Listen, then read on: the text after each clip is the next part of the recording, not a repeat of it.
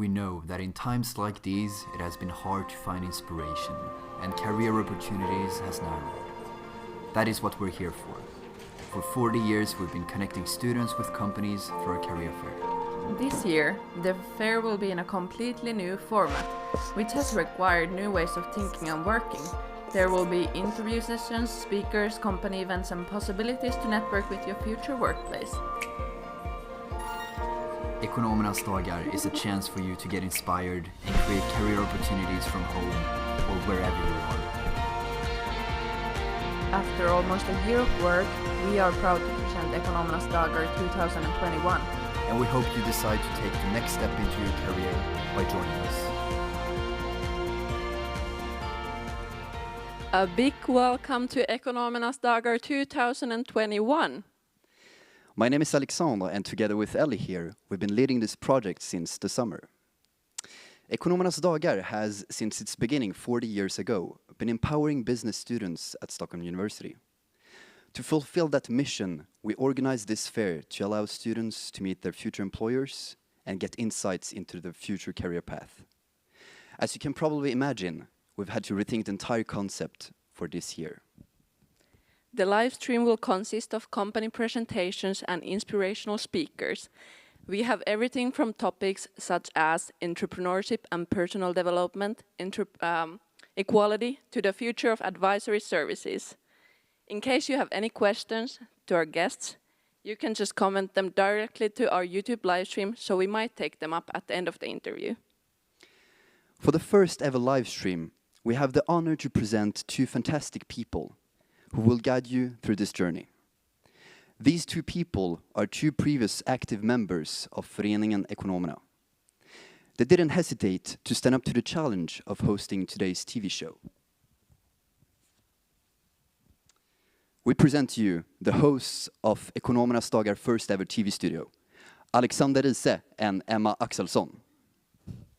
Thank you so much, Alex and Ellie. I speak for the both of us when I say that we are beyond excited to host the first digital event of Ekonomernas Dagar. What do you think, Emma? What are you excited about today? Yes, I'm most excited about all the guests that we have. You've created a quite spectacular schedule, and both of us have been to many fairs in the past, but considering this new format, we're a little extra looking forward to the day. Speaking of many fairs, exactly how many is that now, Emma? Yeah, a little too many to count at this point, I think. More than once, More to than say the once. least. Today you'll be seeing the both of us, but we'll alternate a bit between the two of us to alternate who's hosting the chosen company. But with that said, I think we're ready to... Yes, so we would like to officially welcome you to Ekonomernas Dagar 2021. And we'll be back in just a minute, starting off the day with our main sponsor, EY. Be back in a bit.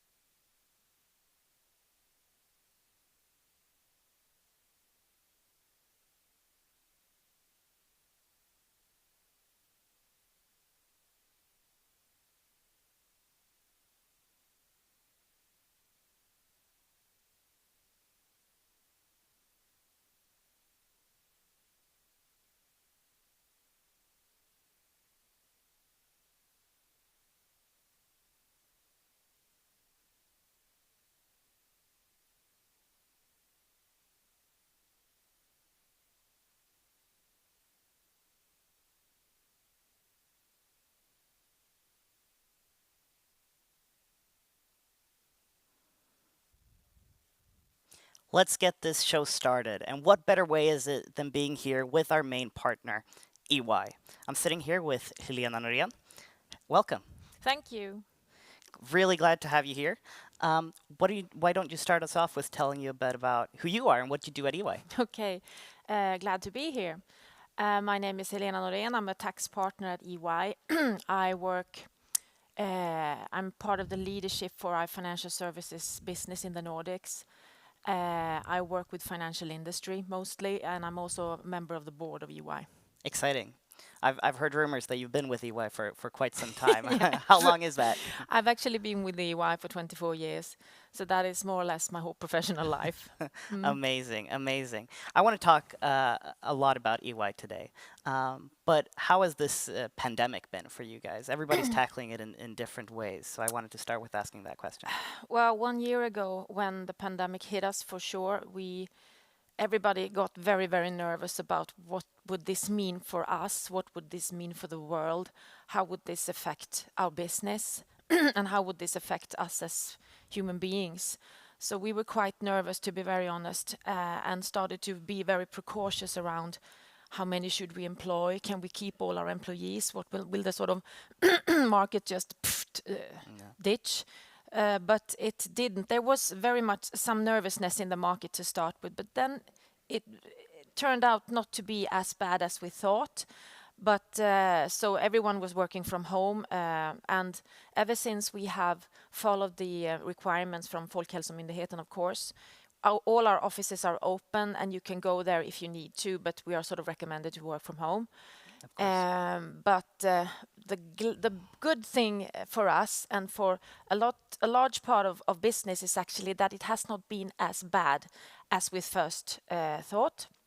But a problem for us is that we held back a bit when we employed in August, September, and we should have been much more bold. That is for sure, because now we are suffering. We don't have the people that we need. So it's good to be here, really. Interesting insight. Yeah, absolutely. What about EY then? For those of you who, I guess there aren't that many out there, but what is EY? What do you do? EY is an authorized audit firm in one leg, and the rest of our business is a large consulting house. So what we do, from a very holistic perspective, I would say that we bring trust to the capital markets by signing off on the company's annual reports and numbers. They present their numbers to the market and say, this is us, this is our result and our balance sheet, la la la. And then we sort of review that and say that, yes, these are your numbers. So we bring trust to the capital markets by auditing, and then we do a lot of things as a consulting business. Yeah, I know there are different departments within EY. You have the auditing arm, which it might be most well known for, or it's in the name. What else do you do? The largest part is audit, but then we have our really large management consulting part that we call consulting. And then we have our strategy and transaction consultants that are sort of the M&A, corporate finance, and also strategy part. We recently done some acquisitions in the world that has really grown our strategy business. And then we have tax and law, which is also a large part of EY. And is that where you work today? Yes, I'm a tax partner. So I'm a really sort of hardcore corporate tax specialist. Was that where you started off as well? Have you been there for 24 years? Yes, I did. And the interesting thing is that what we do today is so different from what we did when I started off. Yeah, we are a completely different firm in very many aspects. We for sure do the things that we did when I started, but we have developed so much to tax is not only a support function to the audit anymore as it was when I started. Now we are a completely self-sufficient business of our own, really large. And would you say that all these different departments and career paths are open for students who may be looking at their first step in their career? Yes, for sure. We really want you. And we employ finance students, business students, engineers actually nowadays, because the future in the world and business is very, very much in tech and the digital sort of transformation of the world, and also legal students. So we employ all over. Yes. So if you're one of those business students who didn't love the auditing course or accounting course, then EY is still a place for you to look closely at. There is so much more of us than just being an auditor or accountant. Amazing. So if we talk about those students that may be watching at home, what would your advice be to them? If they're looking at EY as an employer, who should they be? What should they be looking at doing to get one of those spots? I would say that the most important thing for you as a person is actually, I mean, you're quite adult, you know, to a very large extent who you are, more or less. But what you should look for is the environment for your personality. I see. Because if you find the environment for your personality, then you will be much better off, both in the way that you feel about your work, but you will be much more successful. That is actually what I believe. So find the environment for your personality. And that is not easy, I understand that, but we need all sorts of people at EY, but the pace is quite quick. There is a lot of diversity in the things that we do, and I think that the curiosity, if you're curious, then EY will suit you very well, because we are constantly transforming to keep up with the transformation of the business, the world of business. What an excellent way to move on into that. I want to hear about what is the culture like at EY? What sets you apart from maybe other similar places? That is quite difficult to say, since my only experience is with EY. Of course. I think that we would like to see ourselves as a bit more entrepreneurial. I'm not sure that is true, but that is how we would like to view ourselves. And if you look at our we have a new strategy. All large corporations in the world we have visions, we have strategy, we have power statements, we have purpose, we have all sorts of things. And that might feel a bit fluffy, but if I would like to put my own words on what we are trying to, that is sort of communicating not necessarily who we are, but who we want to be. And I would say that if I sort of condense that in my own words, I always want to try to develop and become a better version of myself, both from an individual perspective, but also from a professional perspective. Yeah. And that is also how I would like to see EY. We want to help companies to become a better version of themselves, organizations, business and society. Yeah. That is what we want to do. I don't know if that was the answer to your question, really. I think it was. It was a great answer. And obviously you're doing something right, because in the latest employer branding report by Universum, you are among the top 10 employers of students. That feels very, very good. We are so happy for being up there. And I must give a great hand to our fantastic employees who are out there on the universities and schools talking to people and promoting us. And I really, really hope that we sort of stand up to the expectations that students have on us to deliver the very interesting career prospects that we want to deliver. Yeah, yeah. Interesting. So if you do start at EY, what are some projects that you might be involved in? Of course, it depends on where you start, but... Well, if you take a day at EY... Yes, please do, please do. Well, it might differ. If I take my own day at EY... this morning I was sitting and thinking about what is the tax consequences of this huge pension liability in this company. The next day I am thinking about what are the tax effects of non-performing loans and the new interest deduction limitation principles that have been introduced in EU due to ATAD. Other things that we do, we are helping companies we want to acquire, we want to sell, we want to merge, we do it cross-border, and we have all these tax issues related to that. That is a sort of one day in tax if you work with corporate tax. Other things that we are also focusing on, things that I try to focus on at the moment, is what are the large trends and phenomena in the market that we need to sort of mobilize around as a firm. Yep. And the thing now is ESG. And what does ESG mean for those? Environmental sustainability governance. I put you on the spot there. Yeah, you did. But that is more or less it. It's a sort of the climate change and how companies address the fact that we need to change the way of the world. Yeah. And the most interesting thing is that the ones moving in the forefront is actually not necessarily governments, it's business. I see. But speaking of ESG, then how does EY work with those questions? What's your sustainability goals? Our sustainability goals is that we should be carbon neutral and carbon negative. And since we moved into this new fantastic office that we did on Monday, Right. we are improving our carbon footprint to a very large extent. We are flushing our toilets with rainwater, for example. So there is so many aspects of taking care of our not affecting the environment to the extent that we can, so that we want to be carbon negative and net zero in a couple of years. So we have a very, very strong focus on this. I'm sure that's an important aspect for the students who might be considering several different employers, and that might be a deciding factor.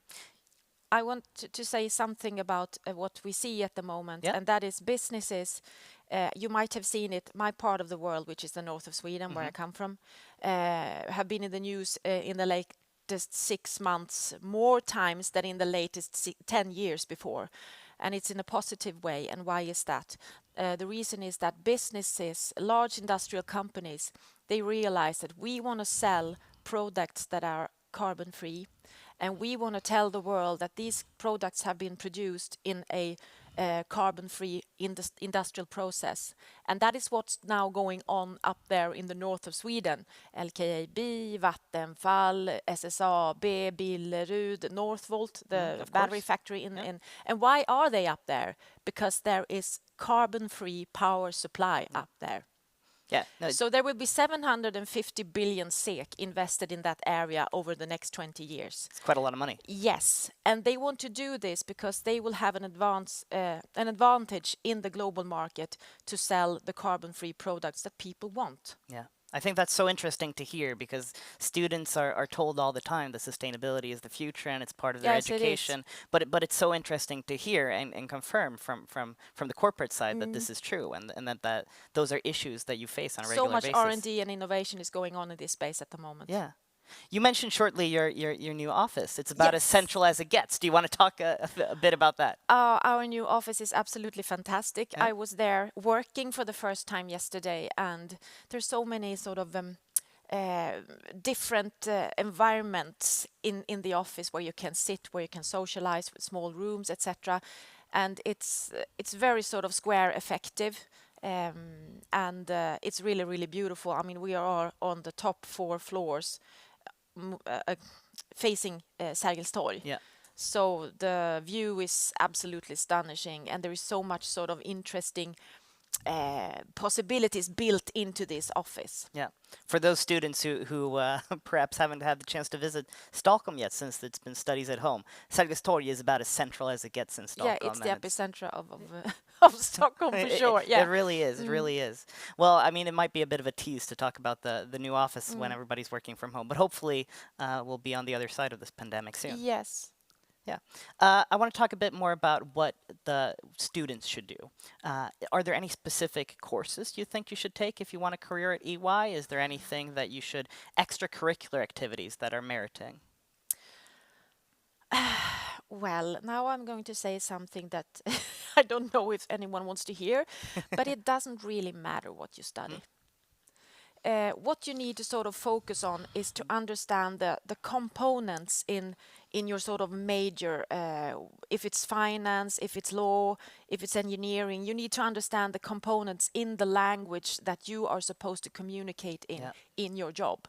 So if you sort of study immaterialrätt or konkurser, sorry, I'm talking Swedish now, does not matter that much, to be very honest. The important thing is that you study, that you read, and that you focus on your language. Yeah. Because your language, either if it's sort of a digital language because you're an engineer, or if you are writing like a law student, it's very important that this is your future skill. Yeah. This is your communication skill, and it's extremely important to have that with you, and that will be more or less what you need. So it doesn't really matter. You should go for what you're interested in, and then we will take care of the rest. I think that's excellent career advice that especially as business students, you typically choose between a few different majors, and that you then maybe should choose which ones you're most attracted to rather than what And you you think is should best. prepare for that you will sort of you re-educate yourself so many times in your life.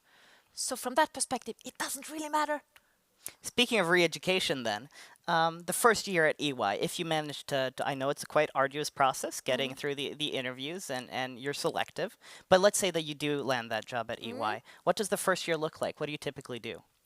Well, we have a lot of internal courses. You're onboarded in a specific process, and there are, depending on then what service line you belong to, if it's audit, if it's assurance or tax or whatever, you will be onboarded on the different courses, so that your sort of education is taken care of. You will have a buddy, someone who is sort of, we go here, here's the coffee, sort of social buddy, and you will have a counselor. The counselor is the one that you talk to closely about your career developments, what is required from me, etc., etc. And then what is most important, you will be onboarded on projects. You will have issues, you will have tasks, so that you get into the daily job as soon as possible.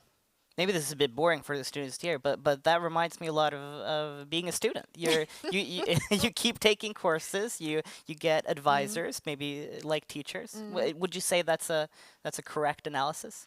Well, yeah, to some extent, but Yeah. it's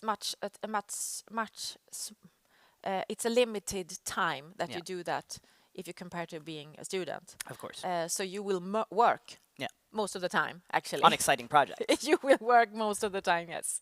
And it's quite team focused, right? It's very team focused, and that is also what part of our values is teaming. So also a skill that is really is attractive for us is that you are a team player, I see. and that you're sort of interested in understanding, your curiosity, so that you can sort of develop together with others, because people in a group developing something together is always much stronger than single persons. And is there any way you can show that? We didn't quite get into it, but beyond your studies, do you think there are any skills you should develop outside of your courses or taking part in extracurricular activities that might be meriting? Be yourself. Yeah. This is also a very important thing for us, I think, and I truly hope that we can provide an environment where people feel that I belong, I'm included, and I can be myself. Because we want people to be themselves. You are much better as yourself than as someone else. And do you think that is the best way to stand out? Obviously, it's competitive getting in at EY. Yes, it's competitive to some extent, but we really want to keep the team focus. So that people feel included and also seen. Is there any way you can make, when you send in your resume or cover letter, to make it stand out? Now by giving this advice, you're not going to stand out because everybody's going to do it. That is, keep it short. Keep it short. Yeah, short and sweet. And if it's hard keeping it short, what should you focus on? What are the main things that need to be in there? Well, it's so funny when you read all these resumes. We have a competition at EY, Young Tax Professional of the Year, and I've been in the jury for that competition now for 5 or 6 years, and it's so interesting because all the letters are more or less the same. And it doesn't matter that much, to be honest. I think that the ones that stand out to me are when you are sort of a bit personal. I see. And you you present yourself in a way that you feel that this is authentic. Authenticity is actually a very, very good thing. Yeah. I feel like we're getting back to the be yourself and Yes. be authentic. Yeah. That's core values, and I think that's something that people appreciate in an employer. What do you like if you now want to give the elevator pitch? What are the reasons people should? Now they've heard about how you stand out, how you get the job, and what you do. But what are the main reasons you would want to work at EY? Well, I can only speak for myself, and as I mentioned, I always strive to develop myself so that I become a better version of myself, hopefully, so I can help clients become a better version of them. I think that why should I work at EY? Well, it's the heart of business, and you really get to know so many skilled people that have other competences than yourself. And that is also so energizing to be part of a team of really, really smart people that are doing something together for the greater good of something. Both this might sound a bit cheesy, but that is actually what we do. We help people, we help clients, we help business, we help organizations and society. So being part of this extremely dynamic, it's a really dynamic environment with really smart people, that is energizing. And you can always sort of find a new career path because our business is so large, and we have sort of the world is your oyster.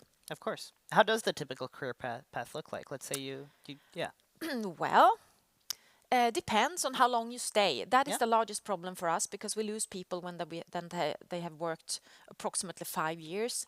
Then people tend to sort of think that people want to try out new things. That is completely natural. And that's not just true for EY. That's No. that's consultancy in general. We are a breeding hub. We are a breeding hub for business people, for sure. And we are very proud of being that. But if you stay on, and if you think that I believe that this business can actually provide so much more to me, I can develop my own leadership, I can develop my relationship skills, I can become a client service partner, then typically you become, if you sort of follow this and also live up to the sort of expectations, you become maybe manager after 5 years, senior managers after 3 years of that, and then you might become partner, which is a rigorous process, I assure you, after 10 years or so. Yeah.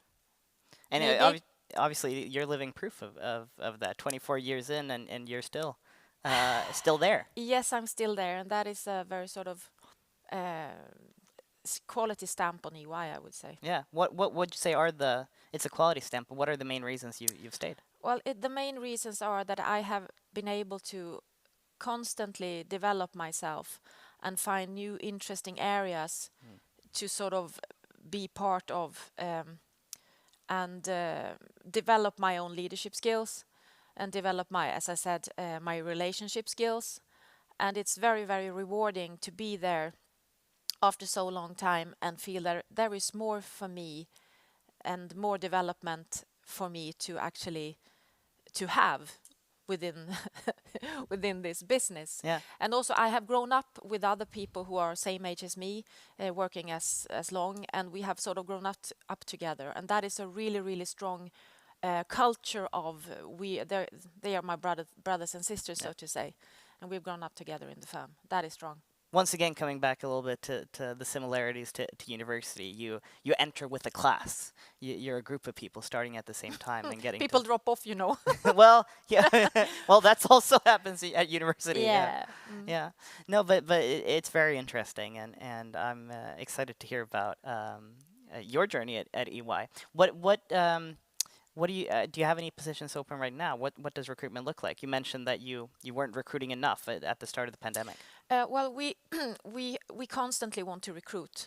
So people can just send in their applications to our recruiting teams.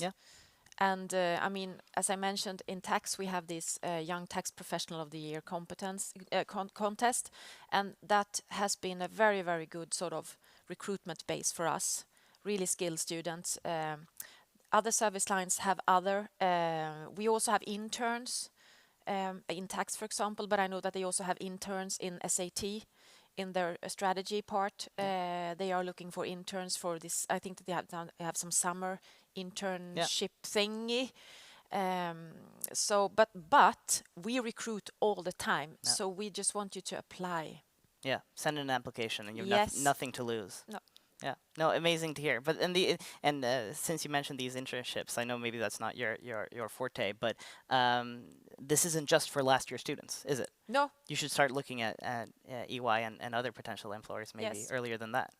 Yeah, and that if we can talk about being yourself, but it's valuable to start early and get those internships on their resume because it can't hurt. And also that you you get a flavor of what it's Yeah. like to be in in a professional services firm, and if that could be something for you, on the sort of theme, find the environment for your personality, because you test. Yeah. Could this be something for me? And that's something that I, as a former student, encourage everyone to do, to use your student time to figure out what you want to do with your career. There's so much to do out there, and it's very difficult to know what jobs are there actually out there. I had no idea when I finished law school, but I found an environment for my personality. Yeah. This has been a short segment, and we're going to hear more about EY later on. But if, let's say that we've piqued some students' interests, where can they learn more about EY, and what should they check out? We have a homepage, of course, and I think that everything is there on recruitment and stuff like that. So the homepage to start with. But you should also reach out and talk to all the people that have been representing EY on Ekonomernas Dagar. There have been many through the years. Yes, so just reach out to the people and talk to them about what is your position, what is your experience, what do you say, what do you think, to get a flavor of things. So reach out to the people that you know, but also the homepage. Yeah. Well, I know we have a lot of students from Stockholm Business School that do go to EY, so there are many alumni there. You'll be in a great group. We're just about wrapping up, but is there any last words you want to say to the students out there, Helena? I think that I've said quite many things, but we want you to apply for a job at EY. I think those are good final words. Thank you so much for coming here, and thank you EY for sponsoring Ekonomernas Dagar. We are happy to. Yeah, we'll hear a bit more about from you over with Ilias, but for now we'll take a short break.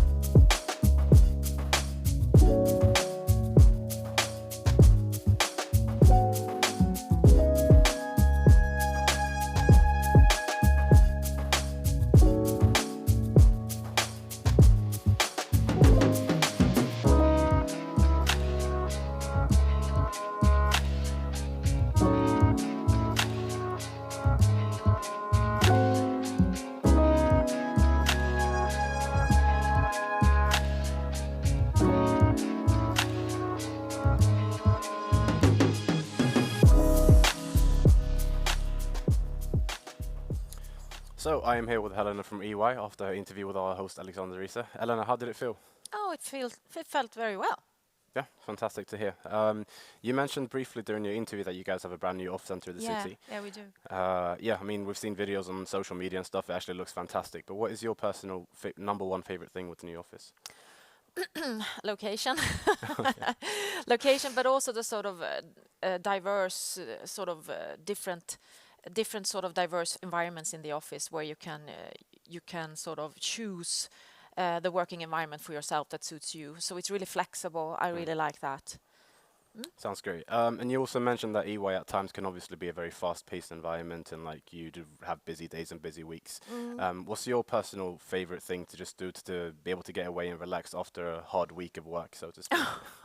Then I need to relax. Yeah. So I'm at home. I'm outside a lot, and what I do, I cook, and I'm into music actually. Okay. So that is what I do. But that's not so much now. It's in this pandemic.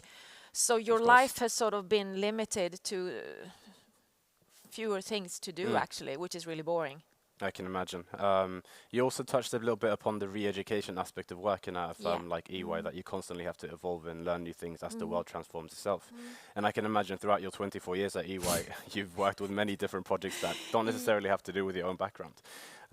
So my question to you is, like, the skills, the professional skills that you sit and that you use today, how much of that would you say you learned from your time at university versus what you've learned through work experience? Oh, work experience is absolutely the most important thing. And I also think, as I spoke a bit about this, get to know yourself and understand who you are. I think it's really important to understand what are my sort of super skills and sharpen my instruments in that respect. My super skills, I should really focus on developing them. But I should also be sort of aware of what are my flaws. Yeah. And I need to take care of them so that I don't become a nuisance to others. No. And so that I don't put limitations on myself by not being aware of the parts of me that are not as attractive or not as functional as my super skills. Of course. So I would say that all these things you learn from your working environment. But I mean, your professional skills that you have with you from university, they are very, very important, of course, but then you will learn so much more at work. I understand. And what are your just initial thoughts of the entire Ekonomernas Dagar aspect for this year, the first time going digital? What are your thoughts on it? Well, well, it's you seem to do this really professional, I think. Thank you very much. Yeah. Well, that's all from us at Helena EY. Next up, Jakob Österberg from Stockholm University.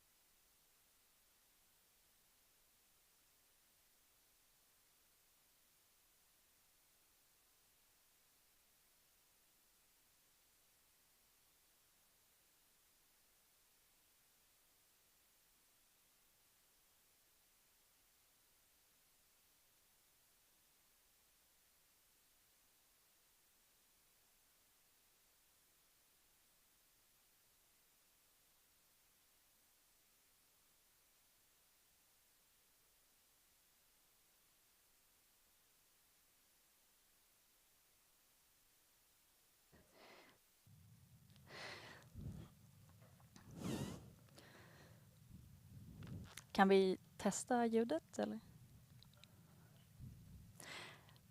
Welcome back to the next segment, which include Jakob Östberg, a professor in marketing here at SBS. Welcome, Jakob.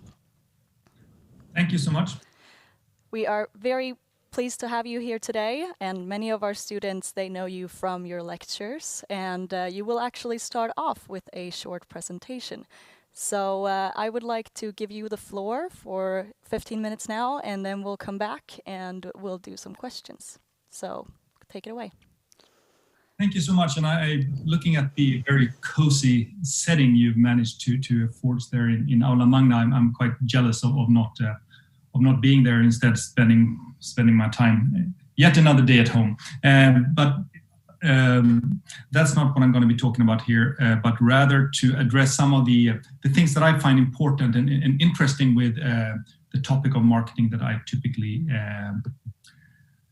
do research about and lecture to the students about. And I've chosen to call my, to keep it cheery and happy this morning. And the title is thus, The Common Marketer, Your Job Will Be to Make People Unhappy. And I like that as an introduction because many times when we think of marketing, it's glossy, it's cheery, it's beautiful people in beautiful settings, inspiring people to live a better life and so forth. But I would like to suggest that to a large degree, marketing is in the business of making people feel like they're not living up to their full potential, that they should be unhappy with their current state, and then boom, if they only listen to the smart marketers, life could be so much better. And what makes me say this is that, well, companies want satisfied customers, and customer satisfaction indexes and such things are important devices for companies. Of course, companies want satisfied customers, that is, customers that will come back for repeat purchases and so on, and loyal customers and such buzzwords that we tend to use in marketing. But at a deeper level, they don't want customers that are satisfied. There is no nightmare more frightening than of consumers being on a deeper level satisfied, that they would wake up one morning and say, hey, life is good, I'm okay. That would mean the most disastrous scenario for the world economy if people were indeed satisfied, happy. And yet we strive for happiness. That seems to be, if you listen to the great philosophers of thousands of years back, striving for happiness seems to be the one and only goal that we can sort of agree that is reasonable. But it's this thing that, well, we cannot have customers happy. Thirsty customers will buy more water. We need to keep the customers on their toes, feeling that, no, this cannot be it. There needs to be more. And thus, to a large degree, the business of marketing becomes one of making people feel deprived of something. And people, and I'm quoting here Zygmunt Bauman, a sociologist who I think has written an immense amount of stuff that is really essential for marketers. He's a sociologist, so it doesn't typically come in basic marketing courses. But if you read, organization management and marketing, you will eventually, as you climb up through the different levels and you reach a more advanced state of your studies, it's not uncommon that you will you will come in contact with Zygmunt Bauman. And this is one quote that I really enjoy from him that I think captures this. And he says that people tend to believe sincerely that what they truly desire is tranquility, but they delude themselves. What they are truly after is agitation. What they really crave is to chase the hare, not to catch it. The pleasure is in hunting, not in catching the prey. And I think this is a very nice metaphor for how consumer culture works. We're constantly chasing, and we fool ourselves over and over again that, now this is it. This is, the sunglasses. Now that will end my ever ongoing hunt for the perfect sunglasses. Now the springtime has come. I've invested in these important and expensive classic sunglasses. I will keep them for a really long time. The hunt is over. And then the itch starts again, and we start chasing the hare, to refer to Bauman again. And in another text, Bauman, he brings up this, and he's not the only one that has said this, but he kind of relates to this idea that our contemporary society is, then according to Bauman, the only society in human history to promise happiness in earthly life, and happiness here and now and in every successive now. Most other worldviews say that life on earth is suffering. Life on Earth is tough. And you go through it, and it's going to be mostly, painful. There's going to be people above you deciding what you can and cannot do, and you just have to, power through. Because if you do, without complaining too much and without digressing from the narrow path, something awaits you on the other side. Happiness comes after, and that's something that you see in various different worldviews, different religions. So it's not just a Christian thought, even though this is a Christian image here, but you can see that in many, many places. But now in consumer society, that doesn't hold up. We should be happy now. We almost have an imperative. It's not only that we can be, but we should be. Otherwise, we're wasting away. So there's this imperative to consume. And that imperative that we should consume, it kind of exists on two different levels. First, it's on the short run, and we know that from research that people, when they enter stores, they many times have a fairly, if you take a grocery store, for example, a lot of people have a predefined idea of what, and not least what not to buy, right? So like, I'm going to buy this, but I'm not going to buy this. And to a large degree, the marketer's job in this type of a situation is to make people stray from these predefined ideas. So people have a plan for their lives, and marketers come in and say, no. You should not stick to that plan. We have other plans for you. Marketers should make people give into impulses or present them with opportunities that they had not previously thought of. And I really love it. I saw this video the other day of this, illustrated by the picture of this Mars bar rover that will chase you around a store and tempt you to buy candy. So, we all know that, stores typically place candy and other things that people typically walk into the store saying, I'm not going to buy this. And then they walk out of the store and say, oh, whoops, I did it again, to quote Brittany. And once again, we purchase these things. So, and they're placed in places that you cannot avoid. But here, they've invented this robot that will follow you around and tempt you and will not leave you alone until you've given in and taken something from it. So, it's really an illustration of this. So much for consumers' free choice. Marketers are trying to make us choose the way that benefits them rather than the way that maybe benefits us. But more importantly, in the long run, on a grander scale, this has more profound consequences for our society. I don't know, I work your society, it's a Freudian slip, of our society. Because consumption really thrives largely on fantasies of self-improvement. The idea that we should be the best possible version of ourselves. Are you really being the best possible version of yourself? Are you? Maybe you're not paying attention enough during the lectures you're attending. You can be better. Maybe you're drinking the wrong energy drink. You need to switch from A to B, or you need to, whatever routines, drink stronger coffee, whatnot. Are you really the best possible version of yourself? Aren't you holding yourself back by not sufficiently investing in yourself? And this Listerine, so it's a mouthwash brand. It's just one example of how that works. So, I think a lot of people suffer from, let's call it social anxiety, and feeling that, I'm a nice guy, I should be likable, but people don't like me as much as I think they should. They don't really see the true beauty of me hiding inside.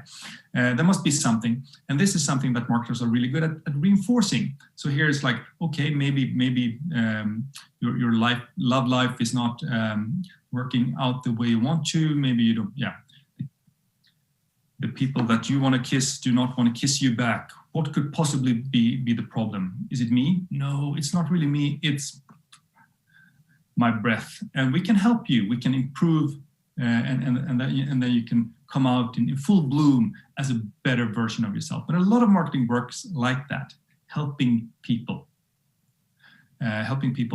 questionable, but making people feel dissatisfied and searching for potential problems and then giving a solution, right?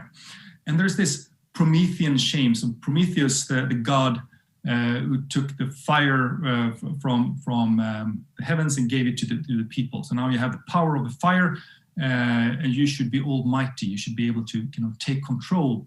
And if you have all these powers given to you by the market, but still cannot be happy, then you should be ashamed. Then you're a bad consumer. You're not taking the gift of consumer society and making the best of it. You're suffering. You're living a half-life, even though all the solutions are out there for you if you only choose wisely. So that's kind of what this imperative in total, in the long run, comes to when it comes to these promises of consumption. So where does this leave you? And I know that not all the students at Stockholm Business School are aiming for a career in marketing, but a fair share are getting into marketing, and those that are not are typically in businesses that somehow end up having a marketing department and so forth. So given that this great power that marketers have to influence people's lives and to a large degree to make people dissatisfied, because dissatisfied people will tend to consume more, that's a great power. And quoting here, I think this is, Spider-Man or the Peter Parker quote, "With great power comes great responsibility." So marketing is indeed an essential component of a functioning market-based socioeconomic system, such as the one that we are living in here in Sweden and in most parts of the world. It's essential. It can do good stuff, but it can also contribute, and it is indeed contributing at the moment, to the detriment of such a system. It makes it come into question. And here, I think marketers have great powers to do things much better, taking these things into account more. So that's my message to you this morning. Become a responsible marketer. Do not contribute to the detriment of society, and do not aim to make people overly unhappy. I think we're a sad bunch of unhappy people as it is. We don't need even more people throwing sand in our wounds. So with that cheery and happy message, I hand it over to the little question and answer session that I've been promised that we'll have after this.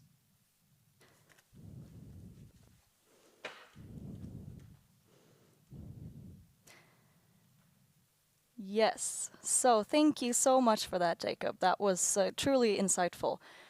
So considering that Ekonomernas Dagar is a career fair, many of the participants tend to be representatives from the business sector, but you represent another profession, which is the one that starts in academia.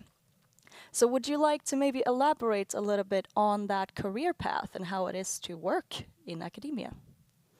Absolutely. And I think it's really great that you bring in someone like me from academia. You're meeting us frequently in the classroom and so forth.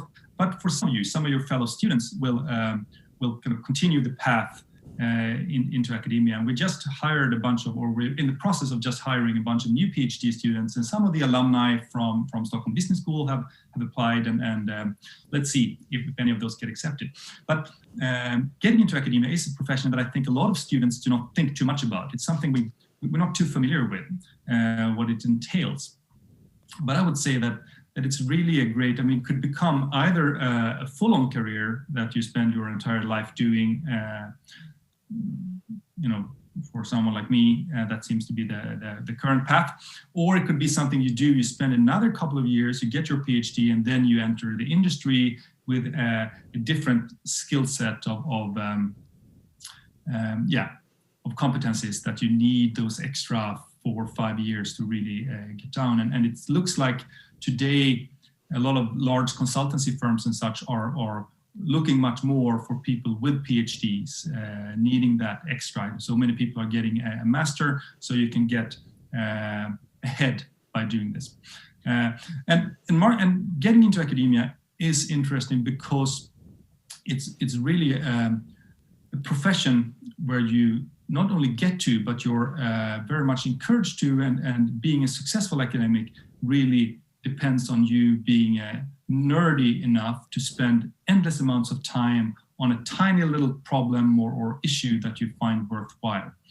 So you really get to define for yourself what your work life is going to be. I mean, you do teaching and such things, and then you have more or less freedom to choose what to teach. But when it comes to the research, that it largely defines the kind of identity of academics, the kind of research they do, we have great freedom to choose what it is we like to focus on.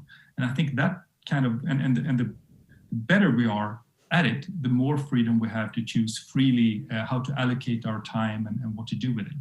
And I think that's something that is, so for someone who's kind of driven and has that passion to find out more about things and to tend to kind of focus obsessively on a tiny problem that no one else seems to care about, this is really a great profession. Yeah, that is definitely another take on continuing your path in academia that at least I haven't heard before. But so you started off by saying that you're obviously not here today. You're working from home, as many of us also in the business sector do, as well as obviously students in these times. But if you could maybe think back upon the time when you used to still be studying or being present, I would say, at the university, how would you describe the workplace in terms of how you interact with your colleagues, and considering that you have many colleagues in the same position, you don't only work with your students? No, most of our days are kind of spent behind the scenes. I mean, yes, we spend time in the classroom, and I do think that a lot of students, they don't really, for obvious reasons, have any idea what goes on backstage. But that's where we spend most of our times. And it's interesting because there's like two paces of life going on in parallel behind the scenes. So we have, let's say, the fast-paced life of teaching, running to the classroom, having a seminar with lots of students.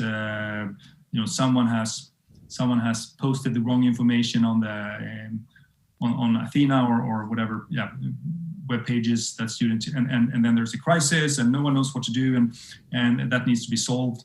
I mean, these things that you've encountered very much, unfortunately, from the student position, and then quick things, or you get 600 exams on your table that needs to be graded, and then it's a certain type of tempo. So we have that fast pace, but then at the same time we have this slow pace, or much slower pace at least, of the academic, the more research side of things, where you need to take time to think, to write, to rewrite, and those two, I think, create a nice dynamic where, at least for those that manage to get enough of both, that you have the slow pace where you can sit down with a colleague and have a really inspiring intellectual discussion over lunch, and sometimes you more have the the quick, just grabbing a quick sandwich and complaining about all the exams I had to grade. So I think it contains both, and also, as you can guess, given the seasons, so there are summer, after the summer when people come back rested, there is more of the one, and then as we approach the end of the semesters with all the theses that need to be graded and so forth, it gets more stressful. But it's nice waves of different types of work that really creates a rather good situation, I'd say. Yeah, definitely. Then it is both very similar to the business sector, as well as having some differences. That's very interesting. But in your presentation, you talk about being a good form of consumer, and you touched upon the subject of how that could potentially negatively affect us. Do you have any suggestions to us as students how we could potentially avoid being negatively affected by the ads that are continuously around us? I think just an awareness of this imperative for self-improvement, that there's of course nothing inherently wrong with trying to be the best you can be and trying to achieve whatever you have in you. That's not bad in itself, but it's also a project that does not have an end, right? So you can always, I mean, you look at people who seem to be perfect and have their life together, and then once you scratch the surface, it ends up that they're insecure and they're working on all these things. So there's no end to it. And I think to say that, yeah, let's not, try to reach the end because that's unattainable, but rather view it as, it could be kind of a philosophy for how to move forward in life, but being very aware that you can never get there. And it's the marketer's job many times, or they construct things such that it becomes their job to make you insecure, make you feel that this is not the best. Like my hair could be shinier, my teeth could be whiter, my brain could be functioning sharply, longer hours, or whatever it might be. It's what marketers need to do to sell things, but let's not, I think, to attempt to not get that too much under our skin and just realize that, of course they're saying that, but really. Yeah, definitely. I think that's a little extra interesting to me because I would like to maybe connect that to how we use social media. It's no longer just professionals working at businesses that creates this need, but we also have people all around us, our friends and family and different types of influencers that creates this need as well. And that's a very interesting insight that you bring up to be able to have that perspective that it's in a way staged and predictable. Yeah. And I think that when it comes to, and you mentioned influencers here, and I think it's really interesting to see how influencers obviously have been portrayed as like potential negative because they have such perfect lives and you cannot live up to this, and it's seemingly they're showing their real lives, but on the other hand it's also very much staged. But yet, kind of one of the big latest trends in marketing is this idea of virtual influencers. So not even the real people influencers are good enough or perfect enough. Now we're creating virtual influencers that are seemingly real, but that can be fully controlled and will not have any of the flaws that real people, even the Kardashians, unavoidably do have at the end of the day. So I think this portrayal of perfection is hard to handle, and I think social media, as you indicate, contributes to that. Definitely, and maybe that is very interesting topics to actually research in the upcoming years, what the development of these even more perfect lives will be. But we are... Trust me, there are plenty of master's thesis and bachelor's thesis on the topic as we speak. So that is interesting. Well, we would like to thank you so much for your time, Jacob. And obviously, most of our students have the pleasure of actually taking your lectures. So hopefully this has sparked an interest in maybe more new students to look forward to your upcoming classes and maybe even potentially pursue their profession in academia. So thank you so much for your time. It's been a pleasure to have you here. And we will shortly be back, but now we will have a short commercial break.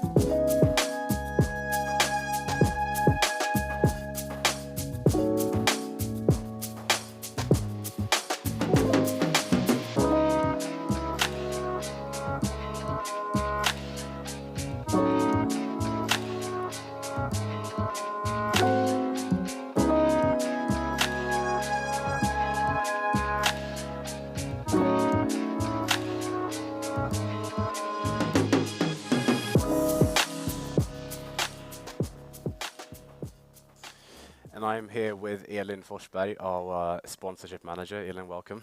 Hi, thank you for having me. Yeah, how does it feel to actually have the big day going on today? it's been such a long journey. We've worked so hard for this, so it's really exciting to finally be here standing and seeing the end product. Of course. Well, like I mentioned, Elin is our sponsorship manager, and she's responsible for a lot of the fantastic competitions that you guys have been seeing for the past couple of weeks. And I believe we just had a recent post on Instagram as well. Yeah, we did. Just briefly mentioning, I also have an amazing team behind me. um, so yeah, I'm going to tell you a little bit about the ongoing competitions on our Instagram. So one just launched, and it's the Whom Kombucha competition that we have. So there are going to be 3 lucky winners that are going to have 1 box each of 12 of these mixed boxes with these drinks. Okay. So that's very exciting. So there's 12 in each flock, so to speak. Exactly. So Fantastic. go in and sign up for that. How can you enter the competition? Sorry. You go into our Instagram page, and the post was just launched. So you just go in and you enter. The specifics are in the caption, so it should be easy to enter. And I mean, Whom is one of our sponsors that we're greatly appreciative for and proud of. It's a fermented tea drink, which has, just speaking about I'm all not the... quite sure what that means. No, I'll tell you. Now, just on the topic of self-actualization here, we have this really healthy drink, which is really good for your body. It's filled with probiotics and vitamin B. So if you want to live a little healthier this spring, you should try them. And we have 3 different flavors here. So it's the strawberry, it's the mango passion, and the blueberry mint. Okay. I've honestly tried to find my favorite out of the 3, but it's a tough call. I can imagine. Yeah. Well, unfortunately, we in the project group can actually win any of these competitions. So, guys, be sure to go into our Instagram and enter all these competitions for a chance to win some of these lovely products. Elin, thank you so much for your time. And coming up next, we'll be having our next guest with our host, Alexander Riese. Thank you.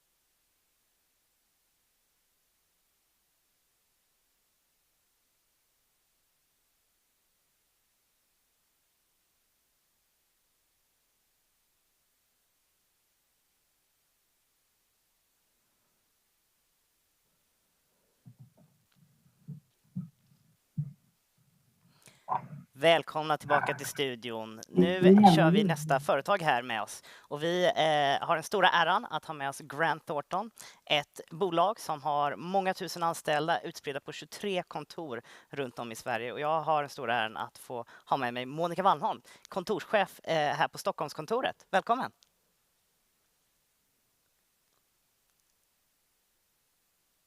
Se om vi har med oss Monica. Det verkar vara lite problem med ljudet här.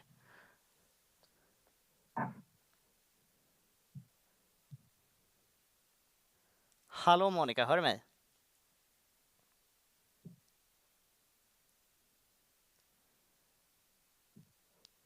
Det är alltid intressant det här med digitala mässor när man testar någonting första gången. Får se om vi får igång ljudet alldeles strax.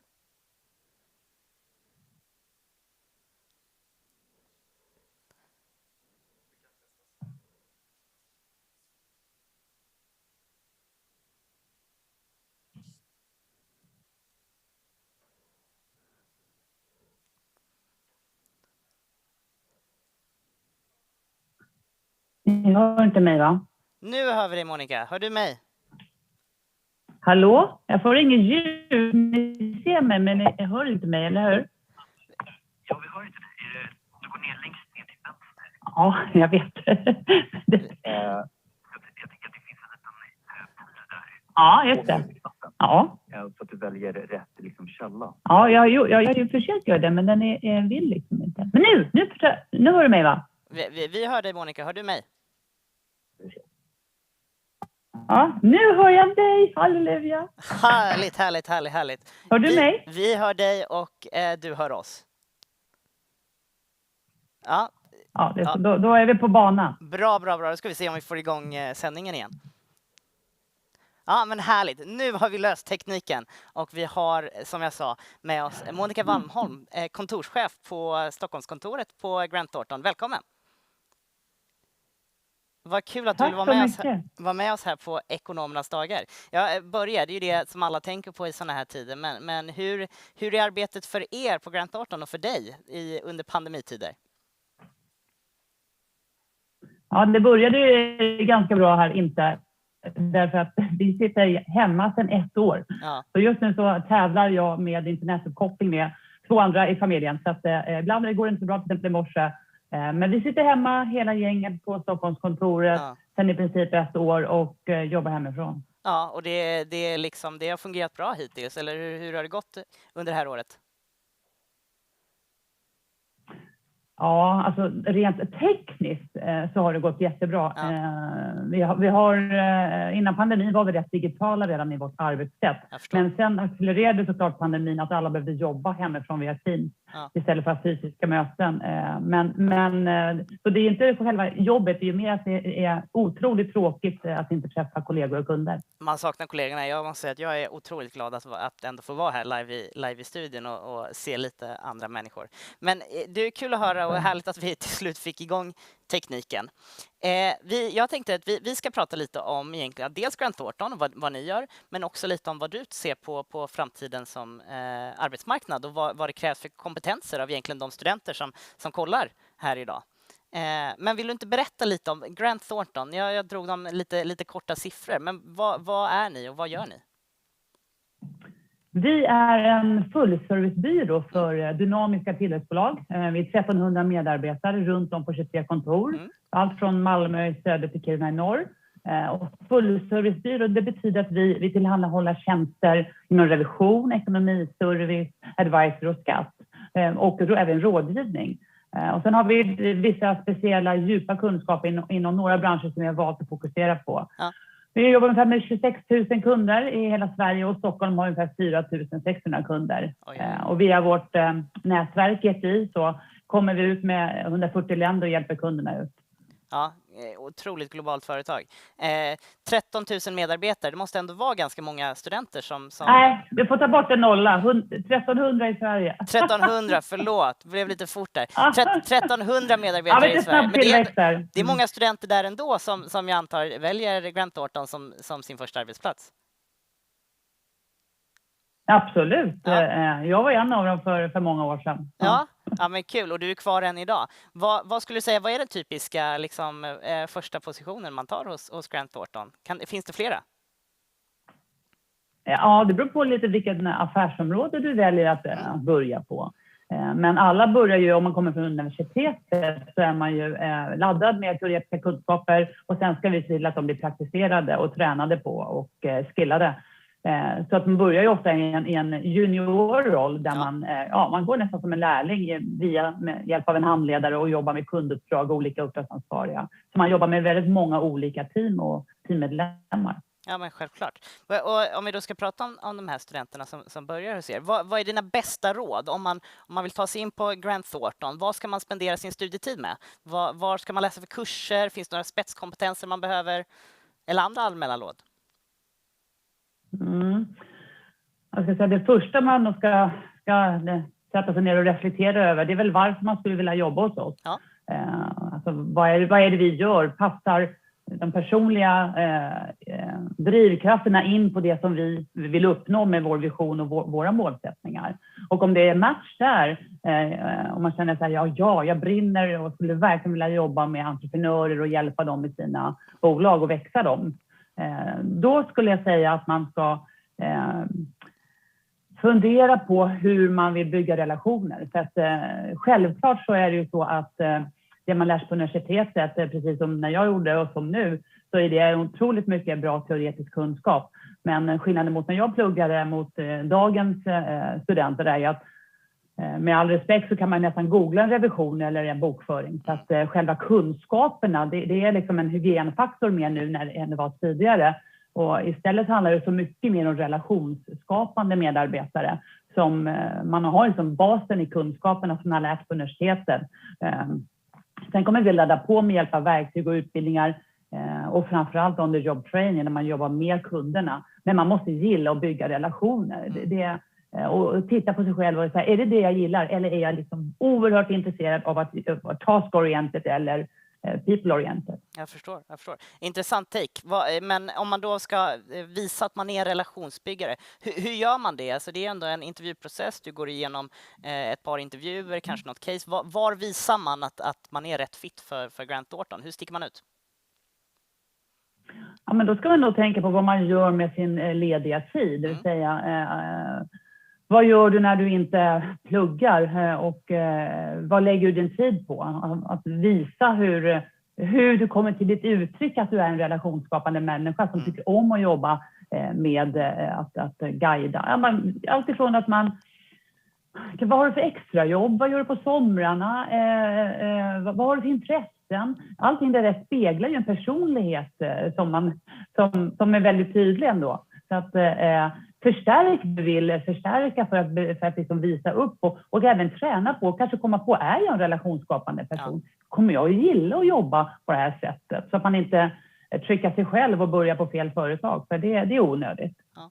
Ja, men kul. Och där handlar det om att visa att man är rätt fit för Grant Thornton, att man kan bygga relationer. Finns det något annat ni fokuserar på i rekryteringsprocessen när ni screenar potentiella rekryteringar?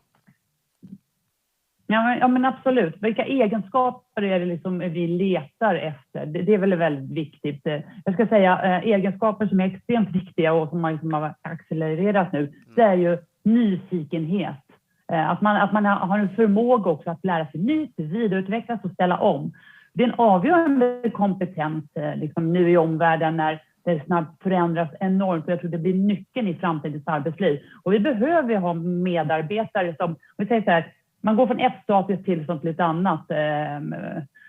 Förut var det bara vi arbetar på kontoret och nu är det bara arbeta hemma, eller är det vi handlar på nätet, vi är inte i butikerna, vi är på Zoom, vi har inga fysiska möten. Det är ju inte liksom A eller B eller svart eller vitt, utan det är en jättegrov förenkling, utan den här ständiga bruset med störningar när det går så här fort, och det kommer bara gå fortare och det är komplext. Ja, då handlar det inte om att det är digitalt 1 eller 0, utan man måste gå från ett väldigt insatt i hela störningar hela tiden. Det är nya teknologier, det är nya konkurrenter, det är förändrade kundbeteenden. Om man i den världen inte välkomnar förändring och utveckling, utan så kämpar emot och längtar tillbaka till det var förut, ja, då kommer man få svårt alltså. Och då kommer man inte att trivas, varken hos oss men inte hos så många företag heller. Det är liksom mer generellt. Så att, man måste verkligen gilla förändring, det skulle jag säga. Och vilja vidareutveckla, jag tycker det är kul. Var nyfiken på det nya. Och driva förändring också. Det letar vi efter intervjun. Ja. Absolut. Ja. Men det får man ju liksom driva på individnivå. Det är ju ingen corporate-sak att driva förändring. Det måste ju varenda människa ta till sig och vilja liksom vara en del av. Och även, som du säger, vara en del, alltså, driva själv. Verkligen. Jag kan inte som kontorschef sitta och driva förändring. Idag är det nästan, vi är 450 medarbetare på kontoret. Vi har ju 450 kontorschefer plötsligt. Så alla sitter hemma i hemmakontoret. Ja, precis. Ja. Och apropå det här med att sitta på hemmakontoret, det gör ju även alla som söker jobb just nu.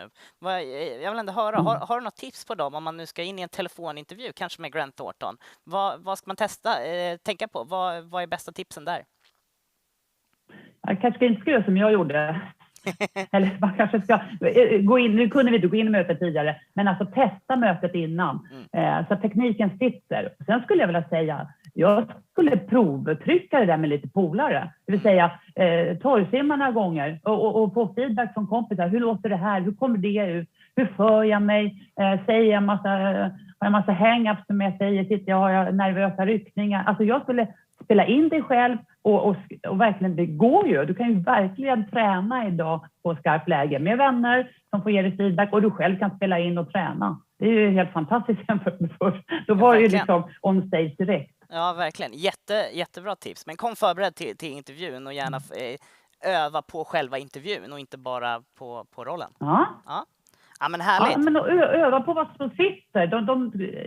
De som är rekryterare, det är ju, de träffar ju jättemycket medarbetare eller prospect som vill söka. Det gäller att testa det jag tänker säga. Fäster det. Vad säger mina kompisar? Det där. Så att jag menar, det gäller att komma ur bruset och inte låta mainstream utan att verkligen komma, men att visa sin personlighet. Det här är jag. Hur kommer man ihåg mig från den här intervjun? Vad tar man med sig? Eller bara, vad hette hon? Var det Monica? Var det Marianne? Eller vad var det? Nej, vi vet inte. Då har man liksom inte gjort något avtryck. Nej, då har man missat det. Ja, men härligt. Och just det där, det tycker jag verkligen man ska ta med sig. Att ta hjälp av kompisar. Låt dem hjälpa en med intervjupreppen. Men du sa ju det är oerhört tråkigt att sitta hemma under pandemitider. Många studenter, säkert i sina studentlägenheter, sitter och söker jobb febrilt. Hur håller man motivationen uppe? Hur har ni jobbat med det här på Grant Thornton? Ja, hur håller man motivationen? Alltså, ingen annan kan ju motivera en annan. Det enda man kanske kan göra är inspirerande med liksom, både vänner och kollegor. Så motivera, det är ju en egen drivkraft man inte kan manipulera riktigt. Men vad har vi gjort för att inspirera oss?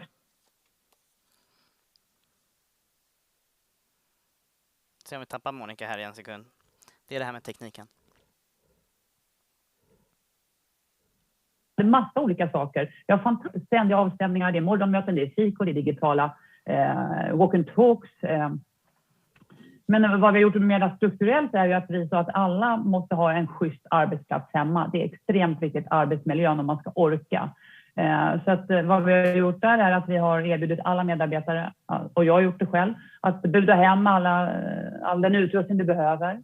Höj- och sänkbart skrivbord. Jag står upp nu med mitt höjbara bord med kontorstolar, skärmar, dockor, paddor, vad är det du behöver för att kunna jobba. Sen har vi också infört att alla medarbetare har fått en pott med pengar, lite över 5 000. Så har vi en webbportal där jag kan gå in som individ och säga vad behöver jag ha för att få en bra arbetsmiljö. Jag valde till exempel en webbkamera. Jag valde att jag har ett mycket större headset när jag sitter i möten innan jag inte har AirPods. Men man kan välja vad man vill ha. En mycket mer smidigare höj- och sänkbara skrivbord som passar i mindre lägenheter. Stolar, högtalare, AirPods. Ja, det är en enorm shop för att man ska kunna hjälpa till att alla ska kunna få sin perfekta hemmamiljö, eller perfekta, så bra det går. Verkligen. Men det är ju det fysiska. Sen handlar det ju väldigt mycket om det psykiska. Jag åker runt, har min lilla bil och hälsar på mina medarbetare. Vi har genomgångar gående.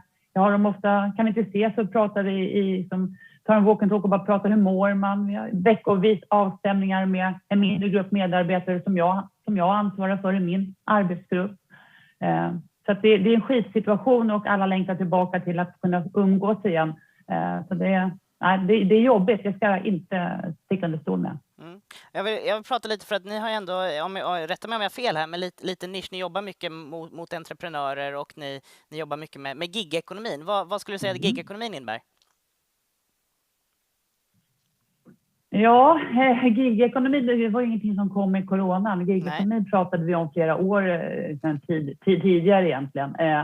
Och alltså den gamla sanningen på något sätt att de mest engagerade medarbetarna, ja, det är de som är först på kontoret och det är de som släcker lampan och går hem sist. Men det är old school som inte attraherar någon längre.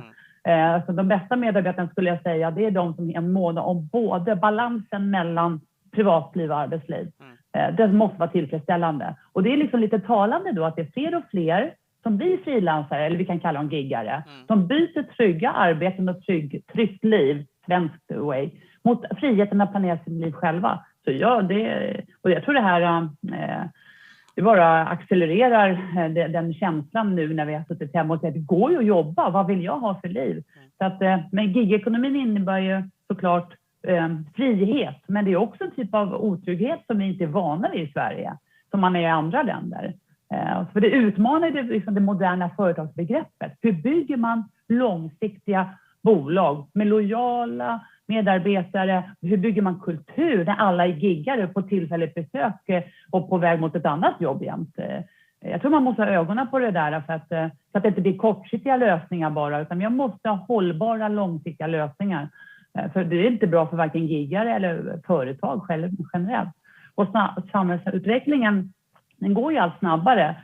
Och hur ska vi då kunna bygga långsiktiga bolag om det är för många som bara är där liksom just nu i ett uppdrag? Tillfälligt, ja. Det går inte att ja, exakt. Det där behöver man ju fundera på, hur man bygger långsiktigheten. Verkligen. Och vad är det som gör Grant Thornton så bra med att jobba just inom det här området mot giggare och med entreprenörer?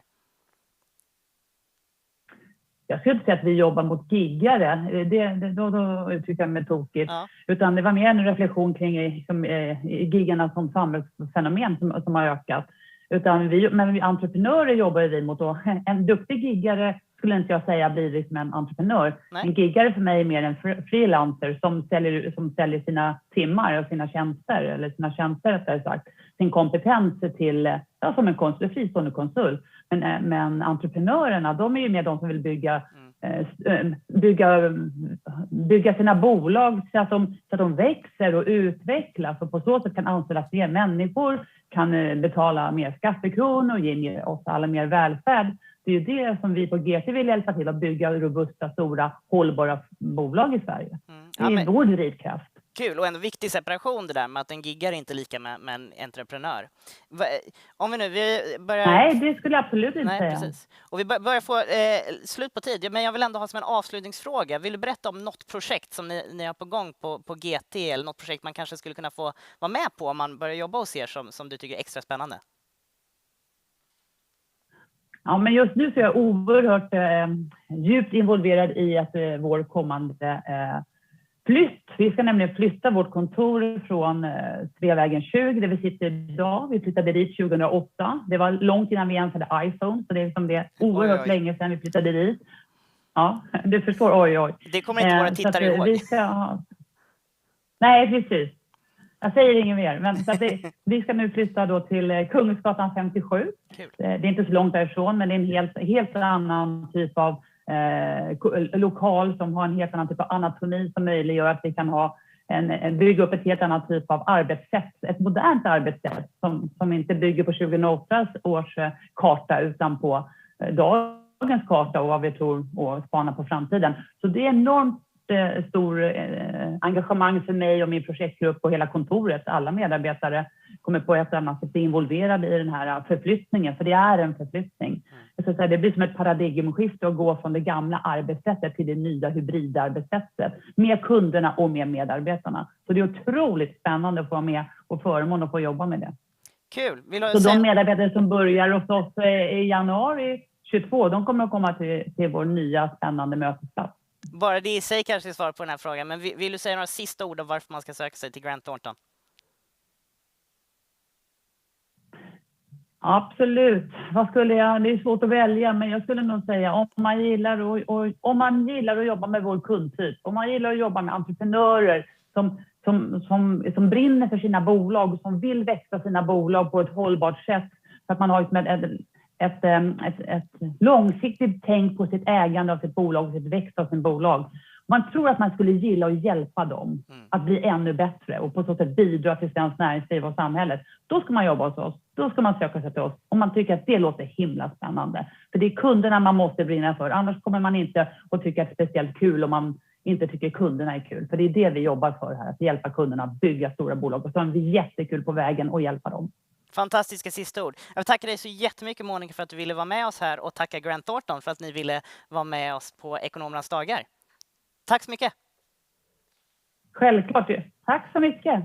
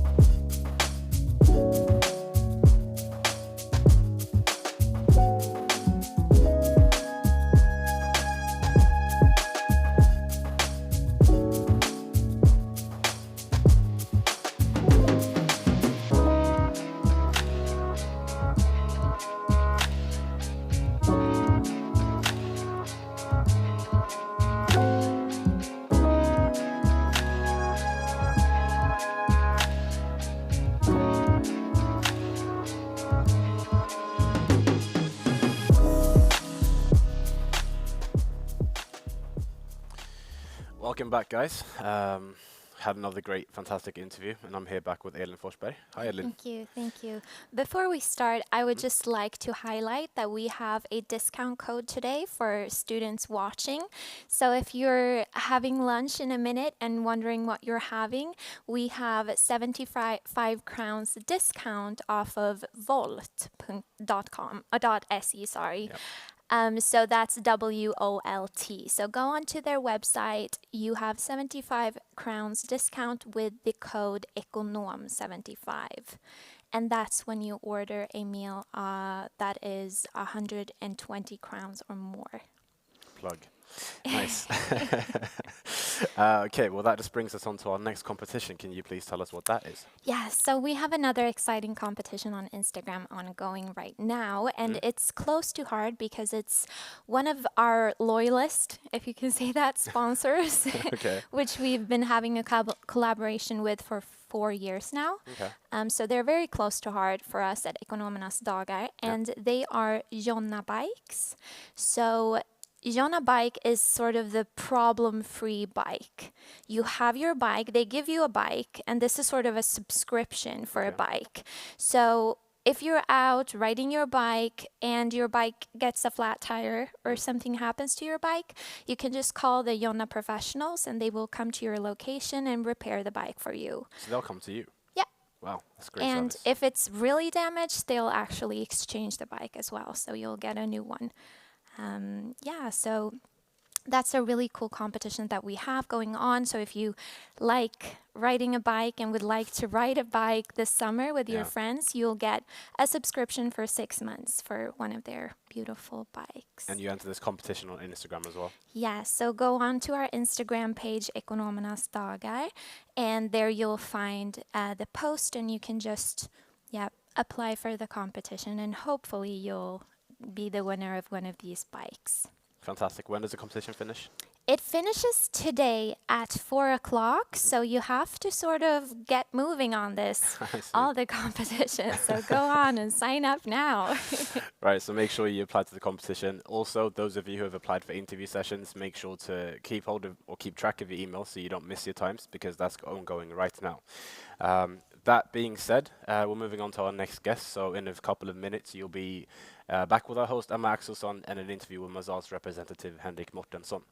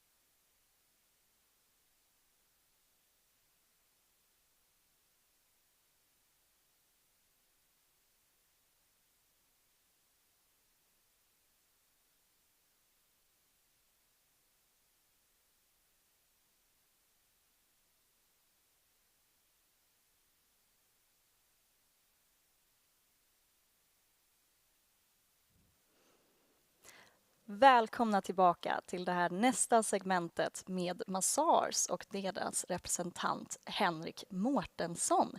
Varmt välkommen till Ekonomernas dagar, Henrik. Stort tack. Roligt att vara här. Härligt. Verkligen. Ja, men vi vet ju att du representerar Mazars här idag. Men det kan ju vara så att det finns flera studenter som inte riktigt har koll på vilka ni är. Skulle du kunna berätta lite grann om vilka ni är och lite kanske om er vision? Absolut. Mazars är ursprungligen en fransk byrå som sedan har letat sig utanför Frankrike och etablerat sig i stort sett hela världen idag. Vi har en ganska stark anknytning i Sverige där vi finns framförallt i de 3 storstäderna men även representeras i mindre orter runt om i Sverige. Jag jobbar på kontoret här i Stockholm och har inte gjort det 1 år. Nu varit på en annan revisionsbyrå tidigare. Och det vi erbjuder är egentligen vi har massor olika affärsområden. Vi har revision, vi har redovisning, skatt, consulting. Och det är väl det som jag tycker är bra med byrån, att vi kan erbjuda alla olika tjänster. Ja, verkligen. Visionen som vi har precis genomgått en rebranding där vi har egentligen omarbetat vårt varumärke, bytt logga, gjort lite mer spännande och förnyat oss själva. Mm.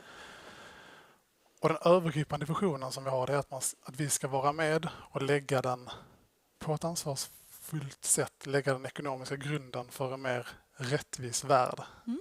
Vilken vid en första anblick. Stort uppdrag. Verkligen. Ja. Och det låter kanske till och med lite flummigt vid en första anblick. Men om man ändå bryter ner den så tycker jag ändå att det låter rimligt. Ja. Om man tänker att vi ska agera ansvarsfullt. Vi ska lägga den ekonomiska grunden för en mer rättvis värld. Mm. Och om man tänker vad det innebär så är det att vi ska i den ekonomiska världen säkerställa att det sättet som företag representerar sina siffror på är på ett rätt och korrekt sätt så att intressenter kan lita på det. Ja, jag vet med mig att det finns ju många som pratar just om att tillit är ett stort ämne just nu och att det kan vara svårt att känna tillit, kanske speciellt i sådana här kristider. Så det är ju rent kritiskt det som ni gör. Verkligen. Men jag tänker om du försöker tänka tillbaka dig in i skorna av de som lyssnar här idag. Var gick du på universitetet någonstans och vad studerade du då? Jag studerade i Malmö och på Växjö universitet. Mm. Jag är civilekonom, vilket på den tiden när jag pluggade, det var det som krävdes för att man skulle kunna bli auktoriserad revisor. Just det. Idag har dock de reglerna och gränserna ändrats lite så att har man 3 år utbildning och jobbat några år i branschen så får man då skriva provet. Ja, det verkar vara en djungel utav det där med att ha tagit rätt kurser och du kanske nästan var lyckligt lottad i att ha ett färdigt paket så. Ja, verkligen. Men nu med facit i hand så det sista året var kanske åt skogen. Om det nu inte krävs ändå för att man lär sig för livet såklart. Såklart. Och förhoppningsvis så kanske du hade motsvarande studentaktiviteter under din tid som student. Jo, verkligen. Ja. Men jag tänker just på tal om det, var det så att du kände till Mazars redan när du studerade eller hur kom det sig att du hamnade där du hamnade? På Mazar hamnade jag tänker om man ser på revisionsbranschen och de största bolagen så är det ju Big Four man brukar prata om. Där vi har PwC, EY, KPMG och Deloitte. Strax under kommer Mazar som egentligen erbjuder samma tjänster men i lite mindre skala. Vi har en väldigt stor variation av kunder, både små och stora, internationella som svenska. Och vi har de här olika affärsområdena som jag nämnde innan, att vi erbjuder skatt och redovisning till exempel. Så att jag hamnade på Mazar var väl egentligen att jag känner att man är tjenis med alla på Mazar, alla på kontoret. Vi är väl 150 personer i Stockholm och man känner alla på ett eller annat sätt. Man får en stor variation av kunder, både de stora och de små. Och då brukar jag alltid säga det att på de små kunderna så är man verkligen med och gör allting i revisionen. Från ax till limpa så att säga. Men man får även jobba mot de stora. Så att det blev Mazar till slut handlar egentligen om att det jag ville ha eller det som jag förväntar mig att få ur en revisionsbyrå får jag från Mazar. Men samtidigt är det inte det här stora utan det är lite mindre. Och jag ska inte säga gemytligare för att det är säkert supertrevligt och bra. Allt gott om de andra byråerna. Men jag känner att det var rätt för mig i alla fall. Härligt. Lätt att sticka ut ur mängden. Ja, och just den här gemenskapen du pratar om kanske också speglar sig som du säger att man som enskild medarbetare får chansen att jobba med fler typer av kunder än de större bolagen som kanske man är mer nischad så inom en viss typ av kunder. Jo men verkligen, så är det. Har man ett visst intresse ifall man tycker att internationella bolag är roligt. Om man bara visar framfötterna så får man jobba bara med internationella bolag. Jag tycker att internationella bolag, fastighetsbolag och due diligence är roligt. Och då har det blivit att jag lätt har skapat mig liksom min egen arbetssituation där jag jobbar mycket åt de 3 hållen helt enkelt. Ja, det är väl fantastiskt att man då kan erbjuda den flexibiliteten inom bolaget. Att man kan antingen styra det eller vara lite bredare om man skulle vilja det. Precis. Men jag tänker om du försöker tänka på några tillfällen där du under din tid på Mazar har funnit extra intressanta? Kanske någon gång som du har gjort något mot kund eller något internt? Det här är ett intressant tillfälle skulle jag säga. Ja. Verkligen. Att Annorlunda från revisionen kanske. Exakt. När man får komma hit och representera byrån för ett gäng hungriga studenter är roligt, verkligen. Och jag måste ge beröm för hur professionellt detta är. Ja, härligt. Vi Verkligen. hoppas att studenterna känner samma sak. Verkligen. Många utav dem. Men om man tänker ur ett arbetslivs synpunkt helt enkelt så jag spelar golf och tycker det är superroligt. Ja. Det är många i coronatider som har börjat, vet jag, Ja, som inte har gjort det tidigare. Så att du har fått konkurrens på banan kanske. Exakt, och på byrån. Många som spelar på byrån också. Ja, men det är bra. Men en av våra kunder är Österåkers golfklubb norr om stan som är fantastisk verksamhet. Golfbanan är av toppskick. De har sina samarbeten med Henrik Stensson. Och det är liksom en golfares dröm, den banan, i Sverige i alla fall. Härligt. Och de råkar även vara kunder för oss. Så för en golfspelande revisor så att få vara med i revisionsteamet där så är det tycker jag är superintressant. Verkligen. För att som revisor penetrerar man verkligen bolagen. Man lär känna hela verksamheten, alla rutiner. Och att då få göra det på ett bolag som man har ett liksom genuint intresse i så är det kanon. Verkligen. Och jag får faktiskt vända mig till studenterna och säga att inför nästa års revision så kommer vi behöva en till i teamet. Så ifall vi har någon golfintresserad student där ute som vill söka jobb på Massar så hör av er till mig när ni ska ut på kontraktet så fixar vi en plats i teamet. Toppen, bra insidertips. Det är väldigt konkret. Jag kan tänka mig att det blir en intressant balans där att när du på en lördag kanske går och ställer dig på ranchen att du ändå känner att du kan koppla bort siffrorna, att du inte tänker på deras kontroller och annat. Exakt. Men det kanske är en mix av två riktigt bra världar helt enkelt. Ja, verkligen. För mig är det i alla fall. Härligt. Toppen. Och jag tänker utifrån de här erfarenheterna som du säger att du har fått från Massar, är det några specifika egenskaper som har utvecklats under din tid som du har jobbat där? Ja, absolut. Framförallt om man tänker studenternas synpunkt till att börja med och för när jag själv var student och gick till Massar, till Massar och började jobba inom revisionsbranschen. Det man direkt kan ta på det är liksom utvecklingskurvan och hur brant den verkligen är. Hur mycket man lär sig det första året och året därpå också. Man lär sig så mycket om själva branschen, om yrket, om att läsa och tolka en årsredovisning framförallt. Hur man kan lära sig att granska den på bästa sätt. Men även en sociala förmåga tycker jag liksom utvecklas för att du försätts hela tiden i situationer med nya människor där du förväntas kunna hantera situationer så bra som möjligt. Jag tycker att man blir analytisk genom att sitta och titta på de här siffrorna hela dagarna.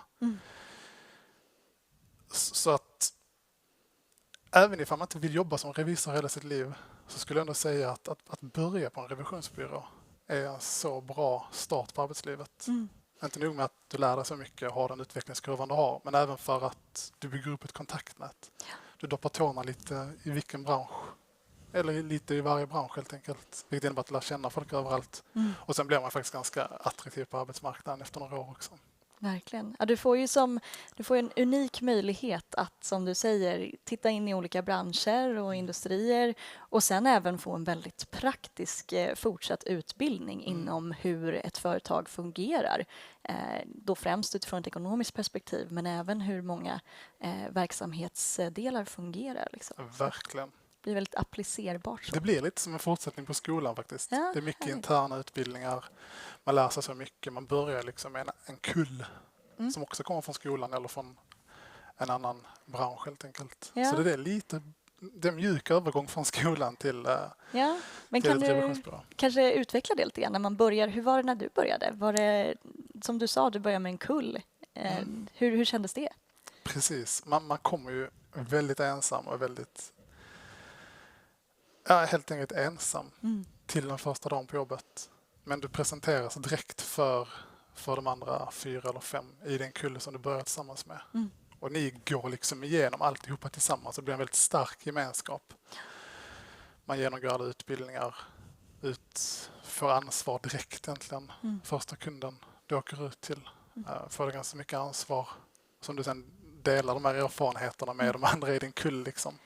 Det kan vara skönt att ha någon som relaterar till precis det man själv går igenom, precis när man går igenom det också. Verkligen, man går igenom allting tillsammans med kullen. Ja. Det kan ju vara lätt för mer seniora kollegor att veta att men jag vet hur du känner, men de har ju byggt en erfarenhet som man kanske inte riktigt kan relatera till då. Så det är ju härligt att ha några som är precis där man själv är helt enkelt. Och sen kastas man ju, som jag sa innan, direkt ut i jobbet. För att en del av ens utbildning är ju egentligen att sättas i skarpt läge. För redan första eller andra veckan liksom följa med ut till kunder och utföra revision. Med stark handledning från mer seniora medarbetare då såklart. Och om du försöker komma ihåg hur det kändes för dig första gångerna, vilka erfarenheter tar du med dig därifrån? Jag minns första gången jag var ute på inventering. Då hade jag jobbat ungefär 1 månad på byrån. Så stod jag tillsammans med han som var inventeringsansvarig på bolaget. Och vi stod och räknade tillsammans. Jag ställde frågor som jag hade hört mina mer seniora kollegor ställa tidigare. Du visste vilka du skulle fråga. Exakt. Så ringde hans telefon och han svarade och sa det. Nej, jag kan inte prata nu för att vår revisor är här.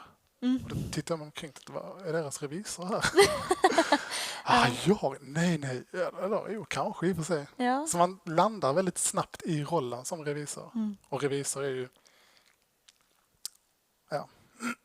jag kan verkligen rekommendera. Ja, det är en väldigt häftig roll man kommer i direkt. Det är ju, alla företagsledare ser ju ofta till just sina revisorer för mycket vägledning och stöd helt enkelt. Så att, det är ju intressanta stora skor att fylla från ett väldigt tidigt stadium. Verkligen, och det är så man växer också. Ja, verkligen. Och att utmana sig, exakt. Härligt. Men som vi har varit inne här nu på så är ju Mazar en av de största arbetsgivarna när det kommer just till revision som vi har pratat om, men även skatt och finansiell rapportering och även rådgivning. Vilka faktorer skulle du säga gör just Mazar populära, både bland studenter som lyssnar in här, men även hos era kunder? Bland studenterna är jag övertygad om att vi är populära av den anledningen att vi har alla de egenskaperna som de stora eller största revisionsbyråerna har. Och vi kan erbjuda samma möjligheter för de anställda. Men det är lite mindre skala liksom. Vi har inte 2000 anställda på kontoret i Stockholm. Utan vi är 200 pers på kontoret, 150-200. Så att man kommer direkt in i rollen och lär känna alla och det blir lätt att sticka ut. Samtidigt då som man har de här fördelarna som man kan tänka sig ha på större byråer.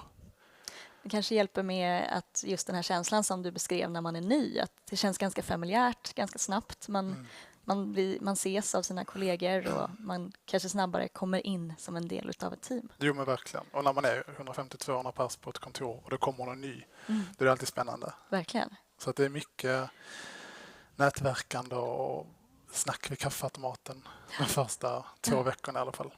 Innan man har kommit in i det. Ja, men det är ju säkerligen härligt för dem att veta om att det finns det stödet och det intresset också från mer seniora kollegor. Jo, men verkligen. Och sen bland kunderna så är det... Jag tror helt enkelt att vi ser kunderna på ett bra sätt. Och vi finns tillgängliga för dem för det mesta och vi utför ett bra arbete. Jag kan inte svara för kunderna här varför de uppskattar oss, men att vi växer så pass mycket som vi gör och att vi anställer så mycket folk måste ändå på något sätt betyda att vi är uppskattade av kunderna. Det är absolut ett tecken skulle jag säga. Ett väldigt tydligt sådant. Ja, men så är det. Ja. Härligt. Och nu under det här gångna året så har det ju pratats otroligt mycket om digitalisering, att jobba hemma. Och det här har ju blivit frågor som har blivit väldigt viktiga för studenter eller andra i arbetslivet som letar efter en ny arbetsplats. Att man vet hur deras policy är på de här frågorna. Men 2 andra ämnen som har varit väldigt aktuella under en längre tid, det är ju just mångfald och hållbarhet. Hur skulle du säga att Mazar ser på de här 2 ämnena? Om vi tänker mångfald ur ett anställningsperspektiv av våra medarbetare så Vi anställer liksom inte inom några ramar utan det enda vi vill säga är att våra nyanställda har en gemensam nämnare och det är att man är en driven, fördelaktigt att man är ekonom också. Och eftersom att vi har så pass många kunder ur alla olika möjliga branscher som är väldigt unika av alla våra kunder, så krävs det ju en stor mångfald i våra anställda också för att kunna bemöta efterfrågan helt enkelt. Ja, helt klart. Och när man tänker på hållbarhet så, jag frågade faktiskt vår kontorschef igår hur vi ser på hållbarhet. Och fick en del svar, men bland annat att vi alltid har som policy att våra kontor ska vara i nära anslutning till tågstationer till exempel. Det är en bra policy. Ja, verkligen. I Stockholm hade vi vårt kontor tidigare på Mäster Samuelsgatan, precis nere vid stationen. Verkligen. Nu är vi i Kungsträdgården. I Helsingborg är vi alltså i tågstationen. Ja. på knutpunkten. Kan inte bli närmare. Nej, verkligen. Och i Malmö precis bakom också. Så att det är väl många små medel att vi uppmuntrar att åka tåg kollektivt. Egentligen för att göra ett så litet klimatavtryck som möjligt. Om det är den aspekten vi talar om. Ja, det blir ju kritiskt just de här frågorna med tanke på att under en icke-pandemi och även under en pandemi säkert så är det ju rent kritiskt för just en revisor att faktiskt få komma ut till sina kunder och få se vissa saker. Det ligger ju i naturen utav yrket helt enkelt. Så att, det är väl en väldigt intressant policy som inte jag har hört om tidigare i vilket fall. Men ett intressant perspektiv på hållbarhet verkligen. Jo, verkligen. Det är väl ett litet initiativ i alla fall. Ja. Att vara nära tågstation. Ja, men många bäckar små som man säger. Verkligen. Ja. Och du började med att prata om att ni har väldigt många olika typer av kunder. Det är stora, det är små, det är svenska företag, det är internationella företag. Och Mazar brukar man säga, också med ert franska ursprung såklart, är en internationell horisontell organisation. Skulle inte du kunna utveckla lite vad det här innebär enligt dig? Jo, absolut. Först och främst om man tänker det internationella så började vi i Frankrike och sen spred vi oss ut. Och nu finns vi som sagt i stort sett över hela världen. Och det som är fördelen med det, om jag tänker ur mitt eget perspektiv, det är att vi har mycket internationella kunder som vi reviderar i Sverige. Om vi tänker till exempel Renault som det typiska franska exemplet. Ja.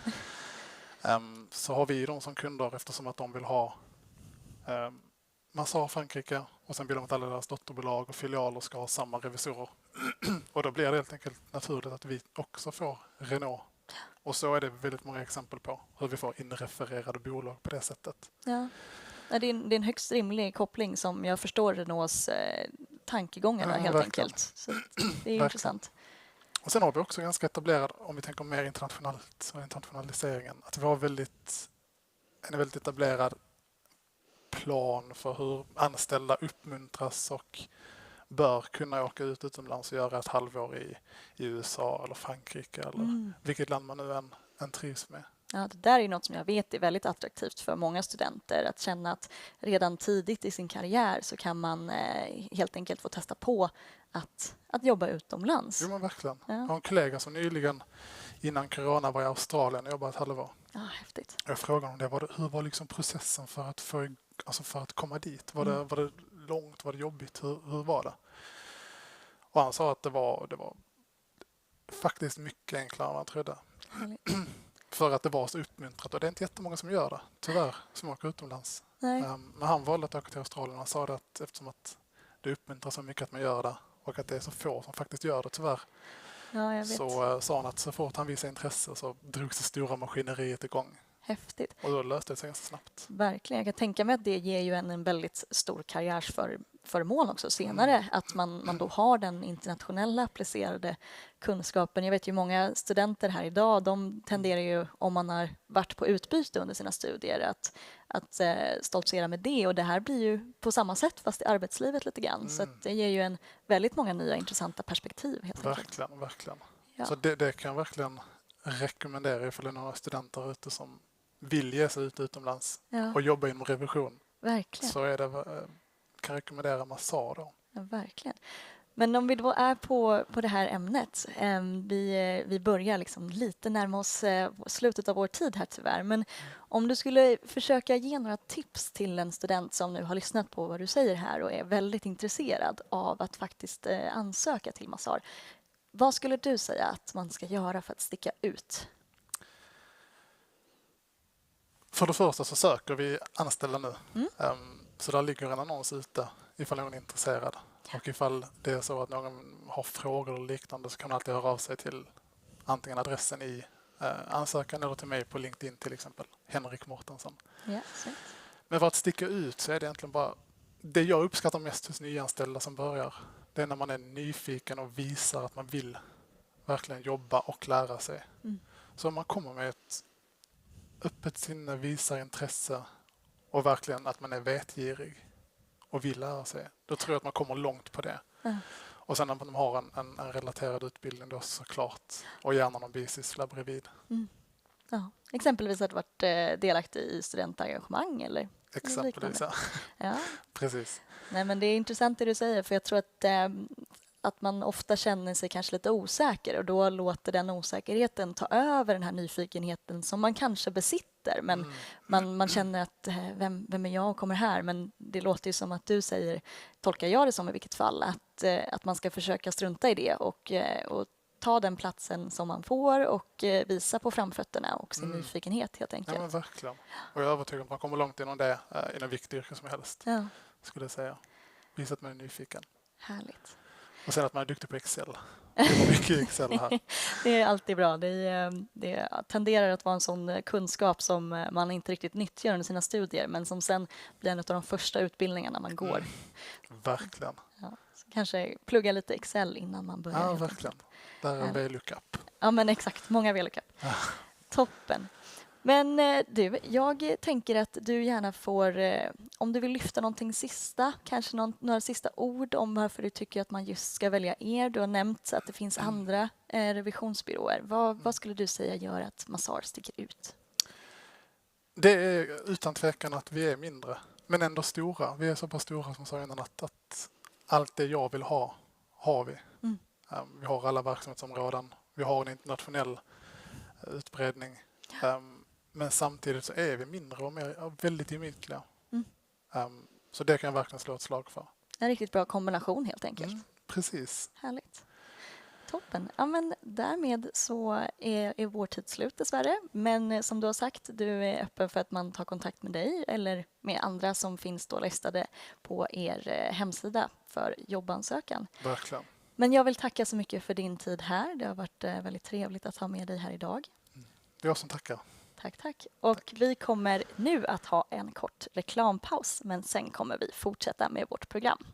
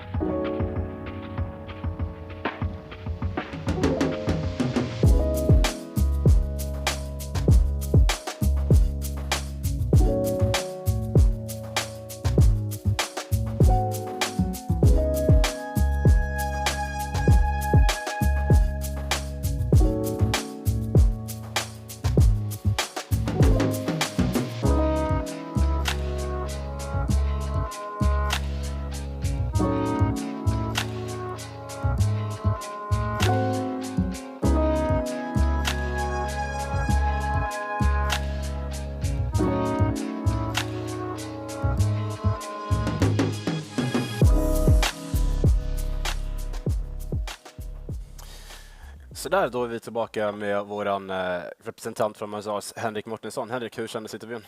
Det var bra, det kändes jättebra. Ja. Det är kul att komma hit och representera byrån inför studenterna. Härligt, härligt. Men nu kan vi ta lite andra frågor, lite mer så här relaxed också, så att det blir lite mer chill för dig, tänker jag. Ni pratar ju väldigt snabbt där om plattorganisationer som ni har på Mazars.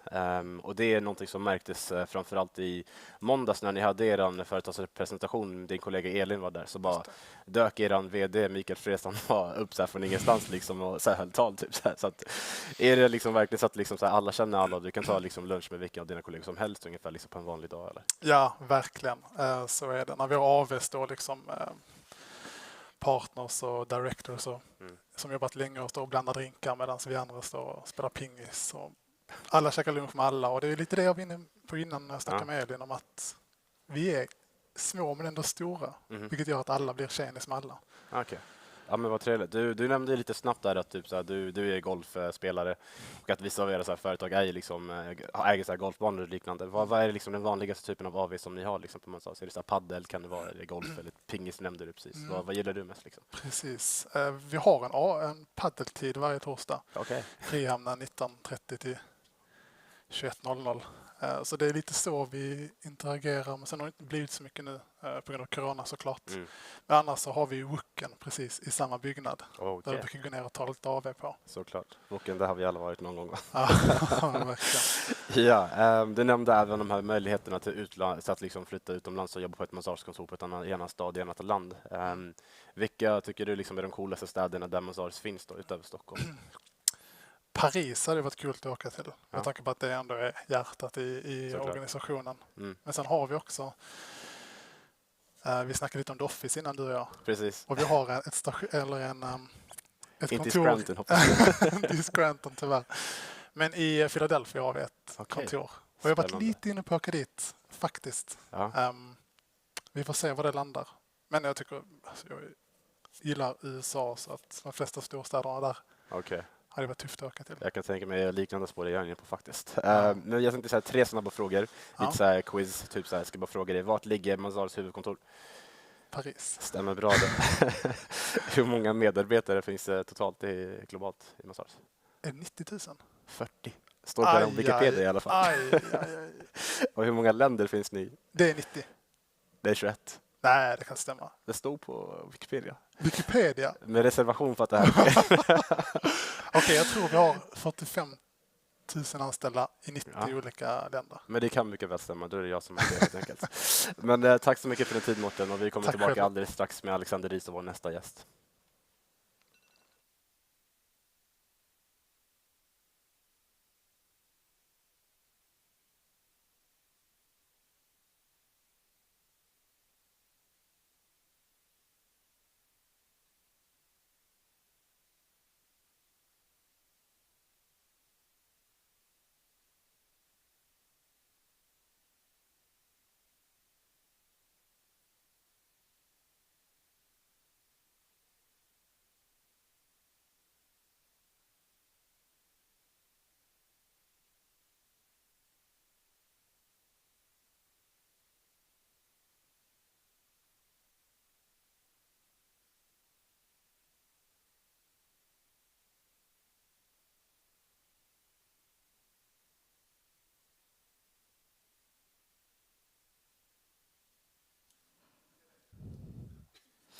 Welcome back to another session with me, but way more importantly, our next guests. And I have the honor of having the president and the vice president of our host association, Föreningen Ekonomerna, the organizers behind Ekonomernas Dagar.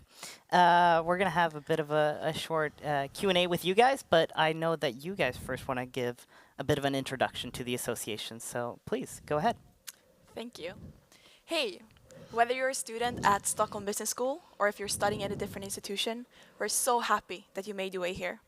My name is Frida Sjöberg, and I'm the president of Föreningen Ekonomerna.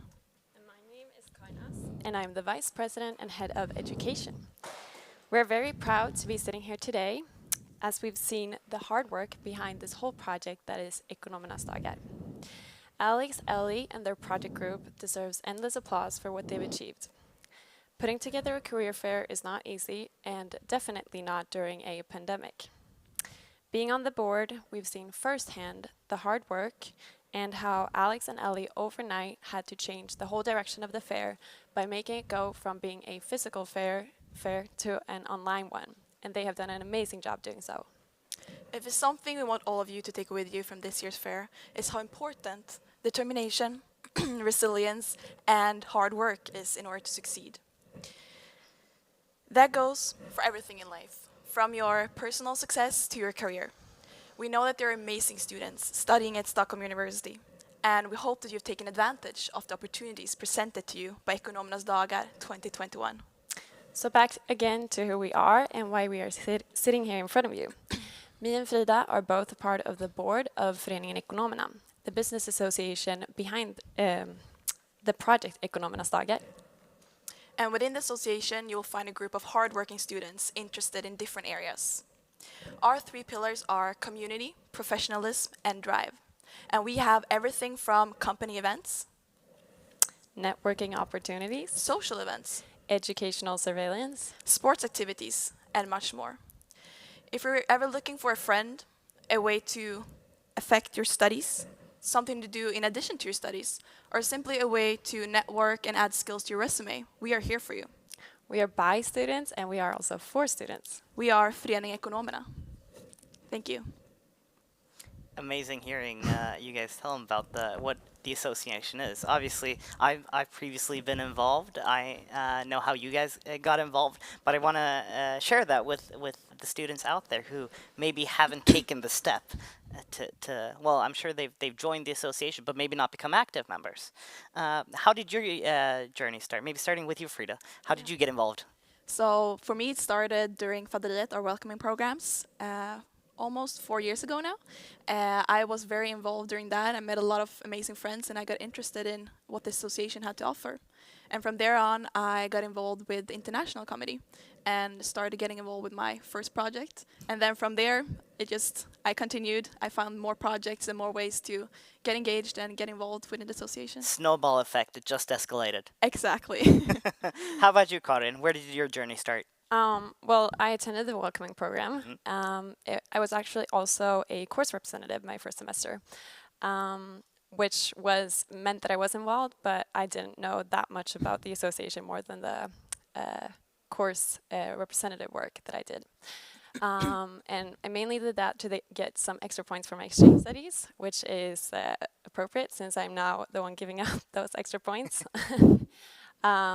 But then I was actually a buddy, and that's when I understood the association more as a whole.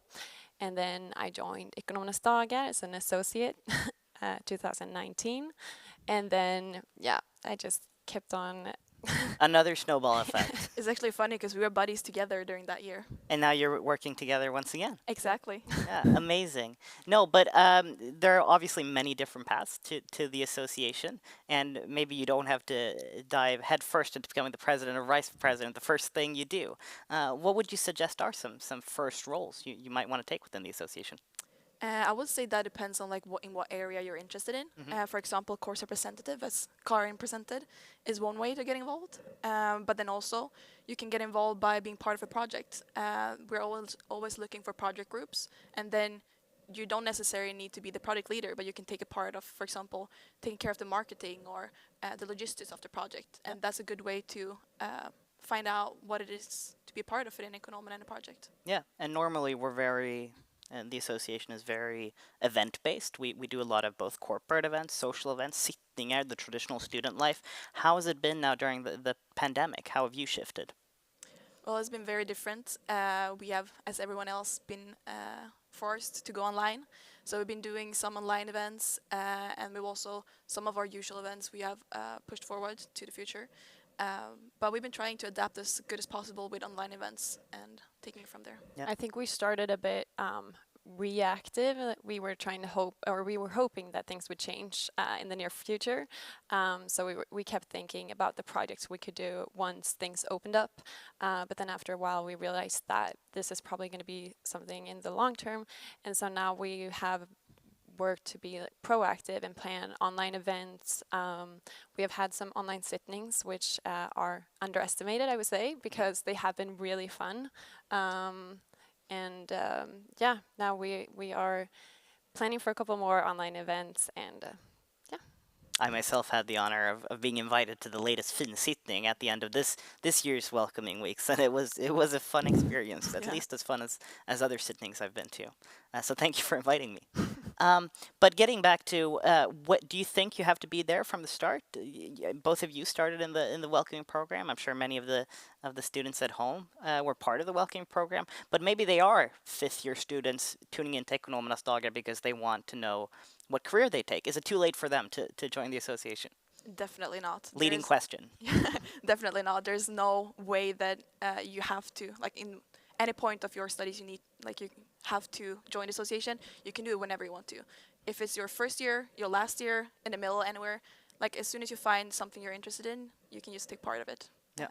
I mean, we have people from the board who are in their masters who decided they wanted to apply for positions.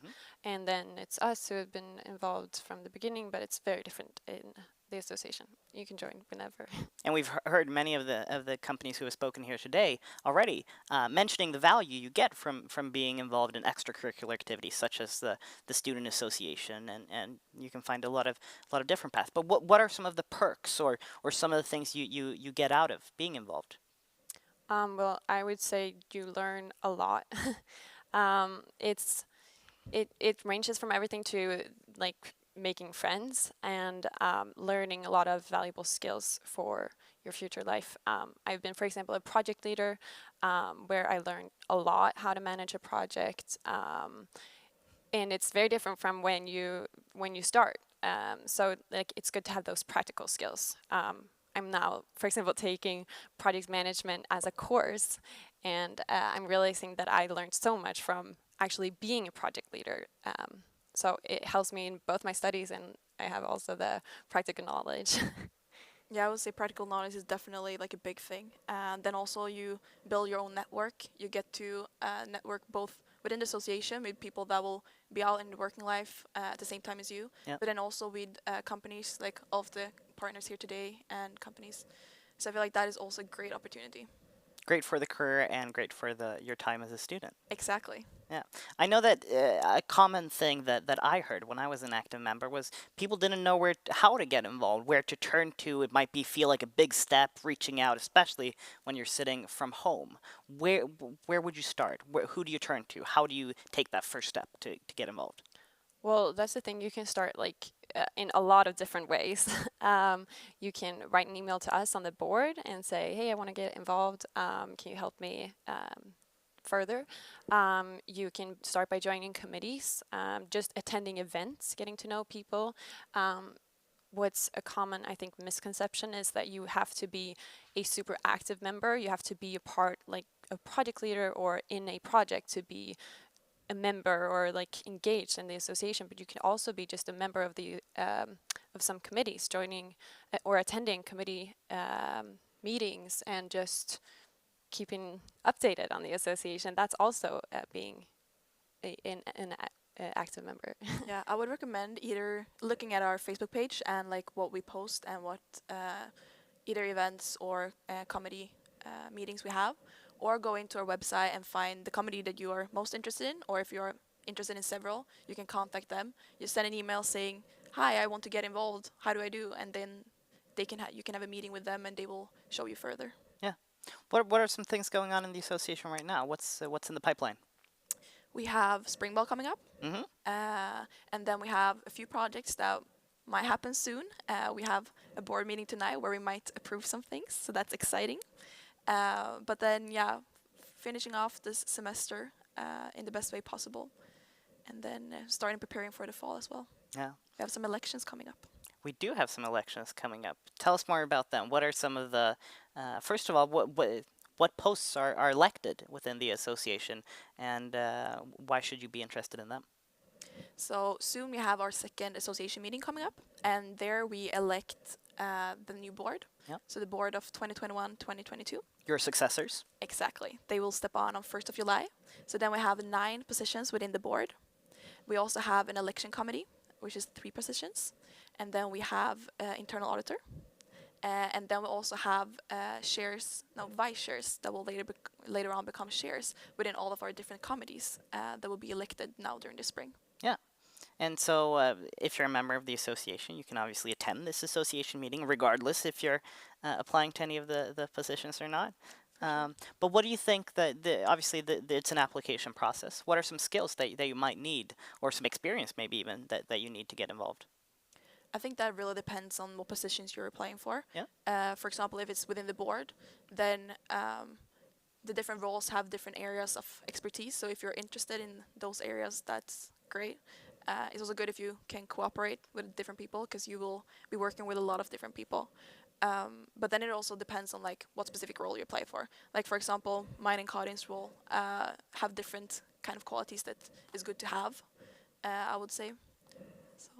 Yeah, I agree. I also think it's important to be driven and creative, kind of, because if you're, for example, on the board, we not only work with daily duties and things we get like during the days, but also try to find strategic projects and improve the association, which calls for a creative mindset and trying to like see what you can do now that will improve the association in the future. Yeah. Being on the board really is like running a small company. Well, a not so small company. The association is quite large, both in terms of members and budget. What are the largest things you guys feel like you've gotten out of running this small company? I would say definitely how to handle a pandemic. Yeah. like as you say, it is like leading a company, and doing that during these times when you have to come up with new ideas. You have to kind of, like before you can kind of rely on like, okay, so how have we done before, and like what ways can we improve the ways we have done. But now everything is completely different, and we have had to come up with new ideas and new ways of doing things that no one has ever done it before. So that has been really valuable, and I think that we have learned a lot from that. I can imagine. I agree a lot. I mean, we had our handover where we learned how to manage our roles and what to do in certain situations, and a lot of situations has not occurred from what we learned, and instead it's completely different situations. We've had long board meetings online. And we had to make tough decisions. But I have learned so much about crisis management, but also just trying to find solutions to problems that you haven't faced before. Yeah, you have a few months left in your current positions. What are some last things you want to get done before you step off as president and vice president? I feel like there's so much. I feel like now is really the time when you see all the things that like, I really want to finish this. So we have a few strategic projects that we hope to finalize. We're looking over like our steering documents and that kind of stuff. We're also working with Ekonomernas Dagar. So yeah, we will see where we end up, but I hope that we can finalize as much as possible before it's time for us to step off. Yeah. Amazing. But I also think that when you step on the board for a year, there's not like big happenings that you can see like, oh, this is what we did, because you have to work with the small things that leads up to that. So a lot of the things we have been working with now, for example, we have seen during the year, like the progress that we made, and I think that's just like what we will see, like small steps, and maybe in a couple years or they will see like the big change. Yeah. Thank you so much for coming here. Now I know that you want to share a small video of how you can get involved in some of the places where you can start your association journey. So thank you so much for coming, and we'll watch this short video and then go to an ad break. Thank you. Thank you.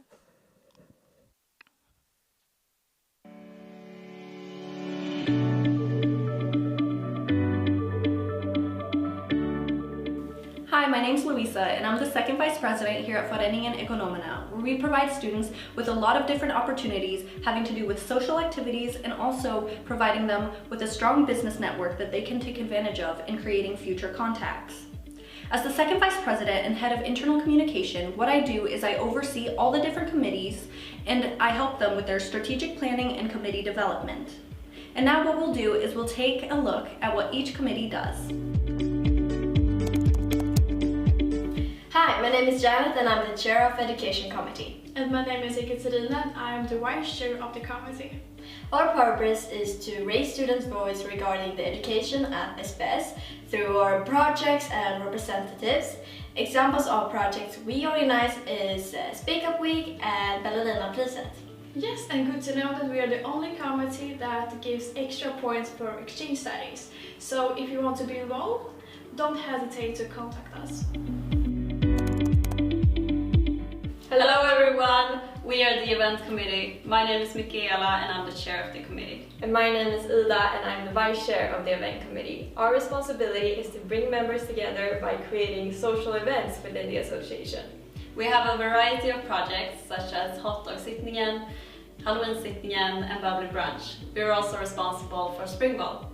Yes, so make sure to join our Facebook page to get involved. See you there! Hi, my name is Ida and I'm the vice chair for the international committee. Abdullah, who is the chair, cannot be with us today, but instead I have Sahel. Hi, I'm Sahel and I'm the head of international affairs. The International Committee is the platform for students who are interested in traveling to study abroad and for networking with global companies. So for this spring, we are trying to connect students with companies and our universities online in a meaningful way, and hopefully during the fall we can start to travel again. You can apply to be in our project group for which no prior skills are required. And if you want to know more about the committee, please join our Facebook group. Hi, I'm Tobias Hellström and I'm the choir director for the choir club. Hi, my name is Lynn and I'm a member of the choir club. We started this club about a year ago and the goal is to bring music to students all around. Even if you don't have any previous musical experience, the choir club is a great place to learn more about singing. Some projects we're working on right now is to take songs from the songbook and convert into MP3 files. And we're also producing music for sittings. If you feel like joining us, you can join us on our Facebook page. Hi, my name is Frida. And my name is Maya. And we're the social committee, PRU. Which is the party that you want to be a part of. We're the committee that brings the traditional student life. Meaning sittings, pubs, singing and a lot more fun. You start out with a trial period and then, if you're good enough, you earn your own overall. Or you can try to. Yeah, so hit us up and we'll tell you more. Are you interested in finance and investments? Then the Finance Society is your place to be. My name is Gustav and I am the chairman of the Finance Society. And my name is Salma and I'm the vice chair. And together we coordinate our subcommittees and we also provide lectures, events and company visits for all members. And to describe our subcommittees more, the Asset Management Group is responsible for investing the association capital based on solid research. Meanwhile, the Weekly Market Flash is responsible for writing articles on the latest news in the financial world. And to become a member, make sure to attend our Facebook group at Finance Society of Föreningen Ekonomerna. And if you have any further questions, don't hesitate to contact us. Hey guys, this is the IT committee. I'm Barry, the chair. And I'm Pete, the vice chair. So the main goals of the IT committee is to have fun events like gaming nights, but also have events to boost your future career. And we're currently working on some exciting projects, for example, inviting a guest lecturer, but also we want to collaborate with the startups here in Stockholm. So we hope to see you soon and take care, guys. Hello, my name is Lars and I'm the vice chair of the sports committee. Hi, my name is Nicola and I'm the chair of the sports committee. So the two biggest events that we organize each year is the ski and the surf trip, which has previously been to France and Portugal. Home here in Stockholm, we usually organize paddle tennis events, football events and much more. If you have any suggestions, join our Facebook group. Hey, my name is Martina and I am the chair of the marketing committee. And my name is Emily and I'm the vice chair of the marketing committee. The marketing committee handles the organization's internal and external marketing. It involves everything from strategic marketing planning to making posters, movies and other marketing materials. We have a lot of different projects such as Instagram content group, YouTube content group, the newsletter, student guide and so much more. There are no prior skills required, so please join our Facebook group.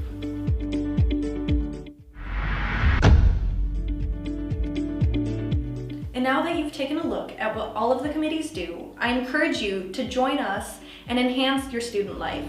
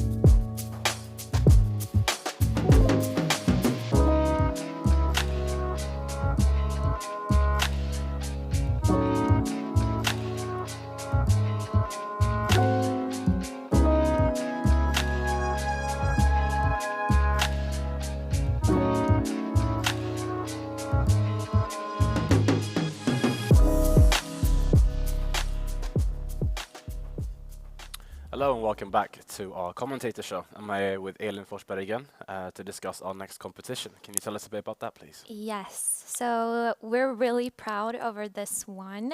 Our generous sponsor has provided us, NetOnNet has provided us with this beautiful Mocha Master coffee machine, which is now up for winning if you go onto our Instagram page.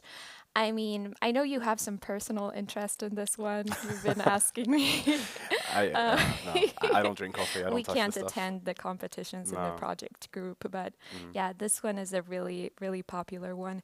I would also say in Sweden we have something called a vuxenpoäng. You know about that? Yep. Yeah, so if you like grown-up points. So if you get your driver's license or if you move out from your parents, you get a certain points to your like grown-up points.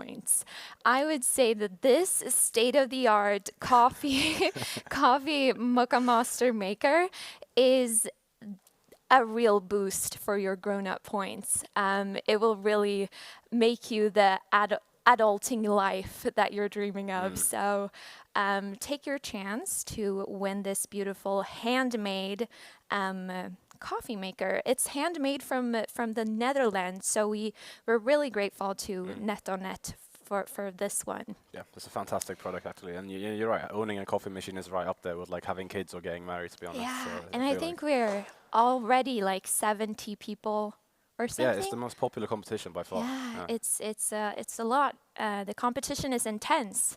So we do live in the country of fika, to be honest. So it yeah, makes sense. yeah, that makes sense. Right. Yeah. So yeah, just make sure to enter the competition through our Instagram, and you'll find all the instructions you need there.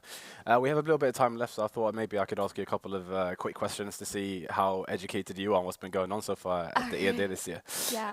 Let's start off by asking you who is our main sponsor. I know that one. EY. Okay, so you should know that one. Where is Mazar's headquarters? It's in Paris. Correct. And EY has their new office where?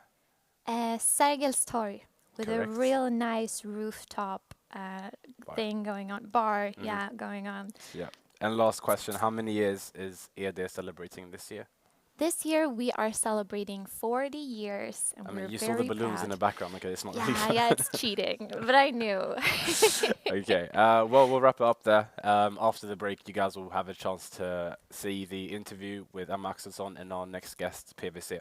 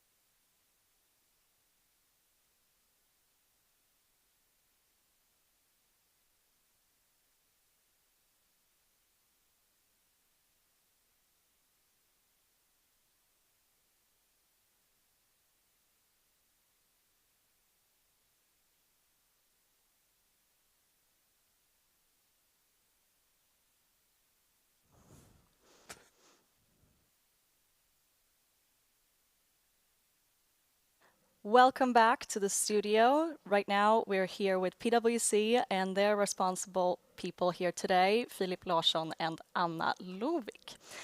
Welcome to us, and we're so happy to be having this conversation with you guys today. Thank you so much for having us. Thank you. Yeah, it's likewise. It's good to be back in this area. Exactly. You're both quite acquainted with the concept of Ekonomernas Dagar, but this year obviously we're doing it a bit differently. But maybe we can get back to that later and start off with you telling us a little bit more about your company, PwC. Yeah, and I thought that would be a great start to tell you all the viewers about my first impression of PwC when I studied in Uppsala. Actually, I really didn't get that good vibe from PwC at the start. I mean, to be honest, I mean, I thought my first initial thought was that it's a big global company, no Swedish culture, they're very hierarchic, and the people behind the logo is kind of a dull and not that humoristic. Yeah, that was to be honest, but once I met with the people behind the logo and the representatives that were in Uppsala, I mean, my view changed totally, and all the positive effects for coming from being a global company really is visible within PwC, and I won't go into the boring facts details of how many we are in globally or in Sweden, but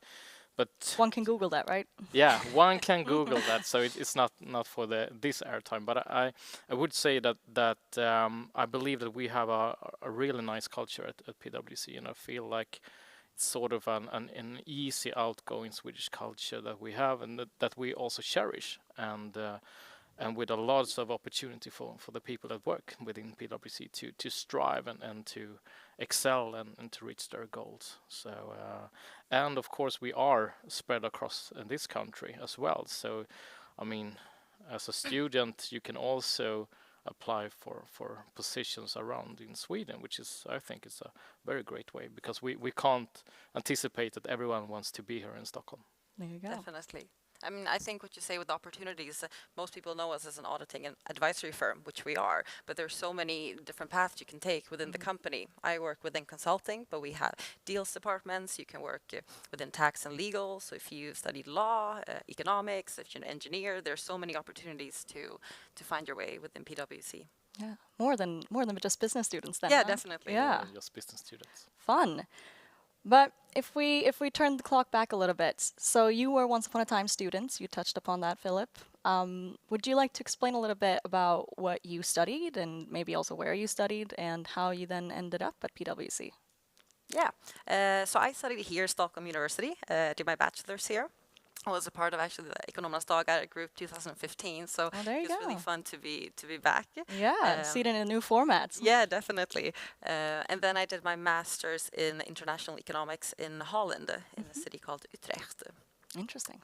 And I've always been quite, interested within the consulting business. I got in touch with a lot of representatives from PwC when I studied here at Stockholm University, so that sparked my interest.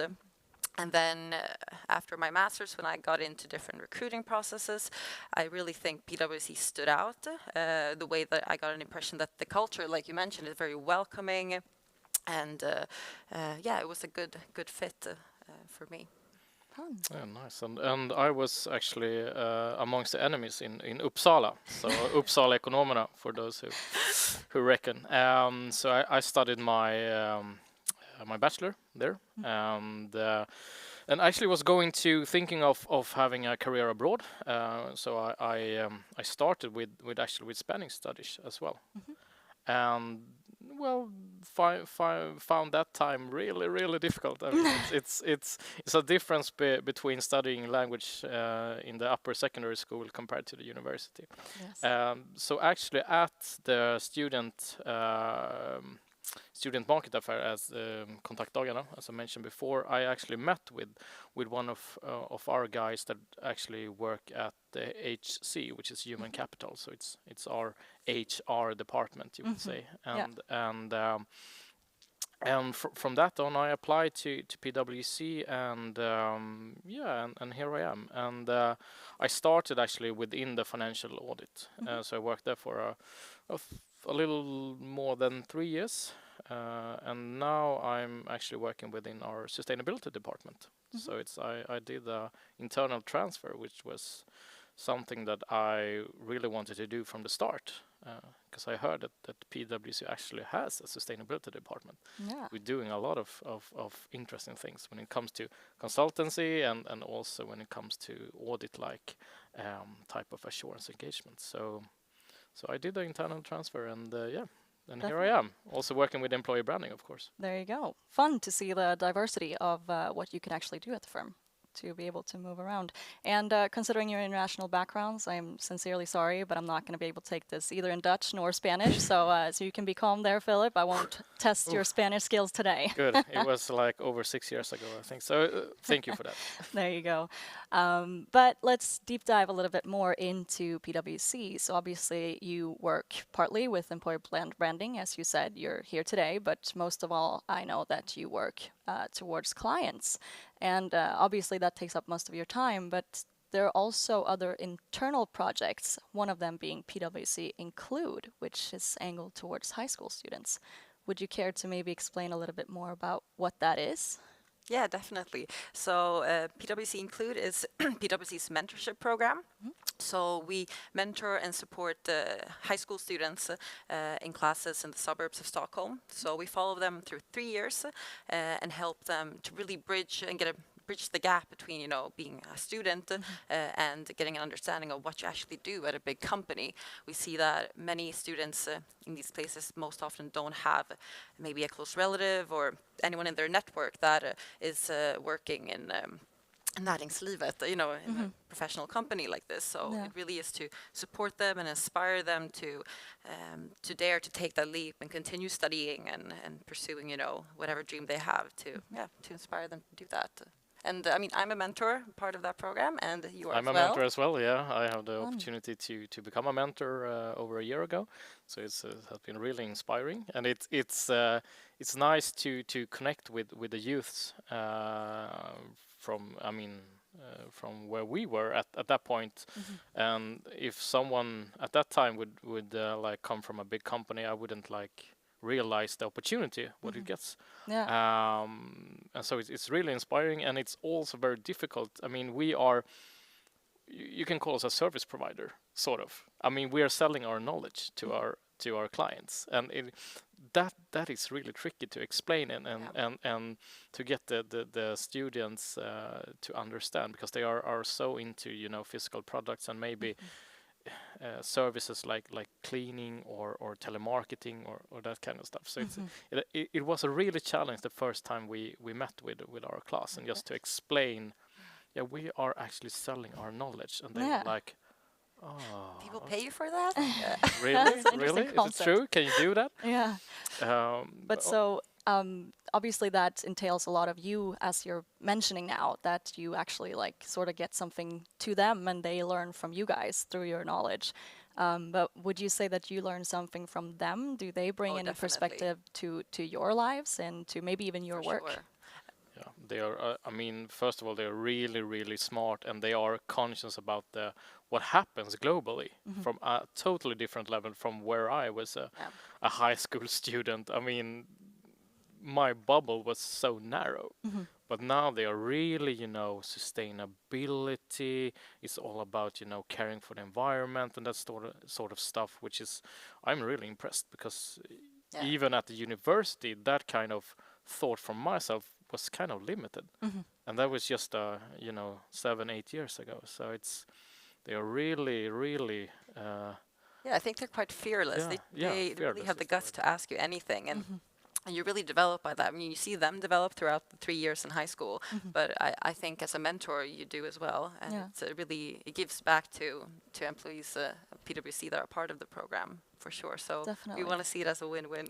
Definitely, and it'll most likely be very interesting to see how it will turn out when these people that have been brought up in a different setting than the three of us here. We didn't have social media around to the same degree that they've had, and as you're saying, to have this sort of more global mindset from an early age, that'll be interesting to see how that affects the work life when they're done with their university studies. So the only thing that has been a little bit sad is of course this global pandemic, which has meant that I have only met my class in the classroom at one time, and that was the autumn of 2019, unfortunately. So I've been through their journey for this is the second year now, and only met them once, but it has been. We are talking through the phone or via Google Meets, and any of those video calling applications. So it's, I mean, we have to adapt to the current situation. Definitely. And it's a very good training for them as well in that aspect to what, obviously we won't be in a pandemic forever, but my belief is at least that we've changed the way we will work in the future. So it's another aspect of a potential training.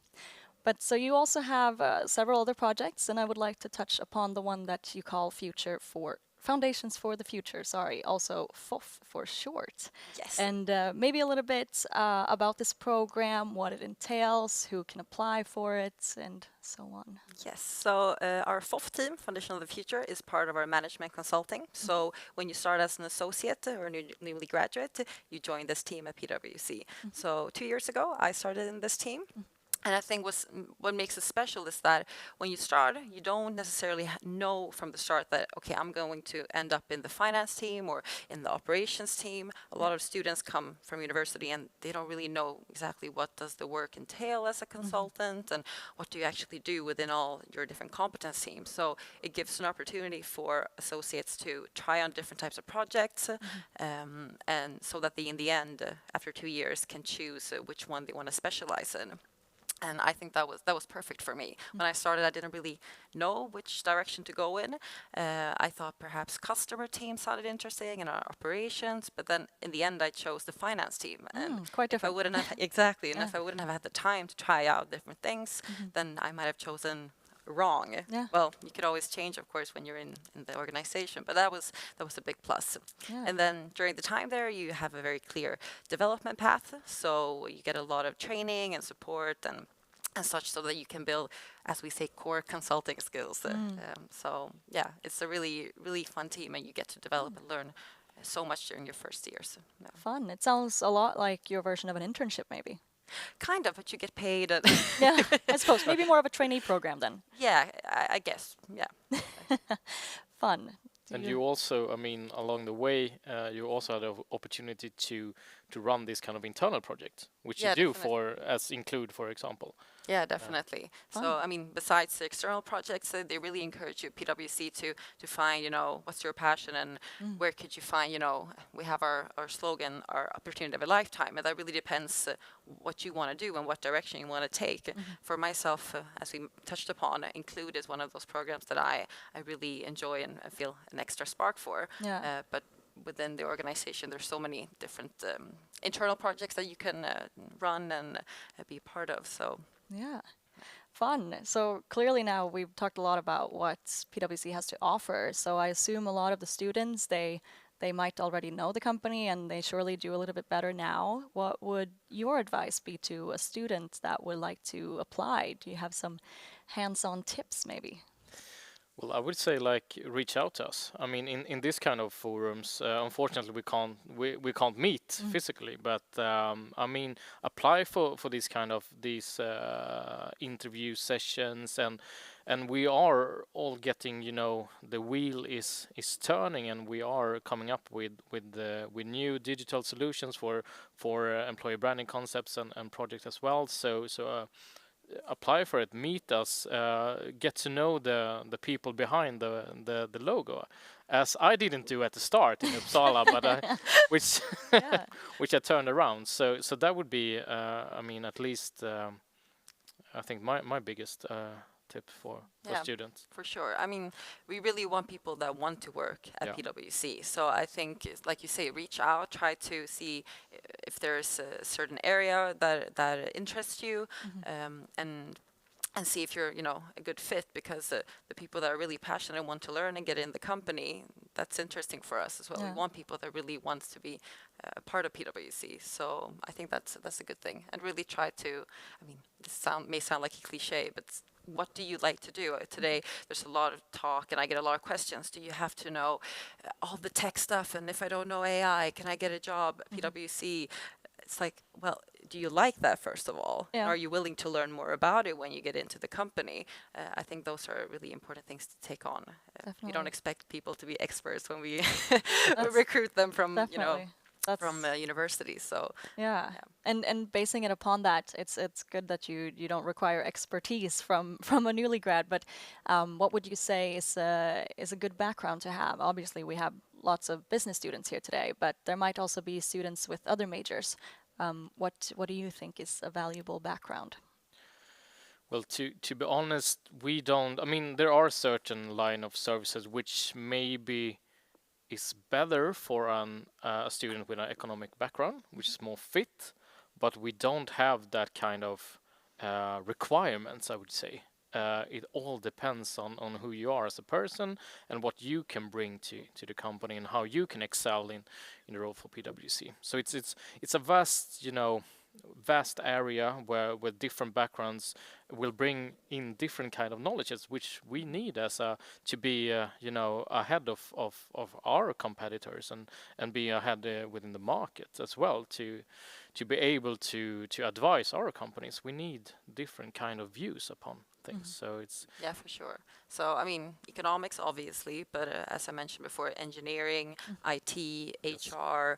I mean, you really shouldn't be too locked into what it means to be working at PwC, that you have to have done one thing or the other. So usually it's a university degree. I would say a bachelor or a master's.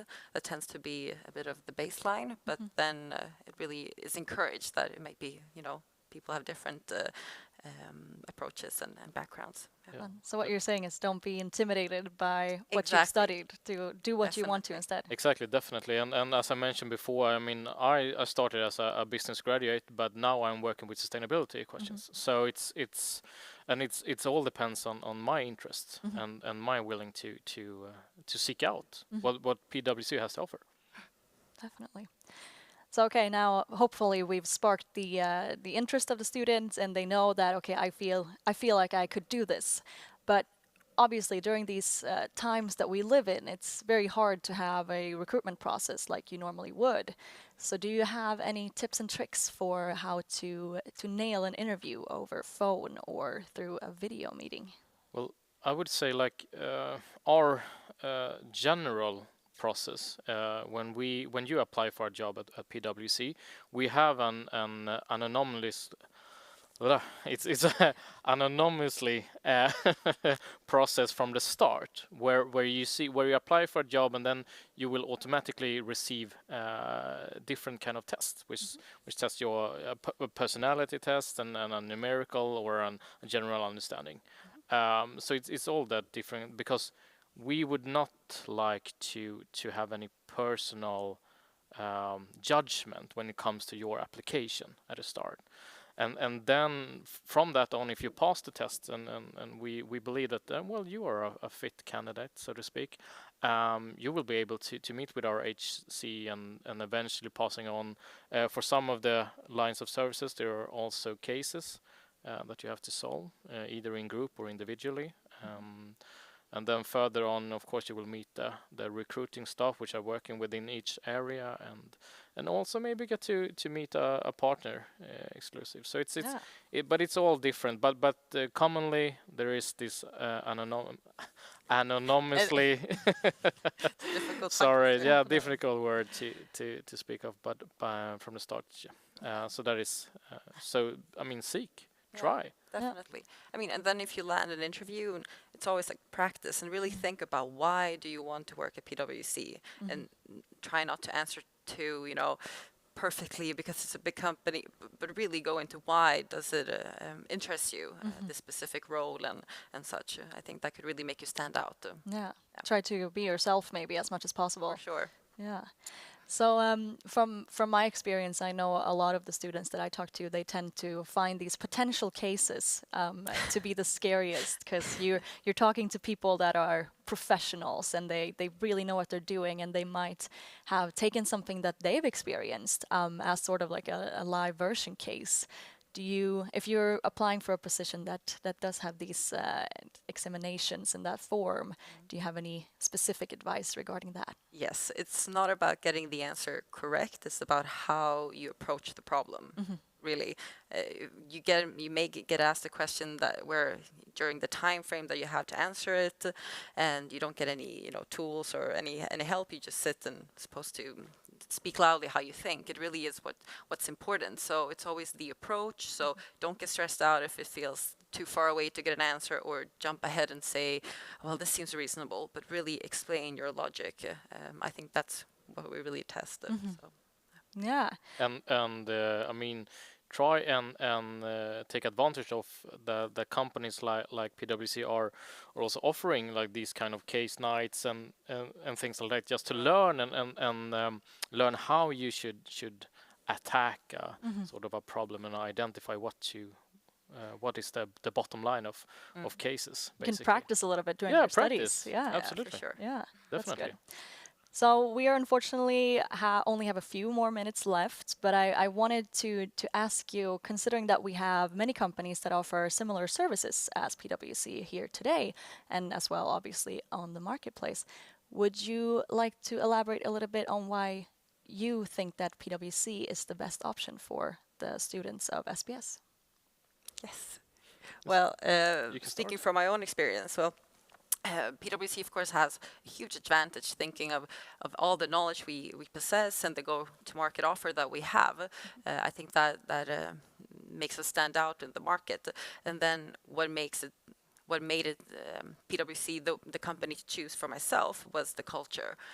Really, when I went through the recruitment process, it was the one that stood out as being inviting and quite flat.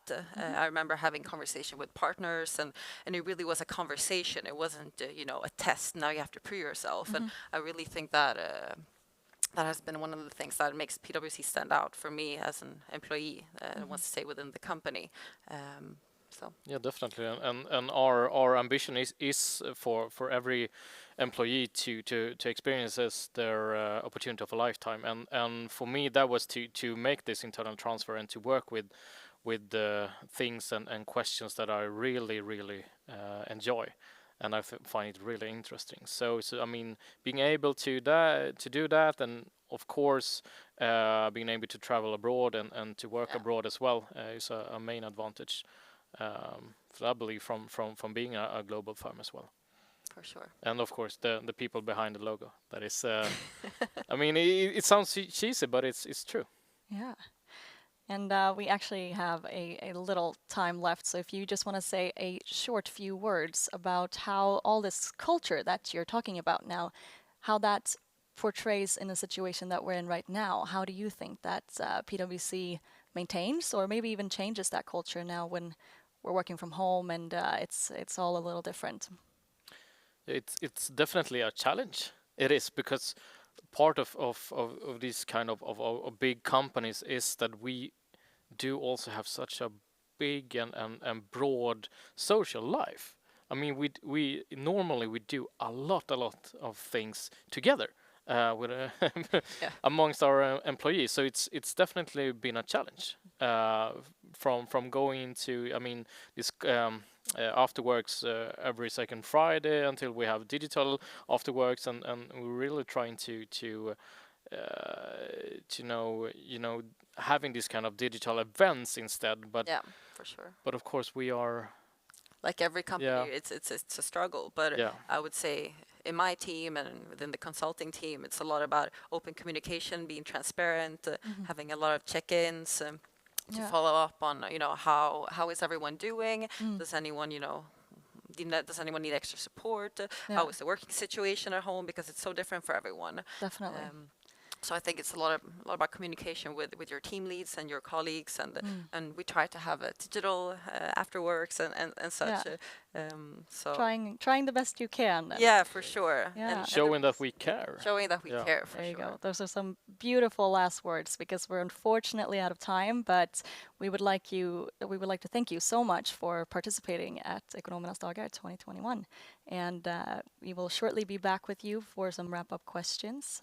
But for now, thank you for your time. Thank you, Emma. Thank you so much. Thank you. And as I said, we will be back with some more questions right after a short commercial break.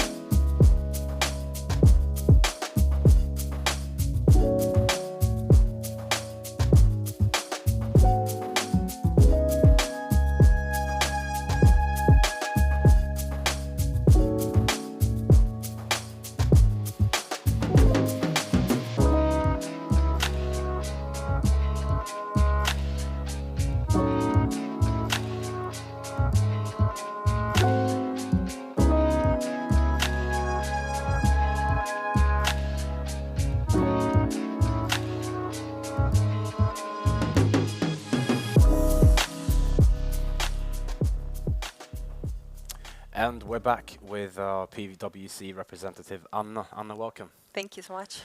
You just mentioned to me that you've had the role as corporate relations manager before at Ekonomernas Dagar, so it's very nice to have a former member of the alumni here with us. What do you think about the work the PG has done to transform into this version this year? Well, thank you so much for the presentation, and it feels really, really great and fun to be back, and I think you've done an amazing job organizing this. Thank you. I follow you guys on Instagram and on social media, and it's really professional, and I'm impressed. Thank you very much. You guys mentioned that you both had studied abroad, and PwC is obviously a very global company. If you can see yourself working in any other city where PwC has an office, where could you see yourself working? Oh, in many places, I think. I used to live in Holland, so Amsterdam, definitely. Yeah.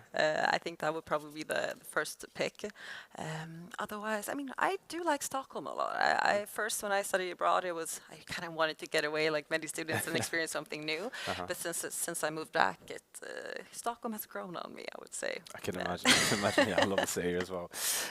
You guys also mentioned that you're not necessarily expected to be an expert right when you come into the company, and that you're always going to like learn and transform as you go along with your career. Of the skills and the knowledge that you possess today and you use in your work, how much of it would you say you learned at university and you learned through work experience? Oh, that's a difficult question. I think most things I've learned on the job. Okay.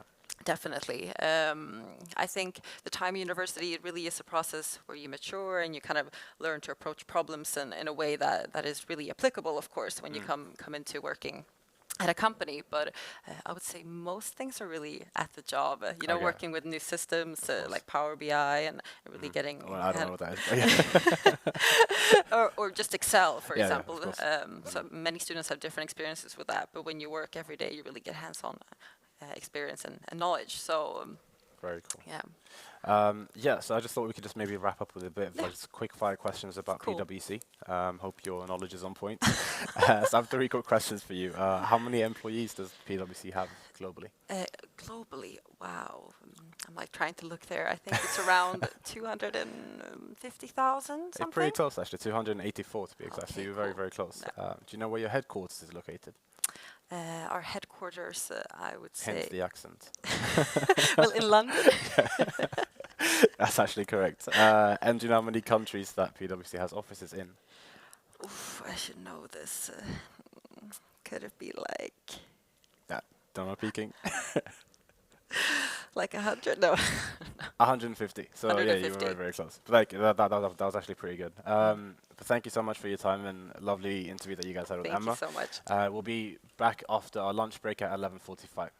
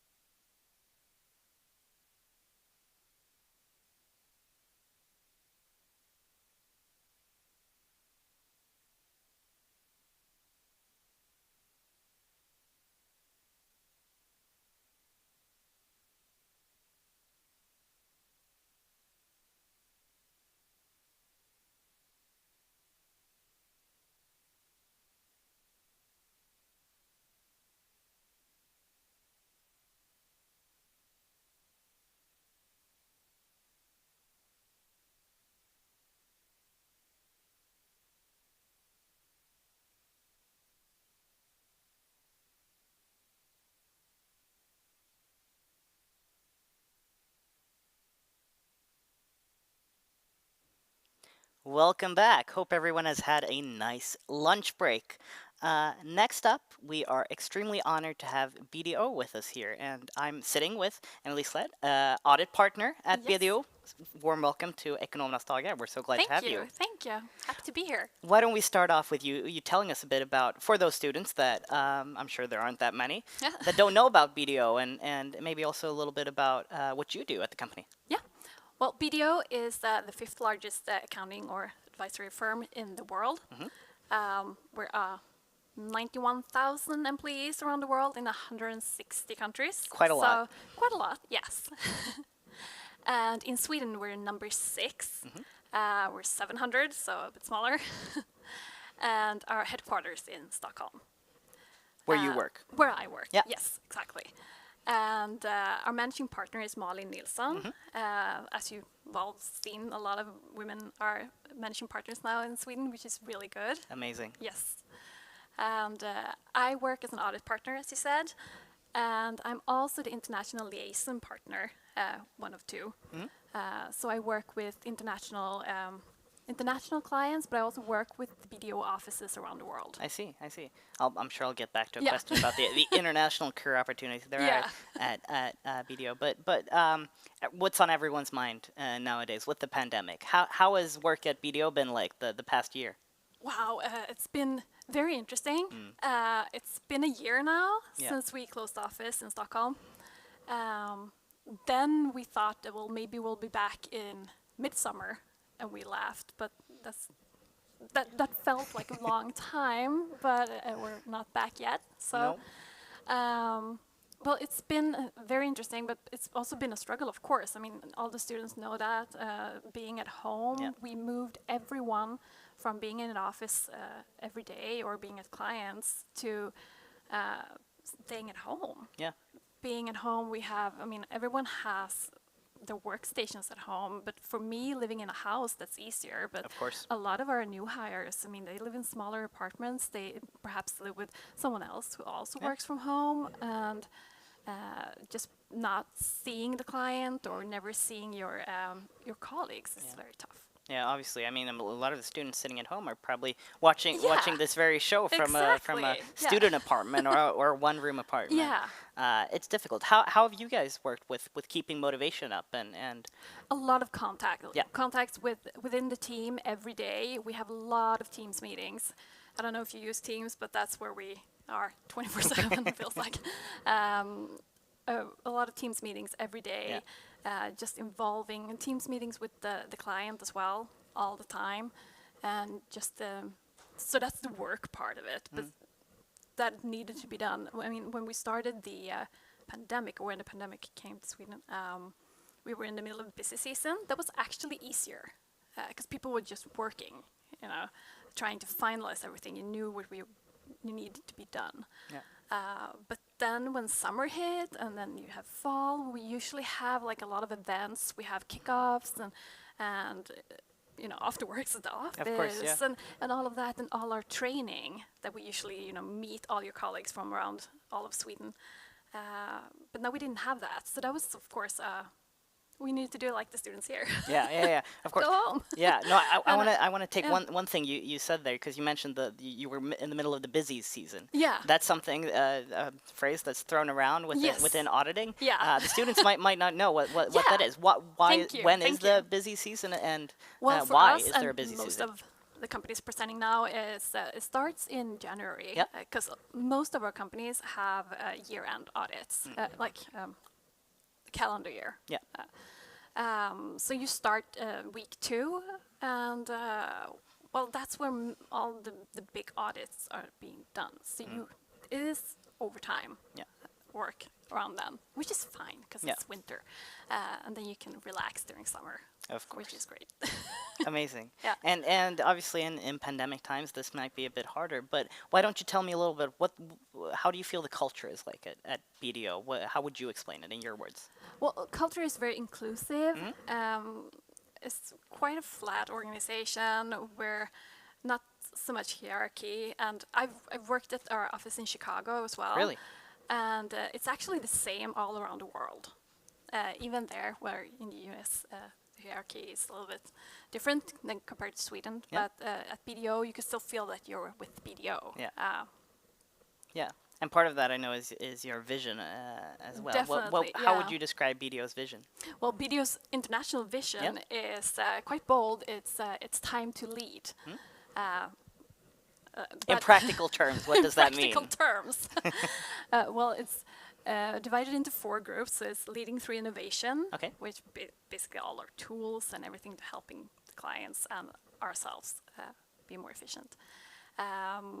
And advisors of the future is one part of that. But the biggest or most important thing is our why, our purpose, and that's people helping people achieve their dreams. That's our international tagline. And that's basically meaning that we're helping our clients to grow and to gain success, but it's also two-dimensional, so it's our people as well. Of course. Well, helping them achieve their dreams. And for the students who might feel attracted by that vision, what are some of the entry positions that you could join? And I know there are different departments within BDO that you might be able to take different career paths. You want to talk a bit about that? Yeah, absolutely. I'm in audit, so let's start there. In the Stockholm region, we have divided our audit practice in 3 different categories. We started with this in December. We actually did a reorganization in the middle of the pandemic. It worked really well. Because of the pandemic? No, or was not that because pre-planned? of it. No, it was planned before. So we have the international and public clients in one group where I'm the group leader. Then we have non-profits. And then, this is a very Swedish word, but owner-led, ägarledda. In another group. So just to be more specific on what you're learning. Yeah, and that's the specific part about audit. What else does BDO offer? We also offer advisory, where I think for the students here, maybe corporate finance is more like due diligence and M&As and valuations, those sort of things. And we also have advisory in internal controls and some of the smaller. I see. I'm sure that's interesting for many of the students out there. Is it typical that you might start in one department and move to another, or try out a few different things? Yes, exactly. That actually happens. A lot of people have started with audit and crossed over to corporate finance, or actually crossed over to. We also have an accounting. We still have accounting at BDO. Many sold theirs, but and vice versa. I see. Yeah. Interesting. Yeah. And then if when you're recruiting new people and looking at in particular students who are just about to graduate, what is it you're looking for? What are the main qualities they need? Well, the main quality is being curious and wanting to learn. It's not really. It doesn't matter that much your grades or past experience is good, but it's not everything. As long as you have that, the drive or the eager to learn, actually, and be interested in the job. I see. So grades not the most important thing, but it is something you look at, of course. Yeah, of course. Yeah. I mean, we do look at it, and what you've studied, of course. What you studied, Yeah, but nowadays it's not that important for auditors. They changed that, so. I see. And speaking of the past experience, what kind of past experience might make you stick out in a crowd? Well, this sounds boring, but accounting is always good when you work with audit. You always had a heads up if you already knows a little bit of accounting. But even if, all service lines, I was actually thought about that when I saw that question, but all service lines is really good because you know how to take care of a client. Yeah. So which is what you do at the end of the day. Experience is good. Yeah, I see. Interesting, very interesting. Talking a little bit more about what the recruitment process looks like. Yeah. What do you face as let's say that the students at home feel really love what they're hearing about BDO and want to actually apply? Yeah. How does that look like? What do? They send in a resume and grades and transcript? Exactly. They send out in their resume. Yeah. The first, well, now it's call because it's pandemic. But the first call is with the HR department with Sai. She's very lovely. And she does a pre-interview, and then afterwards you get to meet some of us. I see. And does that depend Depending on really depending a little bit more about what level. Yeah. I mean, of course, everyone is students here, so Yeah. entry level. And actually, what you've said in that interview, I mean, have you said that I'm very eager to work with international clients? Then you meet my team. I see. Yeah. So you're already in that first step. Yeah, You 'cause, guys I kind mean, of 'cause look you at where want you might fit people in. that are interested in what Of you're course. doing. So Yeah. Great. And you mentioned that nowadays it's a call instead of a real interview. Yes. Yeah. That's obviously very difficult for many people. Do you have any advice to people who? I think it's difficult too. Yeah. Yeah. I mean, of course they've practiced. Yeah. So they already know all the angles and all that. And feel if they haven't, comfortable. that's advice number one to practice the interview. Practice the angle. Yeah. Just so you feel comfortable. Of course. Seeing you, because it is tough seeing yourself while you're talking. yeah. I think so. So, Definitely. just, Yeah. No. I should remove myself.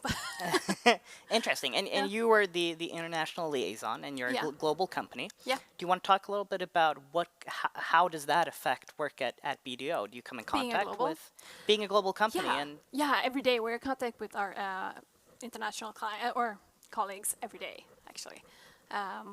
In some way, we work a lot with each other. Yeah. Have clients together, but we also have, like yesterday, I had a meeting with the ILP from the UK office, which is a much bigger office, of course.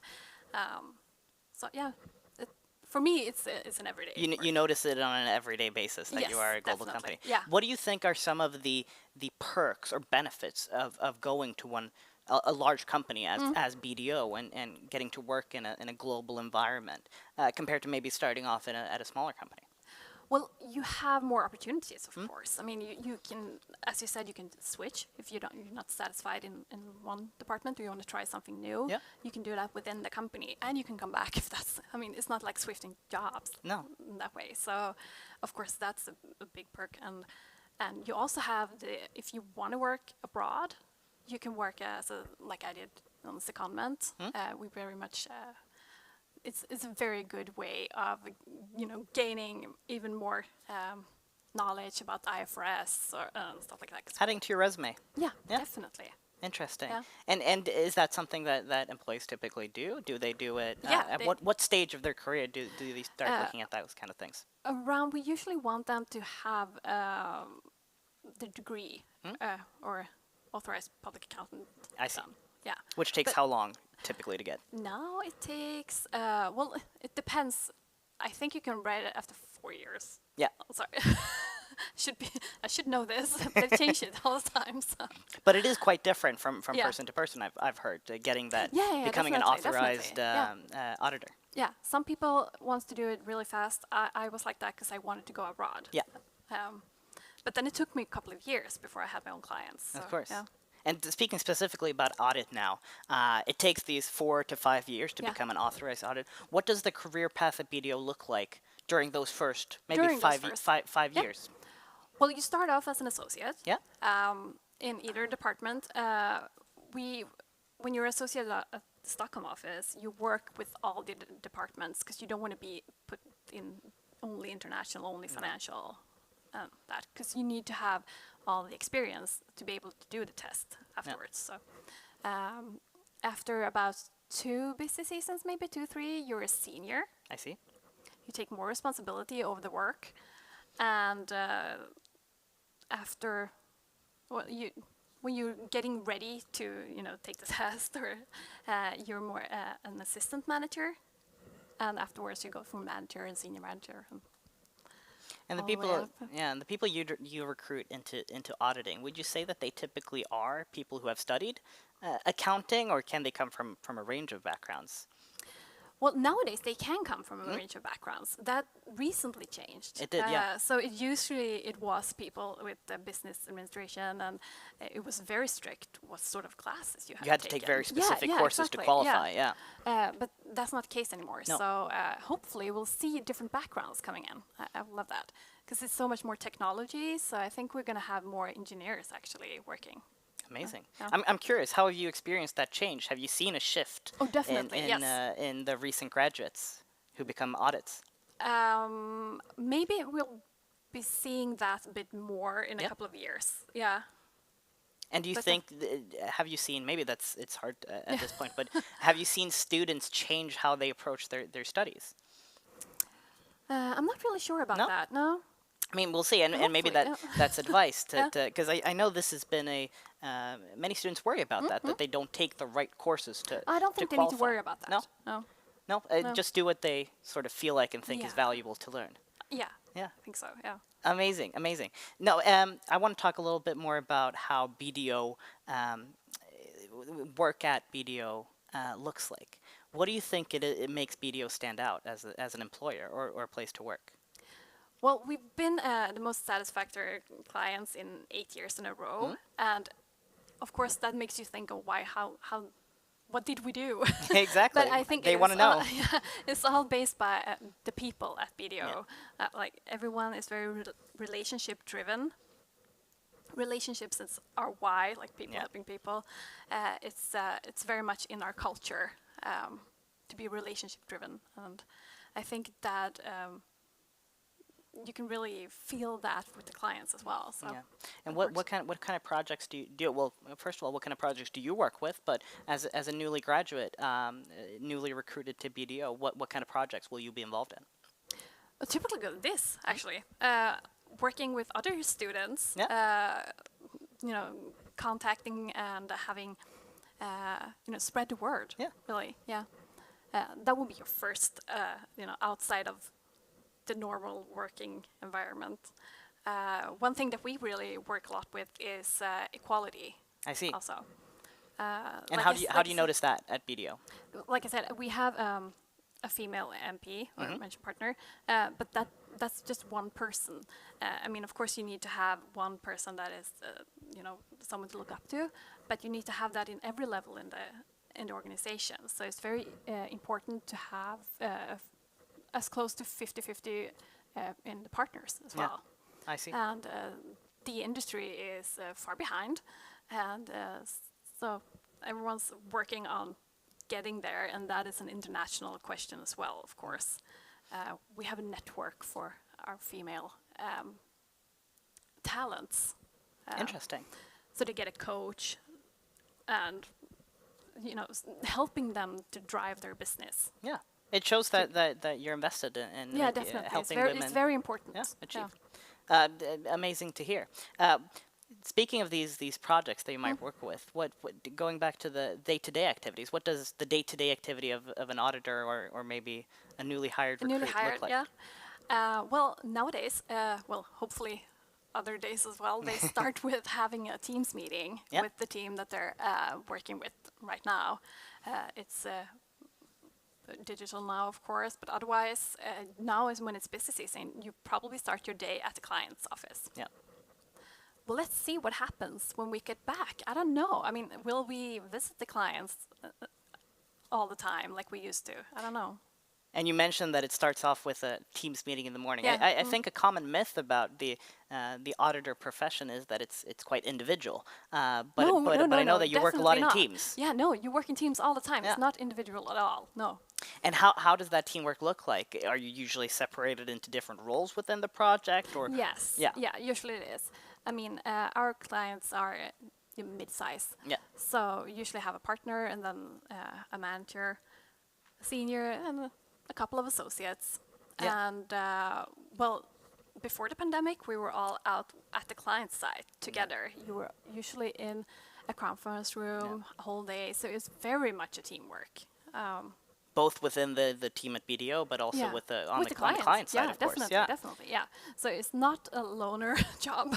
Yeah. You have to be eager to work with others. Yeah, and I'm sure communication becomes a valuable skill. Very much. Yeah.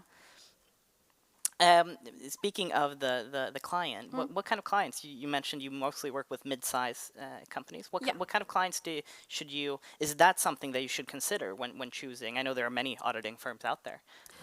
Yes, there is. I mean, both us and Big Four and all that, we work with mid-size, but we also work with listed companies and financial institutions. And so we're seeing a shift towards more IFRS and more bigger clients. But we still have a core, which is smaller clients that you work with, a day or two So you can work with the whole range of, and we have a lot of organizations as well. So. And with that size of company, how long does a working on their audit? How long does a project typically last for? Oh, well, it's very different. Yeah. Yeah. Some projects it's weeks, months maybe, and some it's 2 days, and then you're done. Yeah, and then you're done. Yeah. So do you typically work on one project solely, or do you work at multiple projects simultaneously? You maybe start with that. Okay. That you do. You mean on Monday you start with one project, but nothing is really done within 2 days. It's always something. So you have a couple of projects running simultaneously. Yeah. Multitasking is important. And then I guess you'll be working within different teams on each of those projects as well. So you do have a lot of contacts. You do have a lot of contacts. A lot of teams meeting right now. Yeah. No, I can imagine. Yeah, we're just about wrapping up here.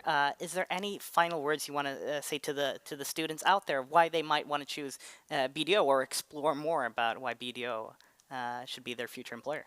Oh yeah, definitely. I think you should definitely come and meet us. Come for an interview. We have talent. Talent shows sounds weird.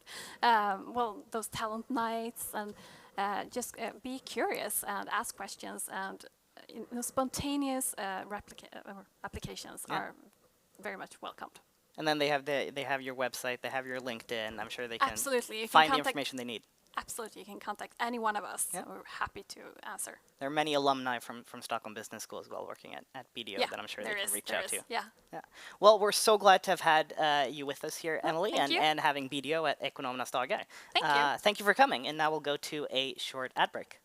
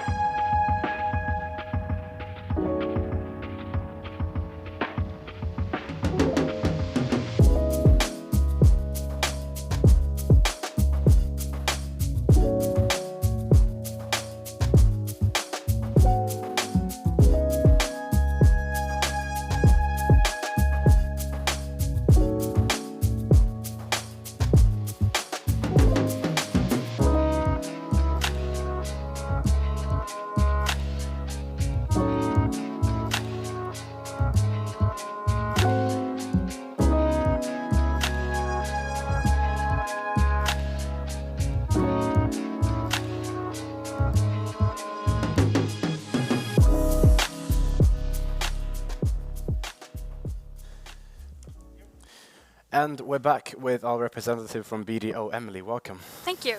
How did the interview feel? Good, I think. Yeah? It's the first time you've done anything like this, or you've done it many times before? No, that's the first time. Okay. Well, it didn't show at all. Okay, thank you. So I thought I'd just ask you a couple of quick questions about BDO as a company. You mentioned that you are the international liaison. Yes. And that BDO is obviously a very global company and has many offices in many different countries. If you could personally see yourself working anywhere else, where would you most like to be transferred in the country? I've been transferred to the US. Okay. So that would be an easy choice. But where in the US? In Chicago. Okay, interesting. Cool. And but let's try something different then. So maybe Australia. They seem cool. Yeah. Sounds cool. You also mentioned pretty briefly that grades are not the most important thing when looking at application. Which other things should students focus on? Like one thing that can stick out for them, like in the interview process or whatever. Like well, everything that isn't just your studies, like this, and having, worked at anywhere, done anything, or have an interest. Riding horses, whatever. Just, something other than just studies. That's just personal interest in speaking. Absolutely. Okay, I understand. And most of the companies that are here today have also mentioned to us that you're not expected to be an expert coming into the job, and that you learn throughout the journey that you spend in that career. Absolutely. So how of the skills and the knowledge that you possess and you use in your everyday work, how much would you say you learned through education and what you learned through work experience? Mostly work experience. Okay. Yeah. But you have the background, and you can always lean back on that, and you have it. Like a foundation. You have a foundation. Yeah, definitely. Understand. Okay, and just one other thing I wanted to ask you was when usually before Corona, that's to say, how much time do you spend at BDO's office as opposed to at the client's office, working with the it really depends on what time of the year. Okay. In January through March, 80% at clients. Okay, Like, that's yeah. quite a significant amount. But then in September, October, then you're usually in the office or in training or, yeah. Okay. Well, I thought we'd round off with just like 3 quiz kind of questions. Okay, yeah. See if you can pass them or not. They're pretty difficult, but yeah, we'll give it a try. The first question is, how many employees does BDO have? Worldwide? Yeah. 91,000. That is exactly correct. Yeah. In how many countries is BDO? Approximately 160. Yeah, 167. Yeah, correct. And where is which country is BDO's headquarters at? That's in Brussels.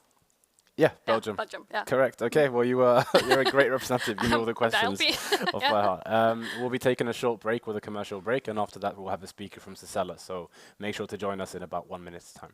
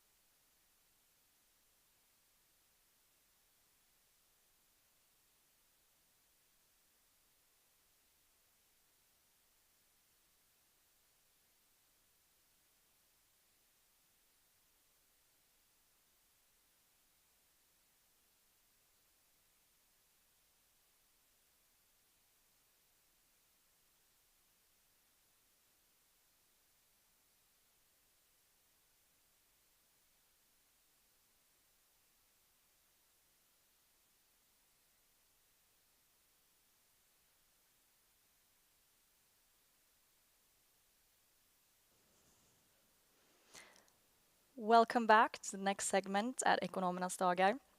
We now are going to move on to Sissela Nutley, who is here with us today.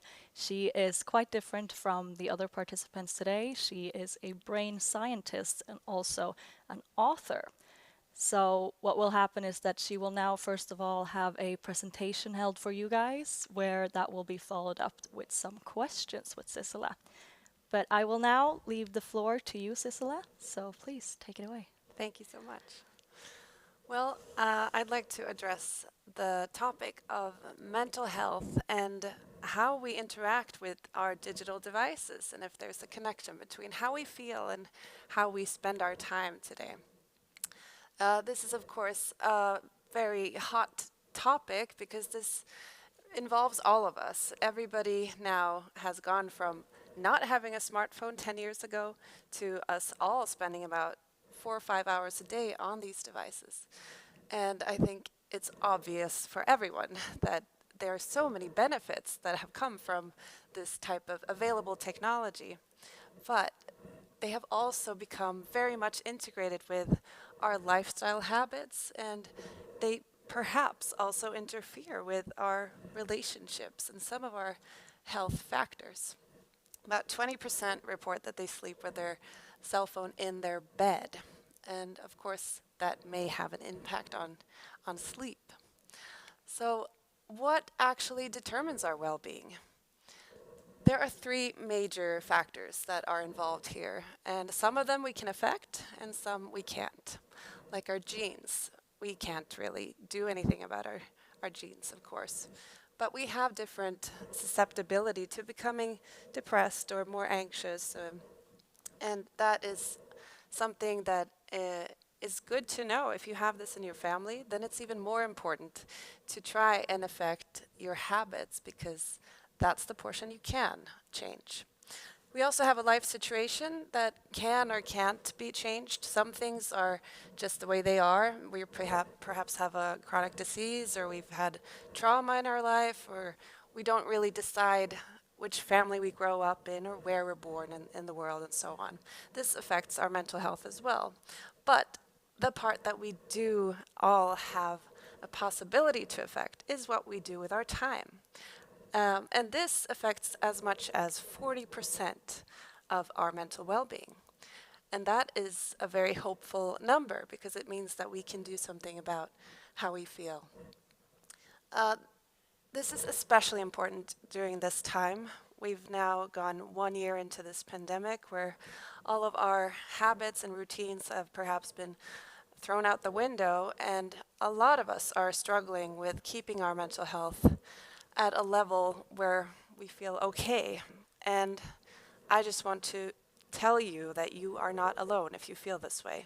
This is something that everyone is struggling with to some degree, and there is help to get, and I would like to tell you some more about which factors that we can all affect to strengthen our mental well-being.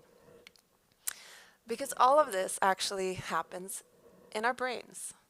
So what we feel, how we think, and eventually how we behave is a consequence of activity in the brain. And when we're born, we have 100 billion nerve cells, and they're not connected in the beginning. They have to find out and figure out which other nerve cells to connect to, and that is based on what we do with our time, what we're exposed to, what we train on, and what we repeat. So what we repeat often creates networks in the brain with strong synapses. That's the connection between 2 neurons. And the more we do something, it can be when we try and practice a handstand or learning math, tables to multiply things and all of that. If we practice a lot on the same thing, it builds a strong automatized network. But the same goes with the thought processes that we have. And if we keep repeating loops in our mind, we all have weird thoughts, it's true. And if we keep repeating the same thing over and over again, it creates a strong network for those kinds of thoughts.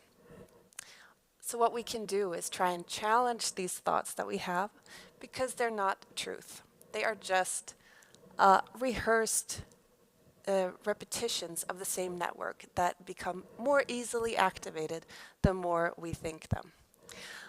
So this is important to know because sometimes we think that what we think is true. It is not true. It's an interpretation based on experiences and different things. And we can change how our brain works. We can change the synapses and create new ones and have alternative routes that support our thinking. But it takes time and it takes practice. And we know from research which 7 factors that are needed to have the best possible outcome when it comes to our mental health. And it's these 7. It's called the Healthy Mind Platter. And just like we know what to eat to have a well-balanced diet, we know these 7 activities actually affect how we feel. So quickly to go through them, it's exercise, of course. This has an immediate and long-term effect on our mental well-being. Sleep is one of the most important factors for keeping depression and anxiety away. Downtime, that means having some time when we don't have constant flow of information going our way, but when we actually just let our own thoughts bounce around, whatever they may be. This can be scary, but it's needed for recovery. Relationships, we all need to feel important to somebody else, and there are many different ways to show that. And right now, some of those ways are taken away from us, and it puts this one in particular at a challenging point. Activities, we need to have something that makes us want to get up in the morning. If it's to play paddle or the violin or anything that makes you feel like, oh, I'm going to do this. It's Wednesday. Yes. Good focus time, that means knowing how limited our cognitive abilities are when it comes to easily getting distracted and respecting those boundaries. Creating a good environment for when you want to focus and study and get something done. Chill time. This is the time where nowadays a lot of us spend it on digital media, and we need this type of time too, just to chill and relax and not feel like we have to perform. And this can be digital or non-digital, as long as it doesn't put a strain on us to where we feel stressed or where we feel like we're expected to perform. And what we see in research, if you look at big studies investigating if there's a relationship between the time we spend on social media and depression symptoms, for instance, there does seem to be a relationship where excessive amounts of time spent on social media is connected to higher risk of reporting symptoms of depression. And it's too early really to say if social media leads to depression or if it's the other way around, that if you're already feeling a bit sad, you tend to move more into spending your time on social media. It looks like it's a little bit of both, like it's a reinforcing cycle. But when we look at these factors, there seems to be 2 different mechanisms explaining this. And that is first, of course, the background factors, like I mentioned, genes and life situations, which we can't really change. This already has a connection to our mental well-being. And then we add our time on digital media, and then it depends on how much time we spend. And if you think about the day only having 24 hours, of course, if you spend a large amount of time on digital media, it's going to crowd out some of these other factors that we need to feel good, like sleep, exercise, and so on. We call this indirect effects. The other path is through the content that we're actually consuming. So that's a direct effect. If we're spending our time, is the sound going out or no? Good. Then I'll keep speaking. So the direct effects, that depends on the actual content of what you're consuming. So if you're being harassed or if you're having a healthy, supportive conversation about your mental health, it'll have completely different effects on you, of course. But also what you consume in your social media flow, in your feed. If you are looking at a lot of unrealistic beauty ideals, research shows that you will in time become less and less content with your own body. So there is a connection with what you consume and how that makes you feel over time. And speaking of these indirect effects, the last reports from the government media authorities show that 3 out of 4 teens and young adults report that their digital media habits every week crowd out other activities such as sleep and exercise. So this seems to be like people are actually using digital media more than they want to. And perhaps a lot of you relate to that as well. I certainly do. And in this project that I'm working on, it's called Det syns inte. We're run by a nonprofit organization called Arts and Hearts. We also gather data, and we've done a study on about 2,000 Swedish youth over the past 2 years. And if we look at the different factors of the Healthy Mind Platters, only 20% get their daily recommended dose of exercise, which is 60 minutes a day. Only 25% reach the recommendations for sleep. 25% spend less than 10 minutes with doing nothing a day. 60% state that they seldom or never talk to anybody about their mental health issues. 35% do not have a hobby or any type of activity. 20% have good focus time. The other 80% do digital media multitasking with stuff unrelated to the task to some degree. 65% spend more than 4 hours a day on digital media in their free time. So from this we can conclude that a lot of people are struggling with having balance in these protective factors. And it's not so difficult to understand because so much of our modern lifestyle keeps us busy and distracted, and it crowds out some of these very basic needs that we have. In this initiative, Det syns inte, which was originally a musical, this is the only time I say thanks to the pandemic. We have moved our digital initiatives along very quickly. We're sad to not play the musical at the moment, but we have developed instead digital tools, free and available to look at what we can do to support our mental health. So we have an app where all of these 7 factors are explained, and there are tips listed to each of them, what you can do to try and increase what you would like to do more of.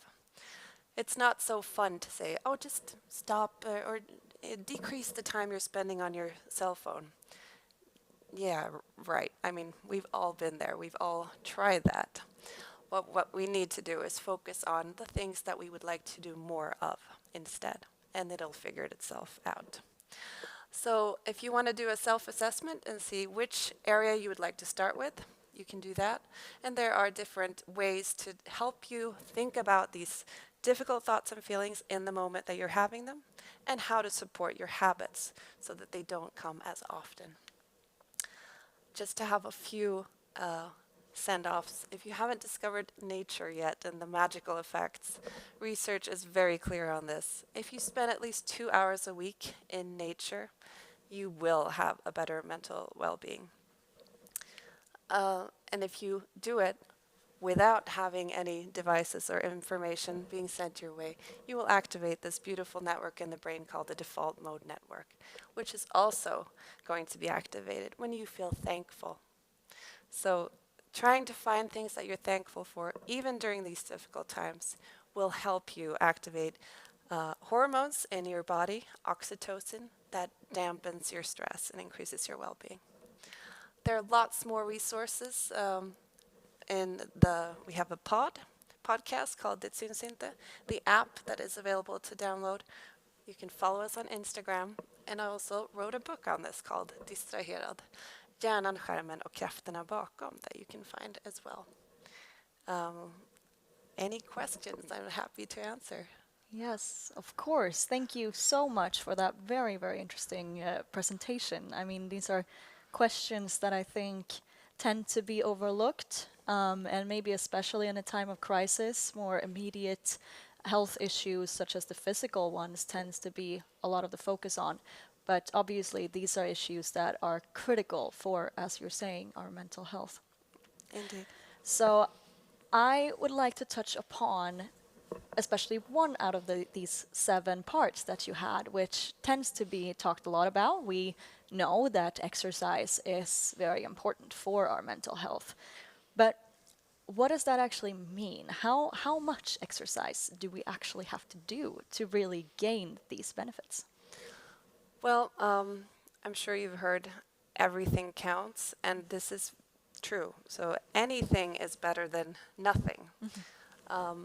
And you can see really positive effects from 15 minutes of exercise a day. That actually seems to increase our lifespan, life expectancy with 3 years. So if we can get That's a 15 lot. minutes a day, we live longer. But if we can do, a couple of times a week, 20 minutes per week, we seem to have a good effect on depression symptoms and so on. So there's effects that go in the long run that are very positive, obviously, on all aspects, the brain and the body, obviously. But then there's immediate effects. So if you're studying, after about 25 minutes, the brain starts to going into like a sleep mode, or it activates like a screensaver on the computer. So after 25 minutes, which is also about the same time as how long we're able to focus well, then we need a break. So those two coincide. We have about 25 minutes, then we're not performing as well. So then it's time to stand up and walk around. And it's not enough just to stand up. So you have to walk around a little bit or do, like some training your muscles for a little bit. And then you get a very measurable positive effect on your focus immediately. Yeah, that's very interesting, considering that most of what we tend to do today, and especially this part of the world, is we need to focus for about 8 hours a day, and it's sort of assumed to be doing that straight. And sure, we can take breaks, but I know for a fact that I don't take a break every 25 minutes, which then is obviously needed. Yes. But so now we know a little bit about how little effort it actually could take, but what does exercise really mean? Do we mean that one needs to go to the gym, or what does that mean? No, you definitely don't need to go to the gym. You have to start where you are. So if that means just getting out of the house and walking around the block, that is awesome. And especially now when we're in the pandemic and it's easy to just kind of crawl out of bed and log into the computer, the first lecture, and you kind of just stay in the same energy, in the same mode. If you can break that and just get up and get out of the house, even if it's just walking around the block, then go back in and start up your day, it's a completely different mental state that you're going into the day with. So, but to answer your question, exercise, what you're talking about when you want to have these long-term effects is to raise the pulse and work up a sweat optimally. So you can think that you've gone up to the right pace if you can't really carry a conversation easily. So you have to be a little out of breath. That's a good rule of thumb then, to feel like you're doing enough. So obviously you've talked a lot about that, and maybe what you just said is one answer, but are there any other answers to the question about how we can avoid getting stuck in these negative thoughts that both COVID possesses, but also just in general? Absolutely. I think a lot of the negative thought patterns that we have tend to be around things that we maybe can't control. We have regrets about the past, or we think we know what's going to happen in the future. We worry about things that might happen. And a trick there is to always ask yourself, what can I control? What is out of my control? And it's helpful to even write it down. Like if you can name the thoughts you're having and list them, and then say, okay, this is out of my control. That already happened, so scratch that. Yeah. What out of these things that are bothering me or that are taking up my brain capacity can I actually affect myself? And try and stay here and now. Just focus on things that are right in front of you. What can I do now? Okay, maybe I can have a glass of water. Maybe I can go for a walk around the block. Just keep your mind very close to actionable items here and now. Sort of small victories in a way. Absolutely. Yeah, that's very interesting and also very doable even in these times. Yes. Yeah. So I have one more question for you that I would have liked to know the answer already several years ago. But if you could put yourself in the situation of being a student today, and say that you had 15 to 30 minutes a day that you would do something that has a positive impact on your general well-being, what would you say that would be and why? I would actually reinforce the point about trying to get out into nature somehow. So I would go for a walk every day and try and actually leave my phone at home during that. So if you can get out during lunch or whenever it suits you, just to walk for 20 minutes or half an hour without your phone, then you really get access to other areas of your brain. You get to reboot your energy, and this has been shown to have very positive effects on your mental well-being. So a walk in some type of natural setting. Yeah. Yeah, that's wonderful advice, and I hope that you students at home might take that offer up and actually really engage in nature, even in these critical times. But with that, we are going to wrap up this session. So thank you so much for your time, Sissela. It's been truly inspiring, I think, and I hope that our viewers, and I think that our viewers share the same picture. So thank you so much for your time. Thank you. And we will be shortly back again after a commercial break. Thank you.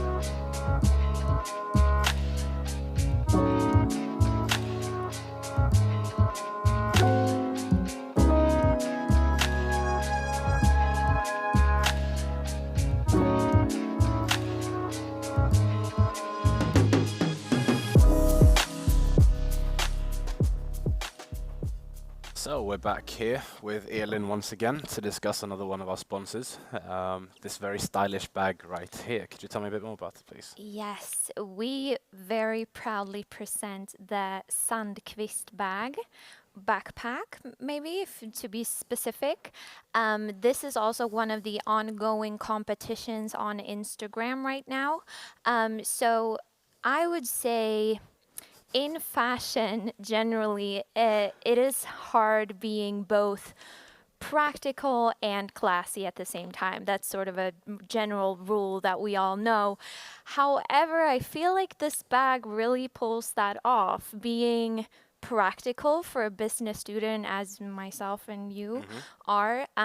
You can easily fit your laptop and school books into this one, but still feeling like a professional. I mean, this looks almost like a briefcase that you wear on your back. Definitely. This is 100% cotton, and then here we have the leather details on the bottom and on the top. And this one has been a real favorite amongst our followers. I think behind the coffee post, this is the second most popular one, actually. Yeah, I would love to join this competition and win one of these bags. Me too. We haven't been sponsored by Sandqvist before, but we really appreciate this price. Yeah. It's a pretty expensive bag as well. I think it costs upwards to 2,000 crowns as well. So it's very generous of them to actually provide this as a sponsorship. Definitely. Yeah.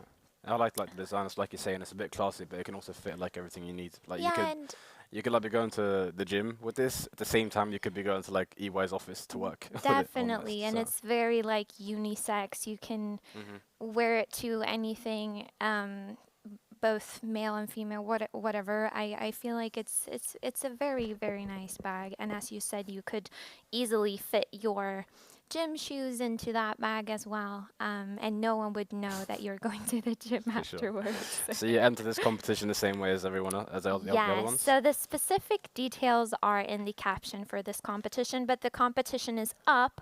However, time is, yeah, we're going out of time. The competitions will end at 4 o'clock, so make sure to sign up before it ends.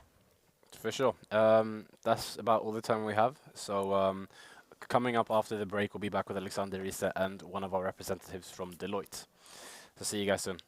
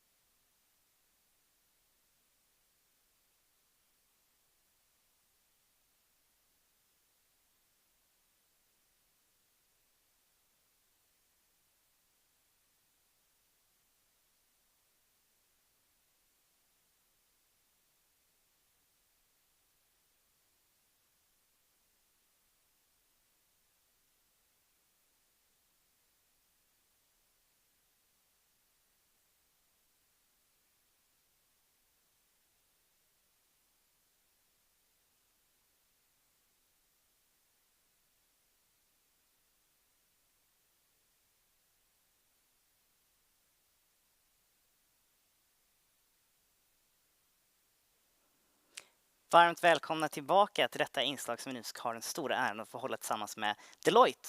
Med mig här i studion så har jag Mikael Bernhardt på Deloitte. Varmt välkommen. Tack så mycket. Ja.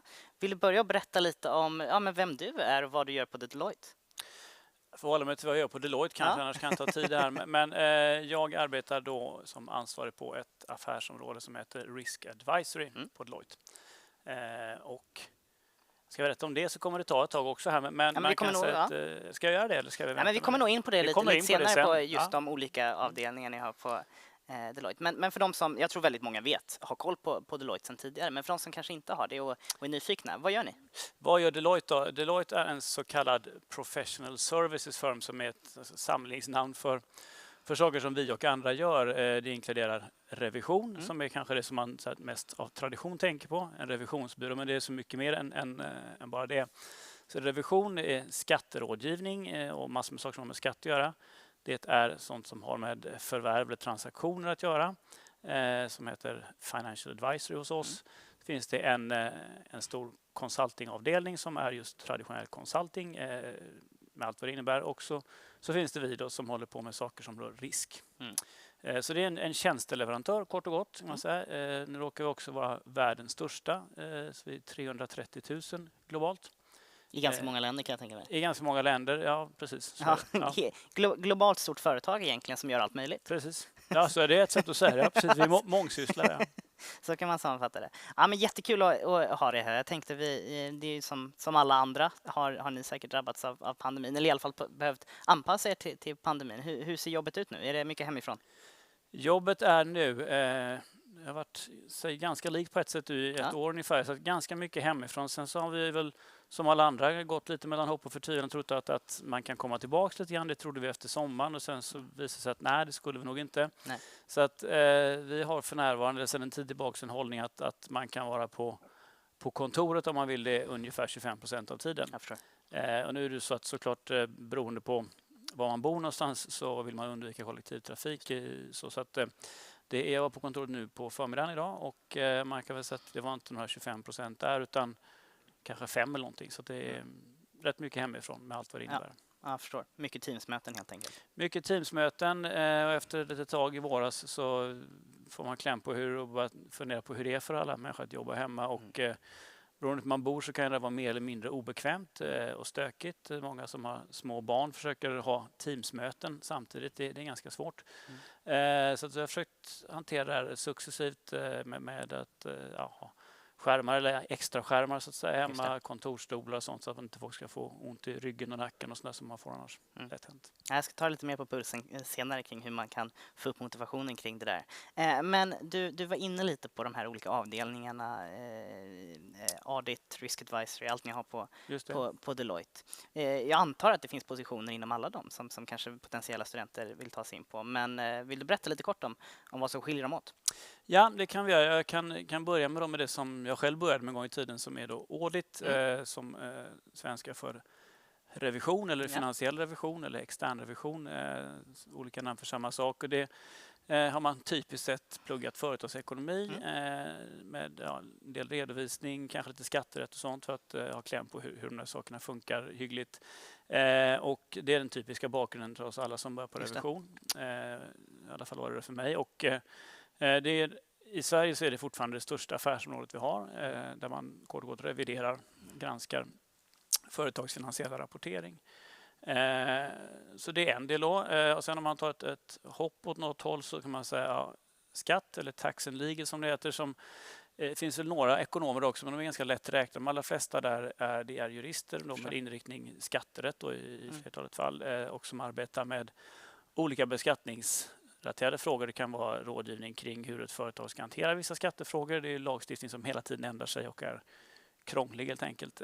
Det kan vara hur ska man hantera om man har många tusen personer som åker utomlands och jobbar hit och dit där så är det massa skatteaspekter som man behöver ha koll på då. Så att de jobbar med olika skattefrågor kort och gott som framgår av namnet kanske.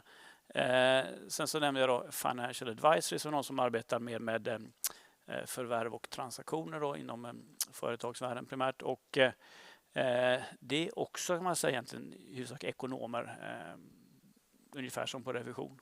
Så det är rätt mycket samma profil. Sen har vi vår consulting practice som är en mix av ska inte säga allt möjligt, men det är nog företrädesvis ekonomer och ingenjörer och en del av och systemvetare, för det är ganska mycket som handlar om implementation av stora IT-system och sånt. Ja. Och sen har vi vår egen del av Risk Advisory som är också en mix, en del ekonomer, en del systemvetare och en del ingenjörer. Så att det är en mix där också. Om man nu är student, låt säga att man kanske inte är inne på sitt sista år, man kanske är mitt uppe i sina studier. Hur ska man veta vilka de här som är rätt för en själv eller som student? Vilka ska man söka sig till? Ja, det var en bra fråga naturligtvis. Det ska man säga om man inte vet svaret. Vilken bra fråga. Ska man säga. Nej, men jag tycker som så här att om man kan inte googla och kolla på hemsidor och så vidare. Det är väl en bra första steg eller så. Sen så ska man försöka ta tillfället att komma i kontakt med de här bolagen för att i sammanhang som det här eller på de flesta ordnar olika, kallar det för arbetsmarknadsdag eller så i sina respektive regier. Och det är ett väldigt bra sätt att få en känsla för vad är det där för personer egentligen. För att många som, vi har några stycken branschkollegor eller konkurrenter eller så då, som på pappret gör exakt samma saker. Men sen så skiljer det sig lite grann åt i nyanser och så där. Och det får man ju känsla på först när man egentligen börjar prata med och resonera med de personerna. Och det är egentligen det tror jag som gör att man någonstans hittar den så kallade magkänslan som kommer någonstans ifrån. Och det när den pekar rätt så vet man att det är nog det där jag ska rikta in mot. Som tidigare student vet ju jag att det finns flera tillfällen att komma i kontakt med Deloitte under sin studiegång. Och det kan jag tänka mig något du rekommenderar. Är det något särskilt där? Ja, för min egen del kan jag säga att Risk Advisory for a Day som vi anordnar upp tycker jag är bra. Vi har, jag ska inte säga fel, för de har utvecklats över tiden också, men vi har något som heter Deloitte Talent tror jag fortfarande, som är brett så att säga, för alla affärsområden. Och sen har respektive affärsområden sina egna grejer också. Men det kan vara bra att hålla utkik efter, för det är som sagt väldigt bra tillfälle när man spenderar upp mot en hel dag, kanske en väldigt lång heldag till och med tillsammans. Då får man träffa många personer från Deloitte och affärsområdet. Och för att vår ambition är att ge en så heltäckande bild som möjligt av vilka vi är och så vidare. Och naturligtvis lära känna så väl man nu kan det på en dag. Just det. Studenter. Så att då får man se helt enkelt om det här känns det här bra eller inte. Så att börja lära känna Deloitte ganska tidigt i sin studiegång. Ja, ja och nej på sig. Men jag tror att om man har något år kvar då kan det vara rätt bra tajmat att börja. För då har man kommit en liten bit på vägen. Jag tror att man har pluggat ett halvår eller ett år så kan det vara lite tidigt. Så det har vi märkt för att ibland har vi kommit personer som just har börjat plugga och de har inte riktigt själv börjat fundera kanske på vad man vill eller vad man är intresserad och så vidare. Och då ger det inte så mycket tror jag. Så att något år kvar är nog en bra timing att börja fundera. Ja, men jättebra tips. Då har vi ett sätt där hur man sticker ut i processen. Att man kanske ska ta tidig kontakt och ha gjort sin research. Har du några andra tips på hur man, om man är i en process med Deloitte och man har skickat in sitt CV, hur sticker man ut? Hur märks man? För ni får ju ändå in ni är störst i världen inom det här. Ja, hur man sticker ut. Jag vet inte, det tåget har gått där på sig. Men alltså en ansökan ska handla om vad man har gjort fram till när man skickar in den här. Och då, det som vi tittar på är ju en mix av saker. Det är såklart studieresultat som förhoppningsvis ger en vink om ens både ambition och analytiska förmåga, vilket är båda två är viktiga saker. Och sen så brukar jag tycka att det är intressant att kolla på vad har man gjort förutom att plugga. Har man rest någonstans eller har man pluggat på andra ställen och har man jobbat extra antingen under studietiden eller under sommar. Så att jag brukar tycka att det är en person som har högsta betyg rakt igenom men inte har gjort så mycket annat förutom att plugga. Det är en person som du kan tillgodogöra sig kunskap och det är väl bra det, men det är bara en del av det som man vill ha hos personer man ska jobba med. Så att ha gjort lite olika saker tycker jag brukar vara det är en bra mix och en bra det är mig bra signal om att det är en vanlig människa så att säga. Finns det något man så att säga borde ha gjort om man vill söka sig till Deloitte? Det var en väldigt bra fråga igen. Eller någonting som man kanske, om man är som student och man har den här fritiden utanför studierna Och man har allt att välja mellan var man lägger sin extra tid. Hur skulle du tänka om du var tillbaka i den situationen? Ja, om jag hade varit... Ja, om jag, med facit i hand. Ja, med facit i hand. Och jävla tur jag sökte jobb när jag gjorde, kan jag säga det. Men det är bra att ha gjort lite andra saker. Om det kan vara med att man är engagerad i kårliv eller att man spelar mycket fotboll eller man är handbollstränare eller vad som helst. Men det så visar det på att man får intryck av någonting annat än enbart sina studiekamrater. Och sen så visar det också på lite initiativ och nyfikenhet. Att att man inte blir allt för likriktad eller enkelspårig. Det tycker jag är rätt viktigt. Det har ju liksom med allmän mognad och så att göra. Så att man har gjort någonting mer helt enkelt. Sen kan det vara lite i princip vad som helst. Men det visar också på att man har en förmåga att hantera det som lite käckt kallas för många bollar i luften. Som dessutom alla som söker jobb hävdar som tycker är jättekul. Det tror inte jag på, för jag har själv sagt det och vet att det var inte kul. Man behöver i alla fall visa på att man klarar av det, och det är rätt så viktigt i, tror jag, alla jobb. Jag förstår. Ja, men vi fortsätta lite på spåret vad som är viktigt för arbetssökande, alltså studenter som är ute efter att hitta sin nya arbetsplats. Jämställdhet är en sån fråga som kanske till och med på många arbetsplatser är en hygienfaktor idag, och även hållbarhet. Hur jobbar Deloitte med de här frågorna? Vi kan börja med jämställdhet då, eller equal opportunity som vår terminologi för det här. Och det har vi väl hållit på med ganska länge, tycker jag. Men någonstans om man ska hitta en specifik tidpunkt, så jag tror jag för 8 år sedan så började vi mäta det lite mer skarpt och sätta tydliga mål för hur vi ville förflytta oss där. Och då kan man, om man funderar på om man ska mäta det, så vi rekryterar, vi anställer från skolan, vilket är den största delen av de vi rekryterar, så är det ungefär 50-50 killar och tjejer. Och det är väl inget konstigt det, men sen ser man efter några år, så om man tittar historiskt så blir det liksom en snedfördelning, så att många tjejer framförallt slutar när man närmar sig att man ska vilja familj eller skaffa barn, eller så men då kommer inte det här funka. Så och det är såklart något som man vill ändra på då. Och vi bestämde oss för att sätta än mer fokus på det för sagt 8 år sedan. Så mäter vi med jämna tid, eller med viss frekvens, hur vi förflyttar oss där, och det, tack och lov kan jag säga att det går åt rätt håll, så att vi ligger förhållandevis långt fram.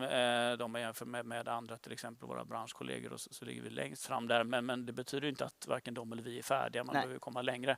Men till din fråga då, vad gör vi då? Ja. Och då vad vi har gjort då är att till att börja med försöka förstå genom egentligen att samtala med och intervjua och diskussionsfokusgrupper och så vidare kring varför väljer man att tänka att men nu är jag 31 år gammal, nu kan jag inte jobba här längre för det kommer inte funka.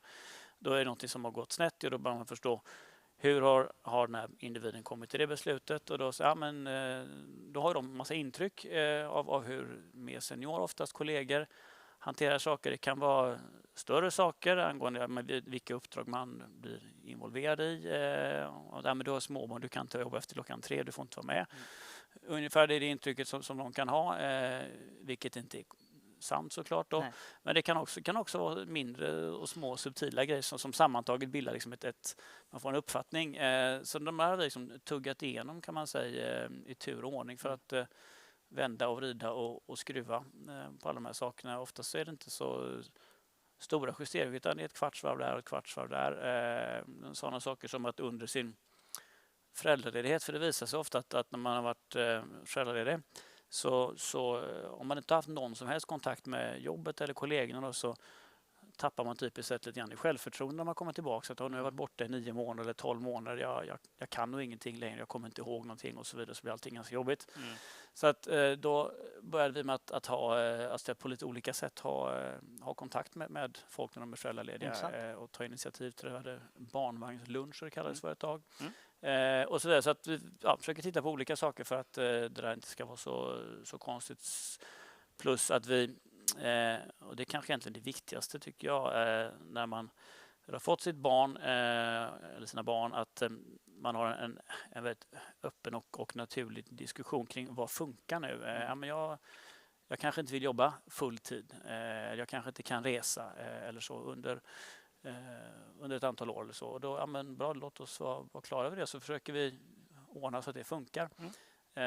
Så det är massa saker som låter väldigt enkelt, men när man lägger ihop alla de här små sakerna och de uppfattas fel så blir det liksom jättefel då. Ja. Så att det där pysslar vi med helt enkelt. Och det har ju gett resultat eftersom ni är ledande inom er bransch på just det här ämnet. Och jag tycker det säger någonting om er kultur också. Så hur skulle du beskriva, om vi går vidare på det ämnet, hur skulle du beskriva kulturen på Deloitte? Den är, skulle jag säga, det är väl en i någon mån en högpresterarkultur eller så, eller kännetecknas av ambition att vilja göra riktigt bra saker. Kort och gott. Så det är väl en ingrediens. Men den är då viktigt att man lägger till det att det finns så här, det är inte en individ som lyckas, utan det är teamet som lyckas, oavsett om det är ett team som jobbar med skattefrågor eller att implementera SAP eller vad det är. Så att jobba väldigt mycket tillsammans och ställa upp för varandra, det kan det vara liksom kunskapsfrågor där man säger, men du kan någonting som inte jag riktigt begriper mig på, kan du hjälpa mig med det? Då svarar du typiskt sett absolut, självklart och inget annat. Eller så att jag hinner inte just nu kanske, men man är generös med det helt enkelt, och att supporta varandra, för att när det går bra så är det teamet som lyckas, och när det går dåligt så är det inte så att men det var Lisa som var dum och dålig för hon var ny, utan då tar man liksom tillsammans. Och det är väldigt centralt i allt vi gör, skulle jag säga. Allting är team effort. Allting är team effort, och det kan ju vara så att ibland så har man någon som är sjuk hemma, eller hunden har sprungit bort, eller man ska flytta, eller det finns ju 7000 saker som gör att men just idag så kommer inte jag vara på topp eller den här veckan. Och då finns det andra som kan supporta den gången, och sen så nästa gång så går det åt andra hållet. Men den dialogen och att man ställer upp för varandra är väldigt central. Och för att det där ska funka så krävs det såklart massa andra saker. Det är lite klyschigt kanske om att det ska vara högt i tak, men om man inte har det så blir den där teamgrejen väldigt svår att få till. Just det. Så att det ska säga att det har vi väldigt högt i tak. Sen ska man göra det på ett schysst sätt såklart, men det är också väldigt viktigt att alla kan säga vad de tycker, och på ett respektfullt sätt naturligtvis. Men den är också en viktig del av vår kultur, och ska man lägga till någonting, sista punkt där, så är det att det har nolltolerans mot alla former av kränkningar eller dumheter helt enkelt. Och det kopplas tillbaka till den mångfald och jämställdhet ni jobbat länge för. Exakt, så det är, och även enklare former på att säga, av trakasserier, men där är vi har väldigt lite tolerans för det, skulle jag säga. Ja, men härligt. Det tror jag ändå attraherar väldigt många. Och låt säga att man är nu en av de studenterna där hemma som känner att Deloitte kan vara något för dem. Vad är första steget? Eller låt säga att man till och med går hela vägen till en anställning. Var börjar man? Då börjar man på Risk Advisor, om inte det har framgått. Men mycket viktigt. Så om man väl har börjat jobba på Deloitte. Ja, precis. Hur ser låt säga de första 3 åren i karriären på Deloitte ut? Då kan man säga så att vi har hållit på ett tag med det, så att vi har en struktur för det som vi fixar och donar med jämna mellanrum för att den ska bli ännu bättre. Men den är ganska bra strukturerad tycker jag, eller hoppas jag i alla fall att de som börjar tycker. Så det är först lite introduktion, vad gör vi på Deloitte, och en massa saker som man kan förhoppningsvis tycka är intressant att höra. Och sen så småningom så går det där över för de allra flesta affärsområden i mera fokuserad utbildning. Så för vår del så lär man sig saker som Risk Advisor gör under en vecka eller drygt en vecka. Och sen när man så ska börja jobba på riktigt, om man uttrycker så finns det också en ganska så välstrukturerad idé om vad man börjar jobba med typiskt sett första halvåret, året. För vet man att de allra flesta är fullpumpade med massa intryck och förkortningar och grejer som man ska försöka hålla i huvudet.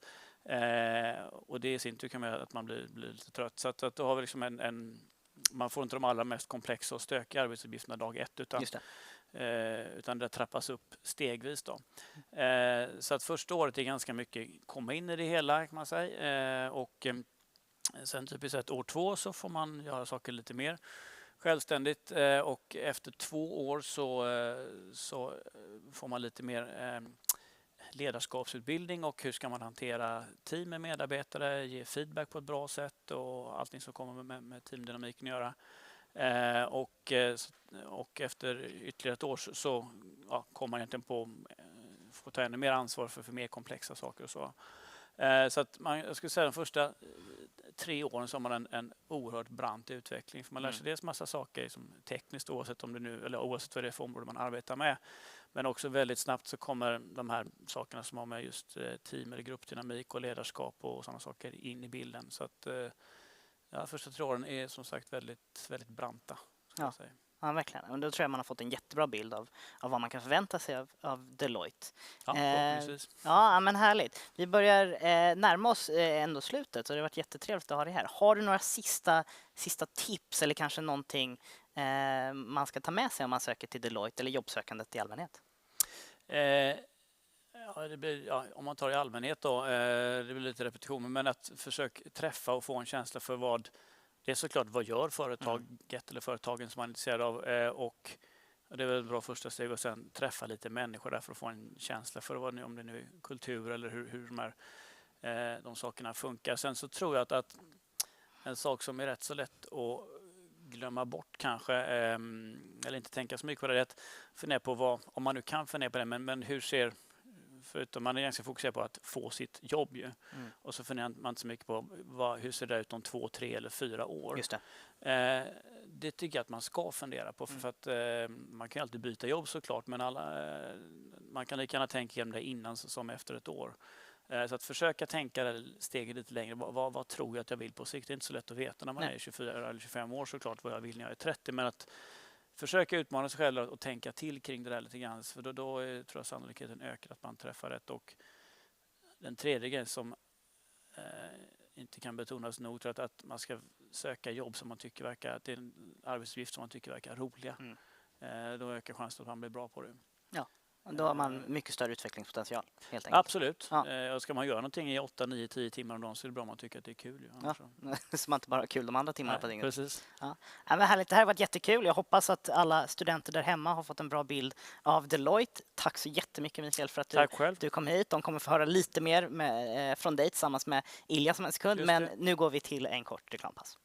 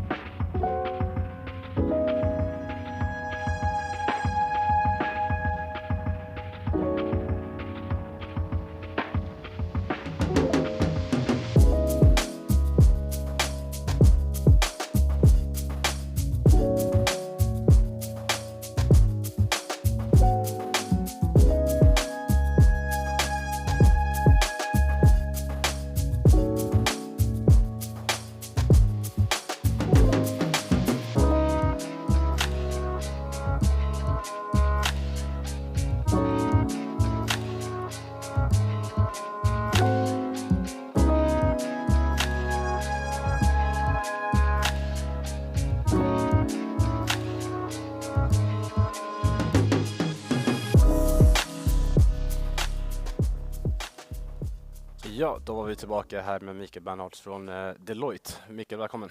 Tackar. Så att du gick lite in på det här med liksom att betyg är en ganska viktig del liksom av en rekryteringsprocess, men att det är även mycket annat som man liksom ska ta i hänsyn när man liksom söker till jobb. Men jag tänkte fråga dig, utav den kunskap som du besitter idag och som du använder dig utav i ditt dagliga arbete, hur mycket av det skulle du säga att du lärde dig via universitet gentemot vad du har fått med dig genom praktisk erfarenhet? Många bra frågor här får jag säga då. Det är en bra fråga. Jag skulle säga att det som jag använder mig av idag, fortfarande har jag jobbat och så sen sent 90-tal så att det är ett tag sedan jag började.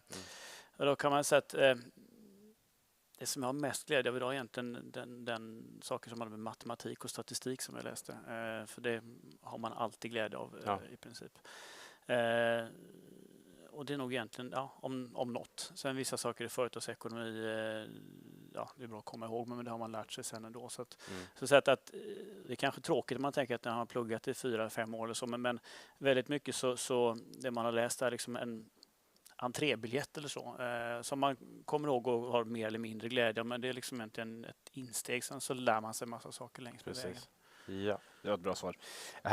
Sen det här liksom med digitalisering, nu har vi ju såklart gjort om hela Ekonomernas dagar till att bli digital på grund av omständigheterna, men det känns som att det är liksom en tema som liksom är ganska stor ändå, liksom det här med digitalisering och så. Hur stor påverkan tror du att det har haft inom Risk Advisory mer specifikt?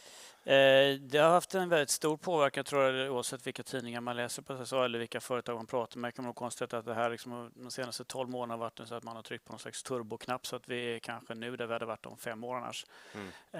Vilket gör det, så har det en del för vår del, så har det en del med våra tjänster att göra. Vissa av våra tjänster kommer bli mer efterfrågade på grund av att det blir ökat digitalt agerande generellt.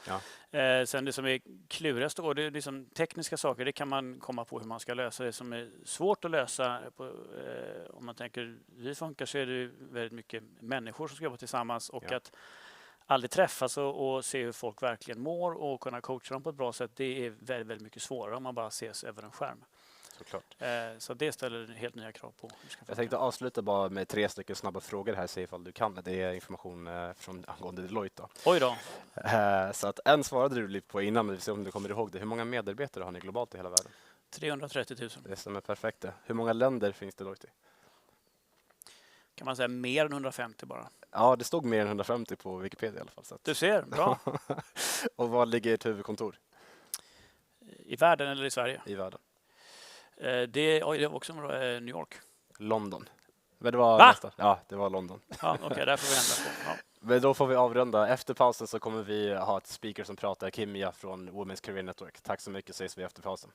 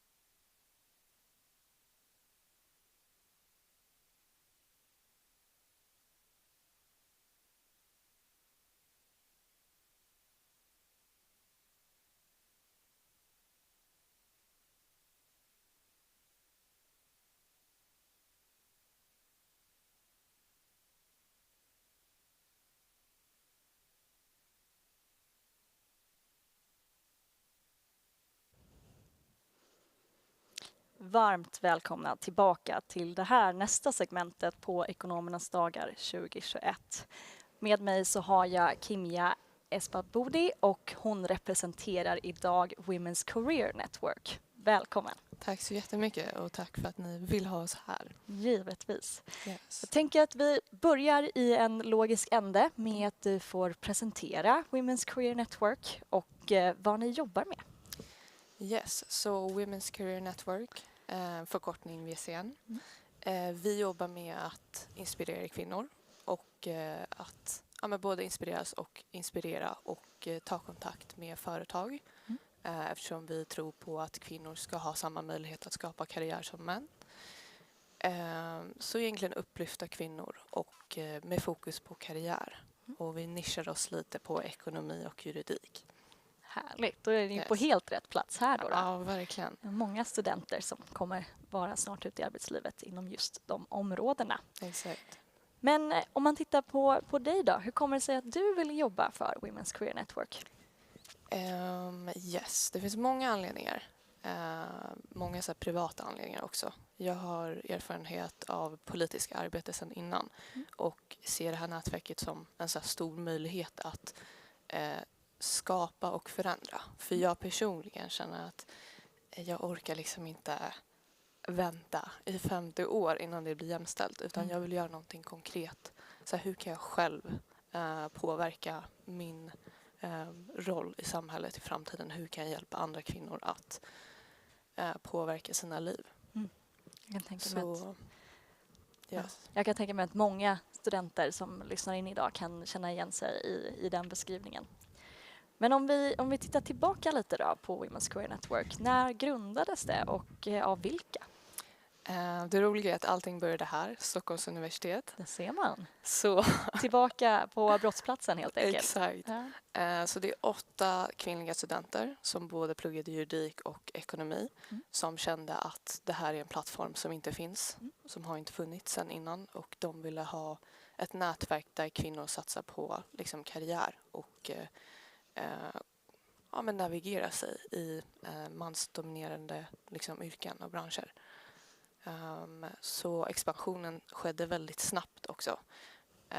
Men de jobbade väldigt hårt samtidigt. Och inom bara ett år så lanserade man i Finland också och skapade mentorskapsprogrammet som vi kan prata lite mer om. Ja, vi återkommer till den. Ja.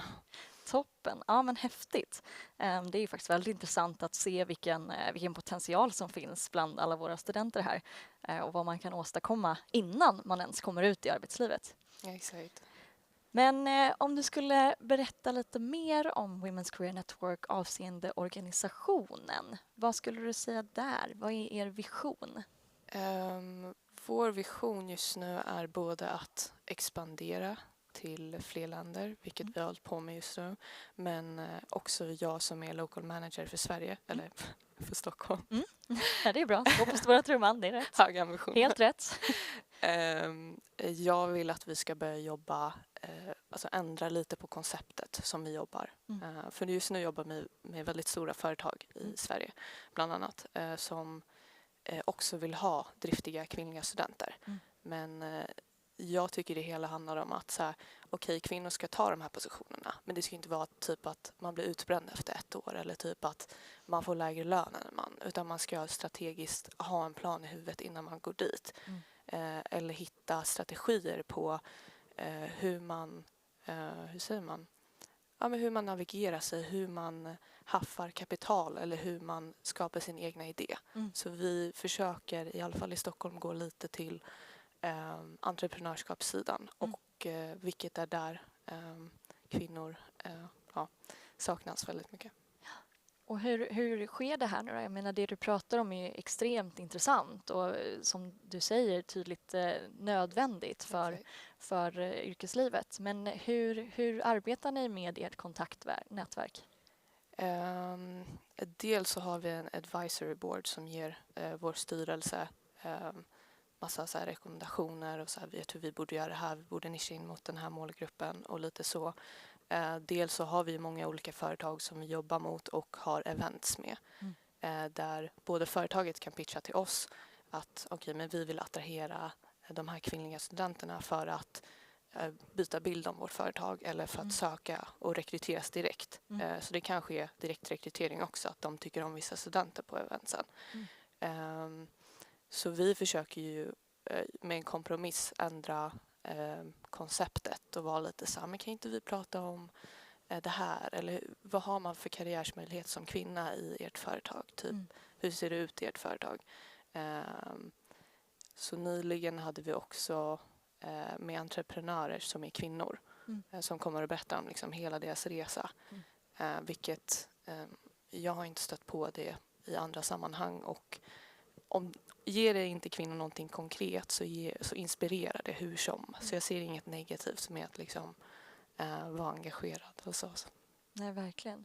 Det är superintressant. Och vad skulle du säga vad är målet för Women's Career Network? Du har pratat om liksom problematiken bakom och vad ni ämnar förändra. Men hur ser ni på det ideala målet dit ni strävar? Dels vill vi att de här toppledande positionerna, att fler kvinnor kommer in där. För det är dels där man ser att det finns mest makt och inflytande. Det är just där kvinnor saknas. Så det är exakt det vi vill åt. Så vi vill inte bara kasta in kvinnor i arbetslivet, för att kvinnor har varit i arbetslivet ett bra tag. Utan vi vill att man ska få det man förtjänar. Är man kunnig ska man få en högre position. Om det är nu det man vill. Är man kunnig ska man kunna starta en idé och få det kapitalet man behöver. Nu glömde jag frågan. Nej, du svarar på den jättefint. Så det är inga problem alls. Men jag tänker, så som jag tolkar det, så är ju målet för er att se skillnader i statistiken helt enkelt. Ni vill se att det blir jämställt på riktigt helt enkelt. Verkligen. Ja, häftigt. Men ni jobbar ju, som du har nämnt nu, med olika events och även ett mentorskapsprogram som du nämnde. Yes. Skulle du kunna förklara lite mer hur det fungerar och vad är det för typ av event som ni håller? Yes. Mentorskapsprogrammet är baserat så att man har en adapter som är studenten och en mentor. Och adaptern skickar in sin ansökning och säger typ, det här är jag intresserad av, jag vill starta ett företag exempelvis. Och det här intresset matchas ihop med mentorn. Och mentorn är yrkesverksam i olika branscher. Så den mentorn då som skulle matchas ihop där, ifall vi hittar den, är en person som jobbar med entreprenörskap, vet hur man investerar och så vidare. Så de matchas ihop och sen har man allihopa liksom en kick-off. Men det är väldigt individuellt mellan dig och mentorn. Och det liknas en kompisrelation. Det behöver inte vara liksom den här bilden om att det är jätteformellt, utan så här, vad behöver du hjälp med? Den här mentorn hjälper dig och stöttar dig. För oftast är det ju också att man kanske inte behöver så mycket hjälp. Man kanske bara behöver att det är någon som tror på dig. För det är också bevisat att kvinnor som har mentorer presterar mycket bättre. Det är väldigt intressant att höra att det är så, och det underbygger ju också precis det som ni gör. Jag kan tänka mig också specifikt inom entreprenörskap så är det ju en stor värld som man då ger sig ut inom. Så det kan vara bra att ha någon som har varit i samma situation, bara kanske några år tidigare. Det gör jättemycket. Verkligen. Och avseende era events då, hur skiljer de sig från mentorskapsprogrammet? Eventsen är väldigt mycket bredare, och du har liksom ingen mentor, utan du har en representant från företag som kommer in och pratar om ett visst ämne där du får fråga frågor eller typ där du kanske blir inspirerad och senare söker till det företaget. Så det kan ske på väldigt många olika sätt och kan se olika ut. Vi hade något event med Snacka snyggt, vilket är så här om retorik, där vi liksom joinade och var med på deras event.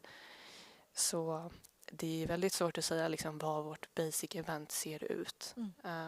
Jag menar, på juridiksidan så har vi mycket så här om specifika frågor som folk bryr sig om. Och då nischar man sig in på den frågan. Så det är väldigt brett, och mentorskapsprogrammet är mycket mer individuellt. Du kan vara med båda också. Men det är två olika saker, skulle jag säga. Ett bra första steg kanske är att man går på ett event och får en känsla för nätverket och sen då potentiellt söker sig vidare till mentorskapsprogrammet. Verkligen. Vi har ju folk som både hoppar in direkt och är engagerade både i styrelsen, både i alla team. Och det finns olika slags tjänster och så. Så det finns verkligen många sätt att engagera sig på. Både att komma dit bara och delta är verkligen att engagera sig och hjälper oss också att förändra nätverket. Verkligen. Det är så intressant det här med events, för det går ju ganska rakt emot det senaste året här under den pågående pandemi som vi har, så är ju idag också ett annat exempel på att events sker på helt nya sätt. Vi brukar ju i vanliga fall ha en mässa där jag vet att ni har varit delaktiga de senaste åren, så i vanliga fall så brukar man ju stå där i ett sånt booth som man får som företag då. Men i år så är vi här och jag tänker ni är ju experter på att hålla event då oftare än en gång om året som Ekonomernas dagar. Hur har ni ställt om under de här omständigheterna? Hur genomför ni era event nu? Så som många andra företag så förstod vi snabbt att okej, vi måste ta allting digitalt. Det funkar inte att bara stänga ner en hel organisation.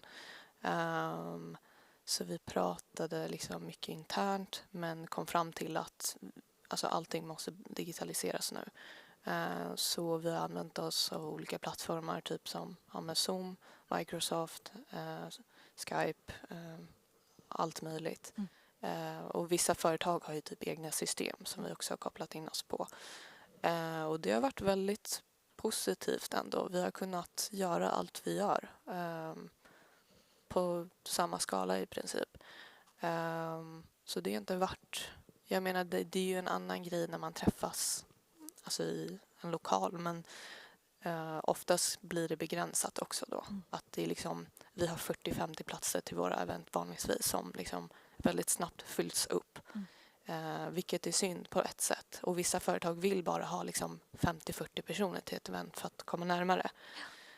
Men nu har vi kunnat ha liksom event med mer än 50-40 och vi har kunnat kombinera också att typ Stockholmsteamet och Stockholmsmedlemmarna joinar möten i Göteborg eller typ i Lund eller i Linköping för att alla har tillgång till en dator och det sker digitalt. Så det har haft sina fördelar och nackdelar men det har inte varit världens omställning. Nej. Det låter ju som att det har gått väldigt sömlöst egentligen om man jämför med många andra organisationer. Så att det är ju intressant att se att ni då nyttjar de här olika skalfördelarna som helt enkelt kommer utav den här pandemin. Och intressant att se vad som kommer ske för er del efter pandemin. Om man kanske kommer fortsätta nyttja vissa av de här fördelarna som ni nu ser. Även om man såklart vill komma tillbaka och träffas när vi kan göra det igen.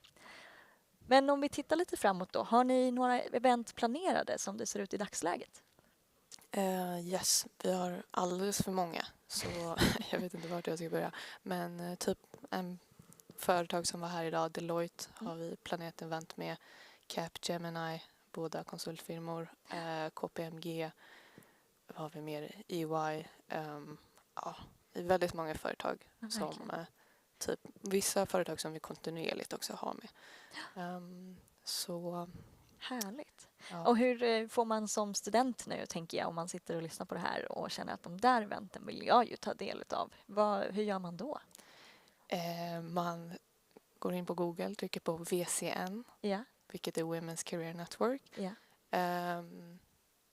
Och där hittar ni vår Instagram, LinkedIn, vår hemsida.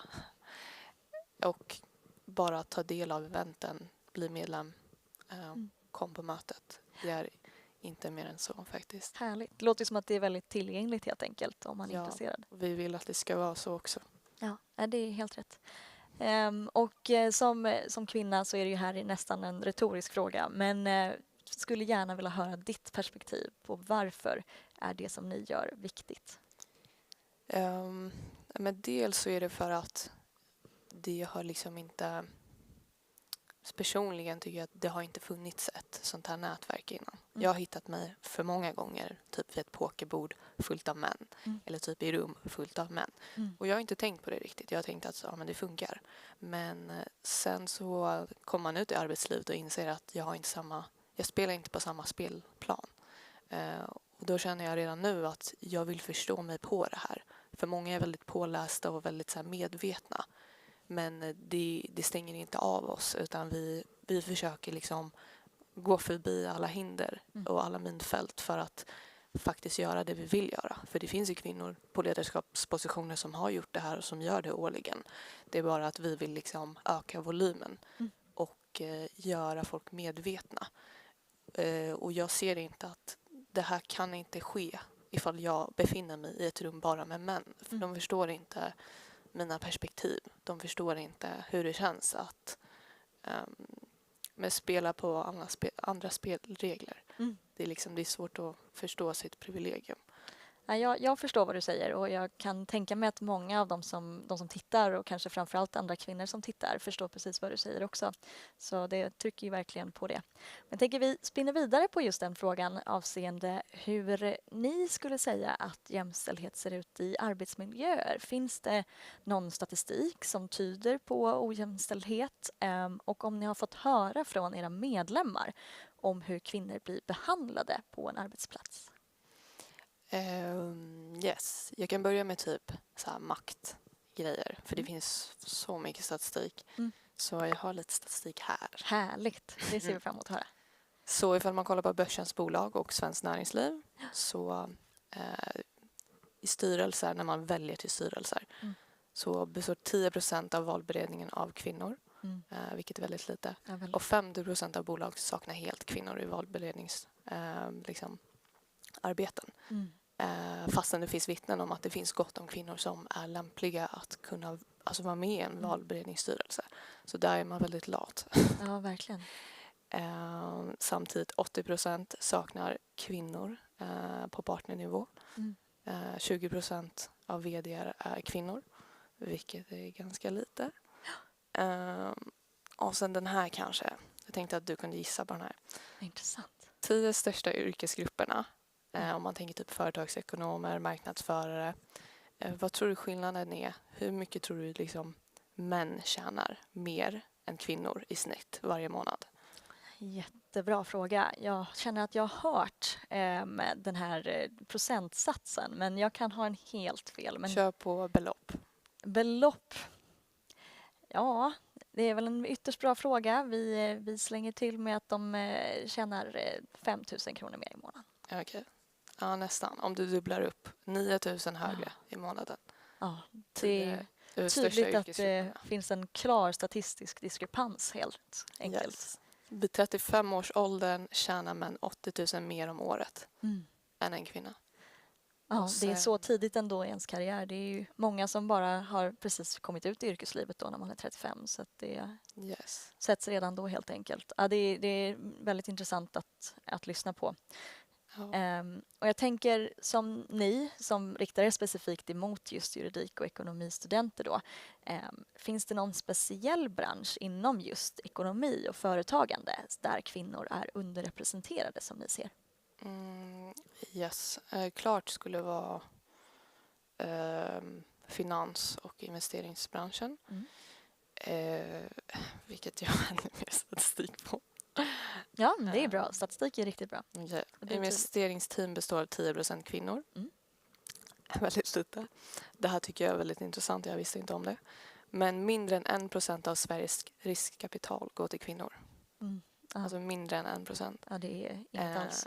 Så det finns ett venture capital-bolag som heter Backing Minds. De brukar skämta om det här och menar att statistiken visar på att ska du lyckas att få en investering för ditt startupbolag eller vad det är så måste du antingen vara en man eller så måste du ta med dig en.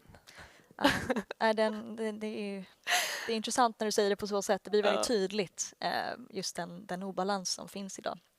Som återigen bekräftar ert syfte och att ni behövs. Och om du tänker tillbaka på din personliga erfarenhet av Women's Career Network. Är det något speciellt event som du har varit på som har fastnat specifikt hos dig?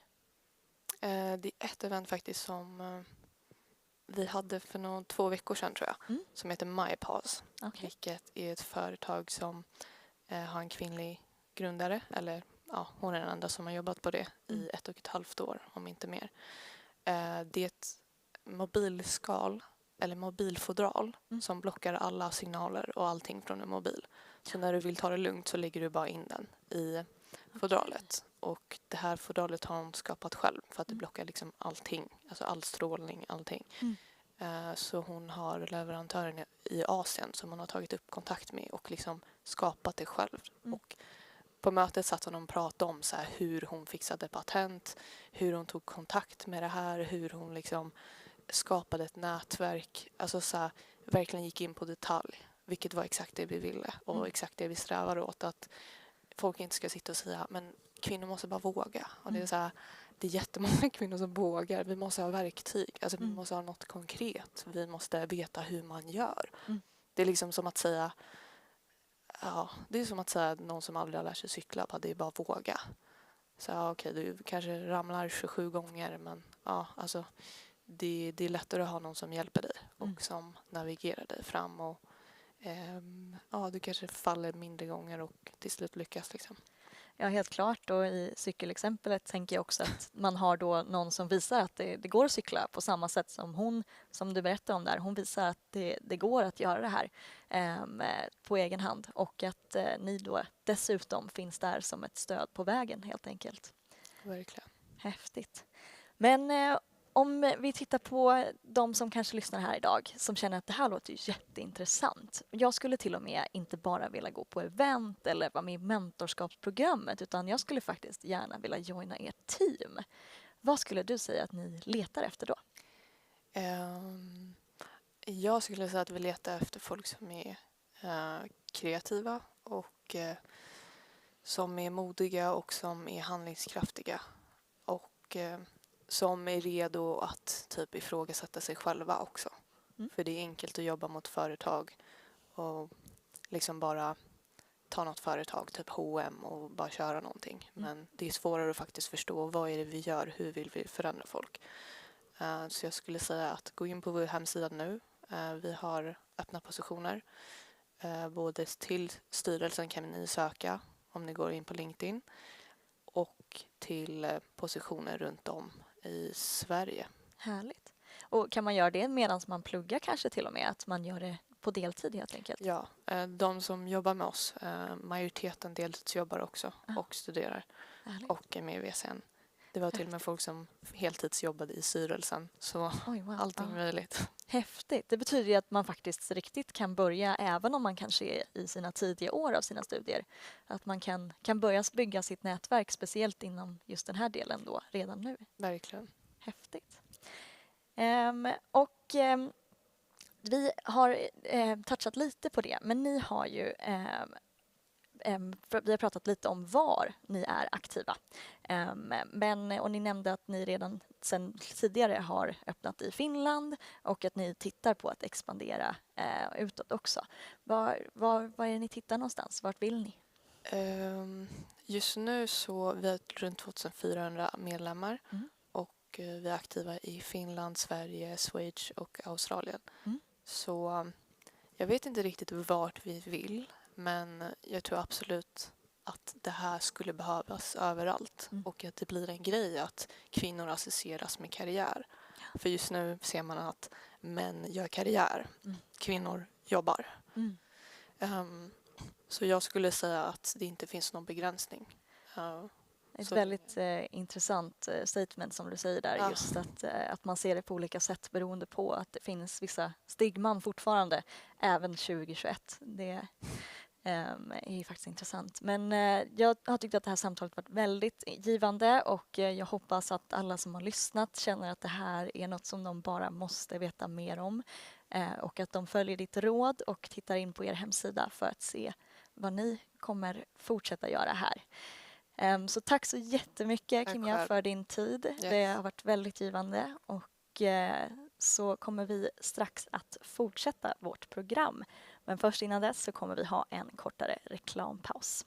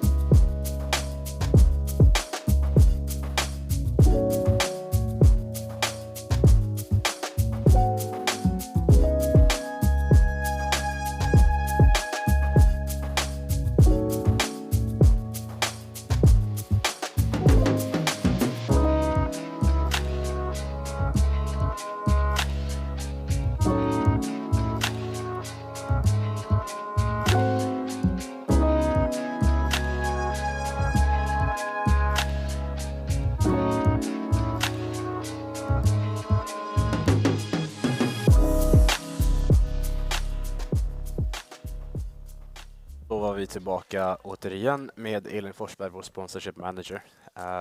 Väldigt många intervjuer idag. Allting har ju gått ganska bra, vi är prick på tiden också. Det är ändå skönt. Men vi har ju pratat en hel del om de olika sponsorerna som vi har haft under det här projektet och de är vi väldigt tacksamma för. Och som sagt, det är bara att gå med liksom i de här tävlingarna så kommer vi annonsera vinnarna klockan 16. Klockan 4, ja. Det stämmer. Men nu tänkte jag att vi kan prata istället om ungcancer som är också en väldigt viktig, har en väldigt viktigt syfte liksom bakom helt enkelt. Kan du berätta lite mer om dem? Ja, så vi har haft ett samarbete med Ungcancer nu i 2 år, om jag inte missminner mig. Och Ungcancer är ju en charity organization som jobbar för att ta hand om unga cancerpatienter. Så det känner ju vi på ED att det är ett ändamål som vi vill stå bakom. Och det liksom uppfyller en större agenda än att bara fylla vårt forum med olika sponsorer.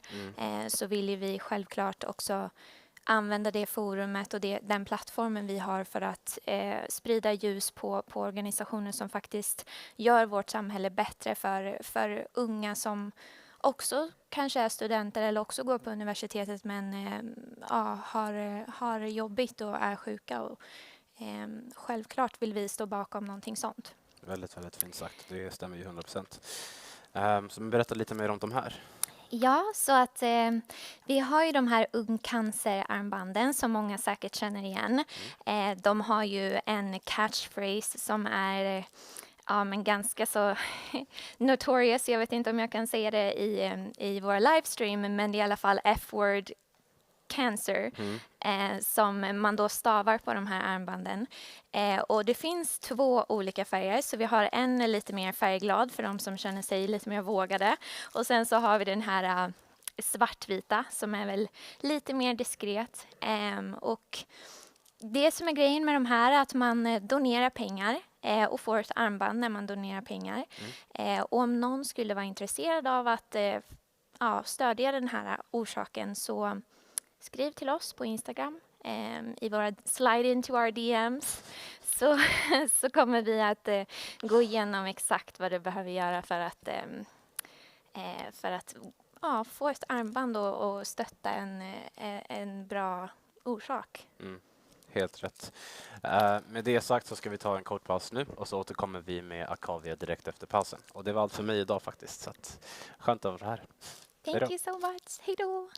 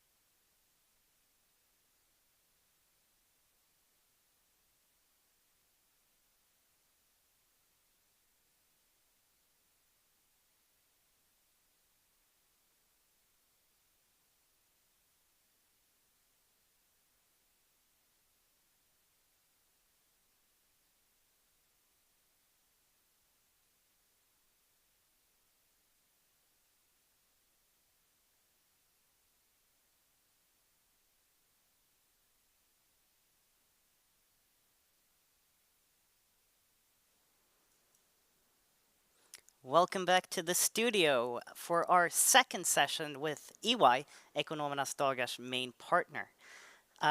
Where, for those of you who missed the session this morning, we'll go through a bit about what EY does, but we're also going to have a bit more focus on EY's culture and how they're working with diversity. So with me here today, I have Liz Henning. Welcome so much. Thank you so much for having me. Glad to have you. Why don't you start us off with what's your role at EY? What do you do?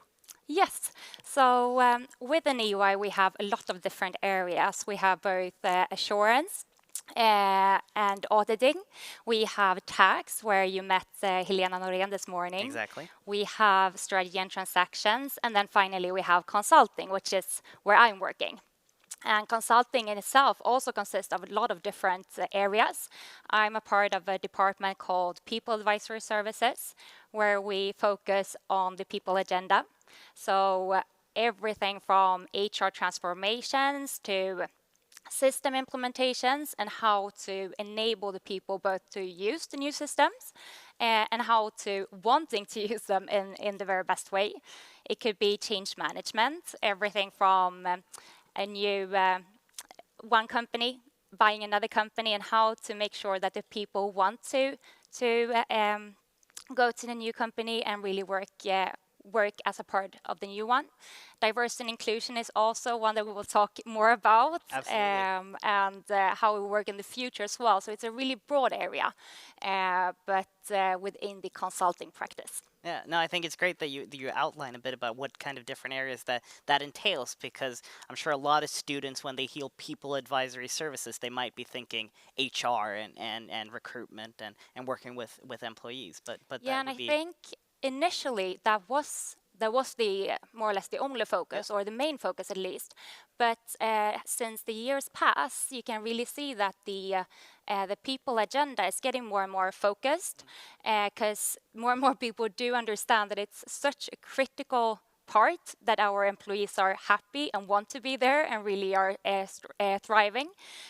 So that makes our work as well expand, and now we have a lot of different focus areas. So yeah, everything that has to do with people we take care of. Absolutely, and I know that from pretty much every company we've heard from today, we've talked a lot about how they've been working during this pandemic and how it's been working from home, if they've been working from home and those kind of things. We already got the scoop of how EY works from this morning, but how has your line of work, working with people and employment happiness, changed during this pandemic? I would say that the pandemic has stressed even more the importance of people and the difficulties in creating an environment or creating belonging when you're not in the same place. Yeah. Usually we have those physical meetings and people tend to, then it's rather easy to create a culture. You see each other, you can connect, the place all around you, the office really helps as well. But being separated in different ways, people begin to understand that if we would like our people to be happy, which everyone wants, of course, we have to put extra focus on this, and we have to look behind the physical meetings. How do we make sure that to include everyone? How do we make sure that everyone really feel belonged? I think it has stressed the focus, and for us that has been even more things to do, of course, because of that. But it's an interesting area to work around in these special times as well. Absolutely. What do you think are some of the main challenges that companies are facing in these times within your line of service? I think in general the technical part I think has worked rather well. We've been rather used to work through viral medias and so on before, because some people are in the office, some at home, some with clients and so. What has been more difficult are the lack of social events and the lack of physical meetings. So it's not just that we support our clients how to create belonging and how to create inclusive environments virtually. It's also something that we have to work with, and I think that's where we have faced the biggest challenges as well. Yeah, and we're gonna get into a lot about how EY works with diversity and inclusion, and how you work with your clients within inclusion and diversity. But do you feel that something has changed there during the pandemic? Have you seen new challenges within inclusion, or have some groups been harder hit? I think from an inclusive and diversity perspective, everyone has, of course, been affected in one way or another. The pandemic has really changed all of our lives. However, I think it's important to stress that the impact is not the same for each and everyone. Both if we look at the societal level, but also within companies, there are groups that have been more affected negatively by the pandemic, and often those are the minority groups, both in society but also in companies. People with diverse backgrounds that do not have the same opportunities, and that's also where we can see the highest amount of stress levels now due to the pandemic and anxiety and so it has really been different. People have been affected differently, and we can also see in indexes and so that the inclusion has, or the diversity has been going back during the crisis, which is really sad to see. A lot of work has been done to get as equal as we possibly can, and now in just a year we have gone back. So I think that's extremely important to focus on now, not just that it's nice words, but that we really make sure in the future to restart the economy with inclusion in focus, and with diverse teams in focus. The other week, there was a big event, a 2 weeks event called She Conference, and one of the participants was Erna Solberg, the Prime Minister of Norway. And I think she put it really nicely that when we now restart the economy again, we cannot only focus on the biggest corporations with great ideas, for example, environmental sustainability. That's really important, but we also have to focus on companies that are diverse workforce, diverse leadership groups, diverse steering groups, female-led companies as well, and make sure that we have a mix of it.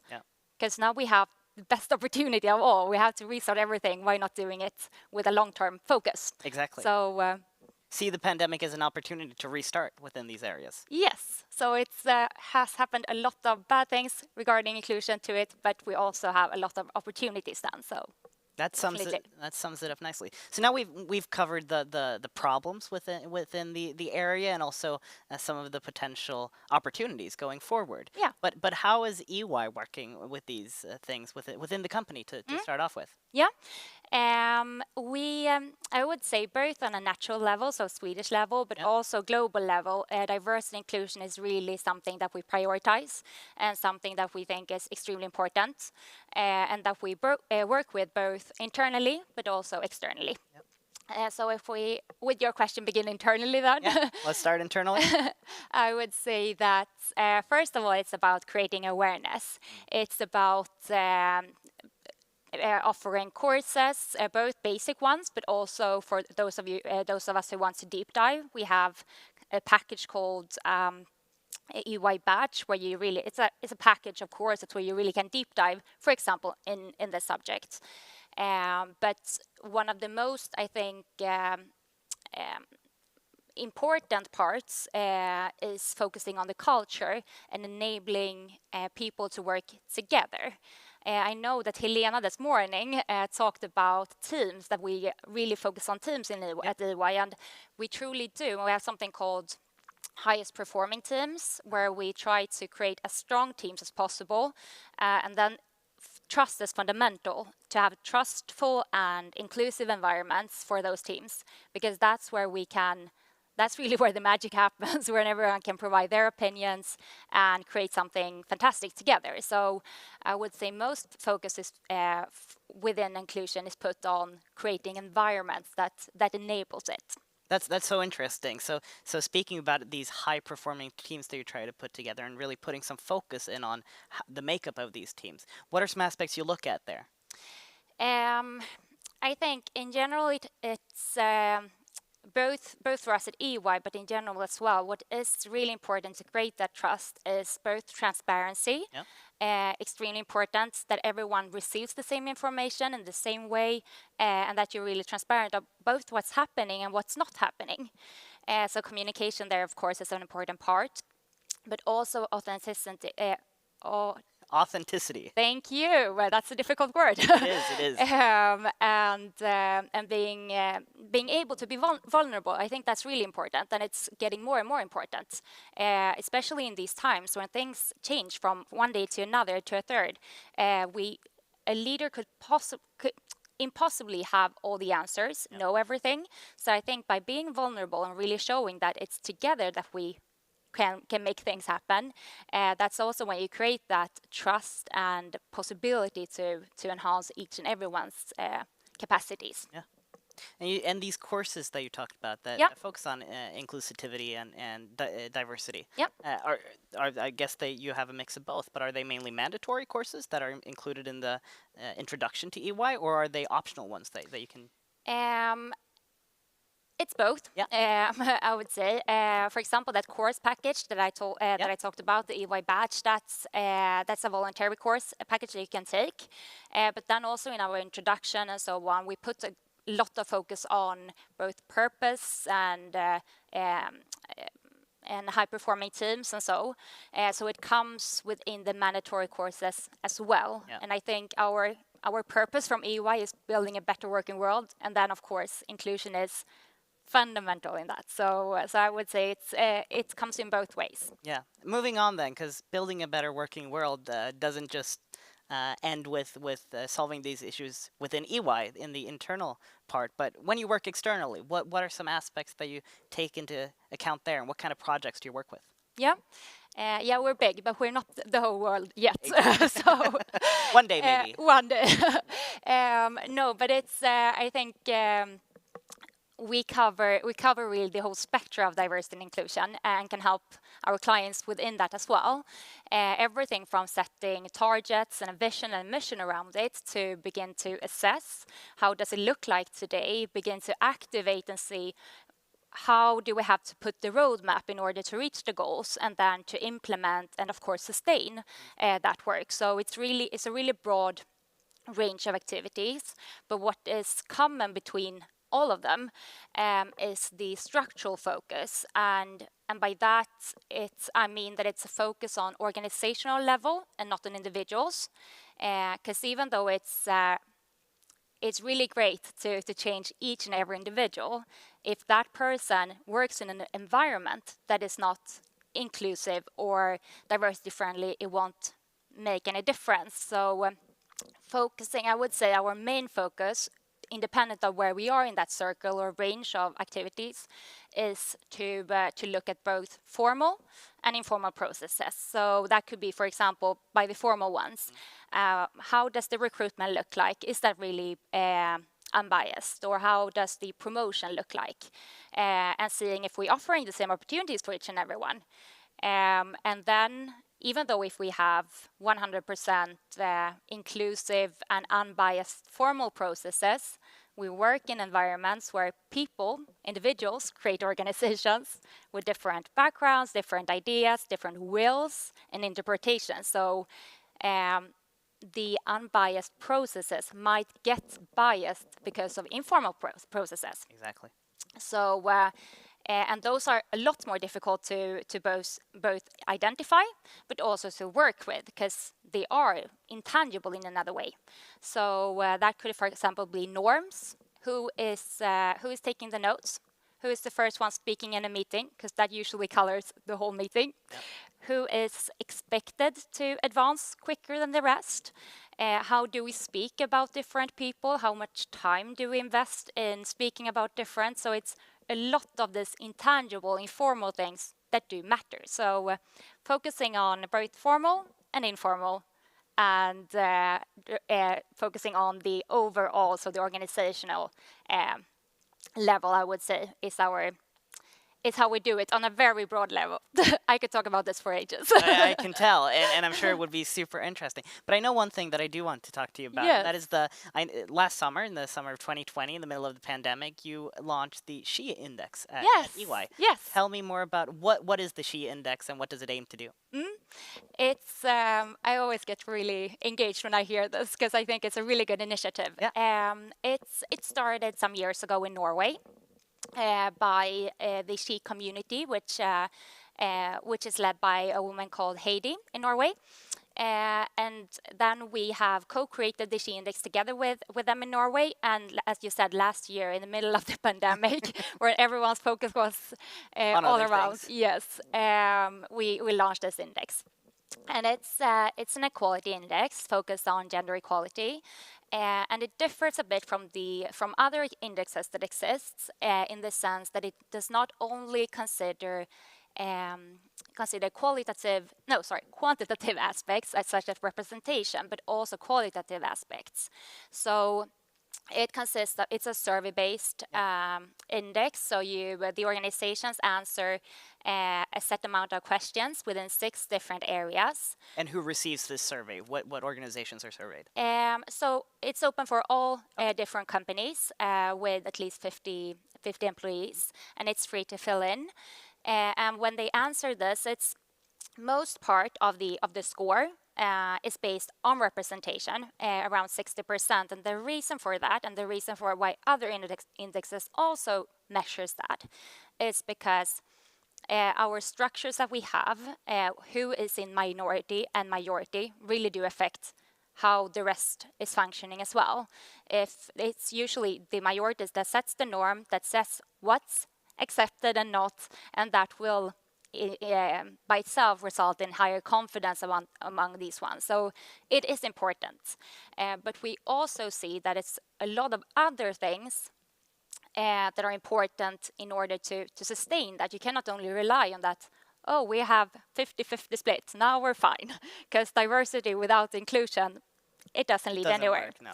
So the other 40% is divided into different areas. It could be, for example, the targets within the company regarding diversity, how the gender pay split looks like, how the talent and recruitment looks like. So it takes other aspects into account, and then results in an index that that organizations can use both to screen their business, and then looking at, okay, with this score, how do we benchmark against other competitors, and also benchmark against ourselves in other countries. Now we have in Sweden, Norway. We will launch it in Denmark and Finland next year, and then going global as well.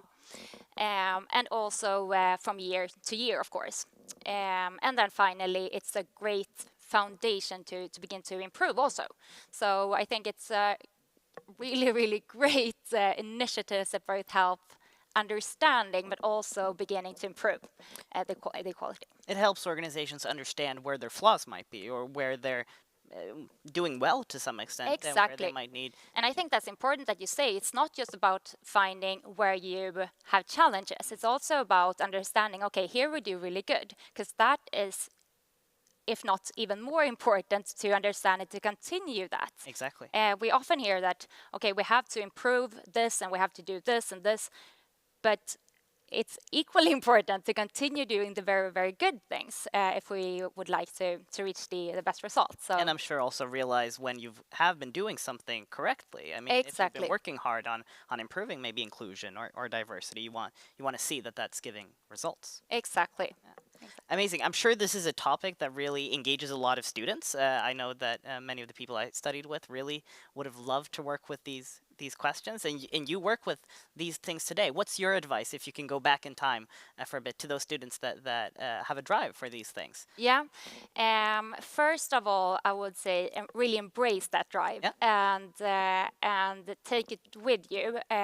There's a lot of companies that really focus on these questions and really value it. But there also still exist a lot of companies and a lot of people that do not really grasp the importance of it. And that still thinks that it's important, but this and this and this. Yeah. We have this to prioritize. But really to keep that drive and the belief in that this will change, and we have to work for it to change. Yeah. I think that's important first. And then to begin to look at your surroundings and begin to reflect. Diversity inclusion is not something that you just can learn and then you have it and you walk away. It's something that you learn to get the awareness, but then the real work begins. You have to begin to reflect and discuss and see. So I would say really reflect upon it, embrace the drive, and be careful when you choose your employer. Everyone needs this focus, but not everyone will prioritize prioritize it. Another hard word. No, but I think that's important for them to take with them. How do you know? How can you check if you're when you're screening potential employers? Now they obviously know that EY works with these questions, and at EY you'll have the opportunity to work with other companies to improve them. But how do you screen potential employers? I think that's a really good question, and it is difficult. We could especially see before the pandemic that more and more companies began to talk about diversity, inclusion, environmental sustainability, and so on as something really, really important for them. And then the pandemic hit, and their focus was somewhere completely different. And that's also why we can see that, for example, diversity has been going down during the pandemic because it has not been the main focus. But while for other companies, they see it as an integrated part. So I think not just saying, okay, they say inclusion in their webpage, I go for that company, because a lot of companies do, but to really try to get the possibility to discuss these topics with employers, I think like this kind of fair is really a great example where you can interact with companies and really ask questions that make you understand if this is just buzzwords or if it's really something that means something for the company. So try all possibilities that you have, both these fairs, go for company visits. I think that was one of my major recommendations that I love to do, because you get a feeling like this stomach feeling in another way. Vibe. Exactly. Than if you just read about it in the homepage. So. No, I hopefully from this discussion, the viewers at home can realize that all the different opportunities that you can have at EY, and that it's not just an auditing firm, but there are also other possibilities, but also learn about the culture that EY has to offer. We're just rounding off this interview, but I want to give you the opportunity. Is there any last pieces of advice you want to give the students at home? No, just... it's difficult. I think I said most of it regarding the embracing of diversity, but I truly believe in this, and like do not stop about this because you encounter some barriers or so, but really focus on it. You will get there, but we have to do it together, because we are stronger together. I can truly feel the passion you have for this topic here, and I hope the people at home can feel that as well. Thank you so much, Lisa, for coming and talking to us. We're really happy to have EY as a main sponsor, and thank you once again for doing this session with us. Thank you so much. Now we'll go to a short break, and you'll hear more from Lisa in a second with Alex.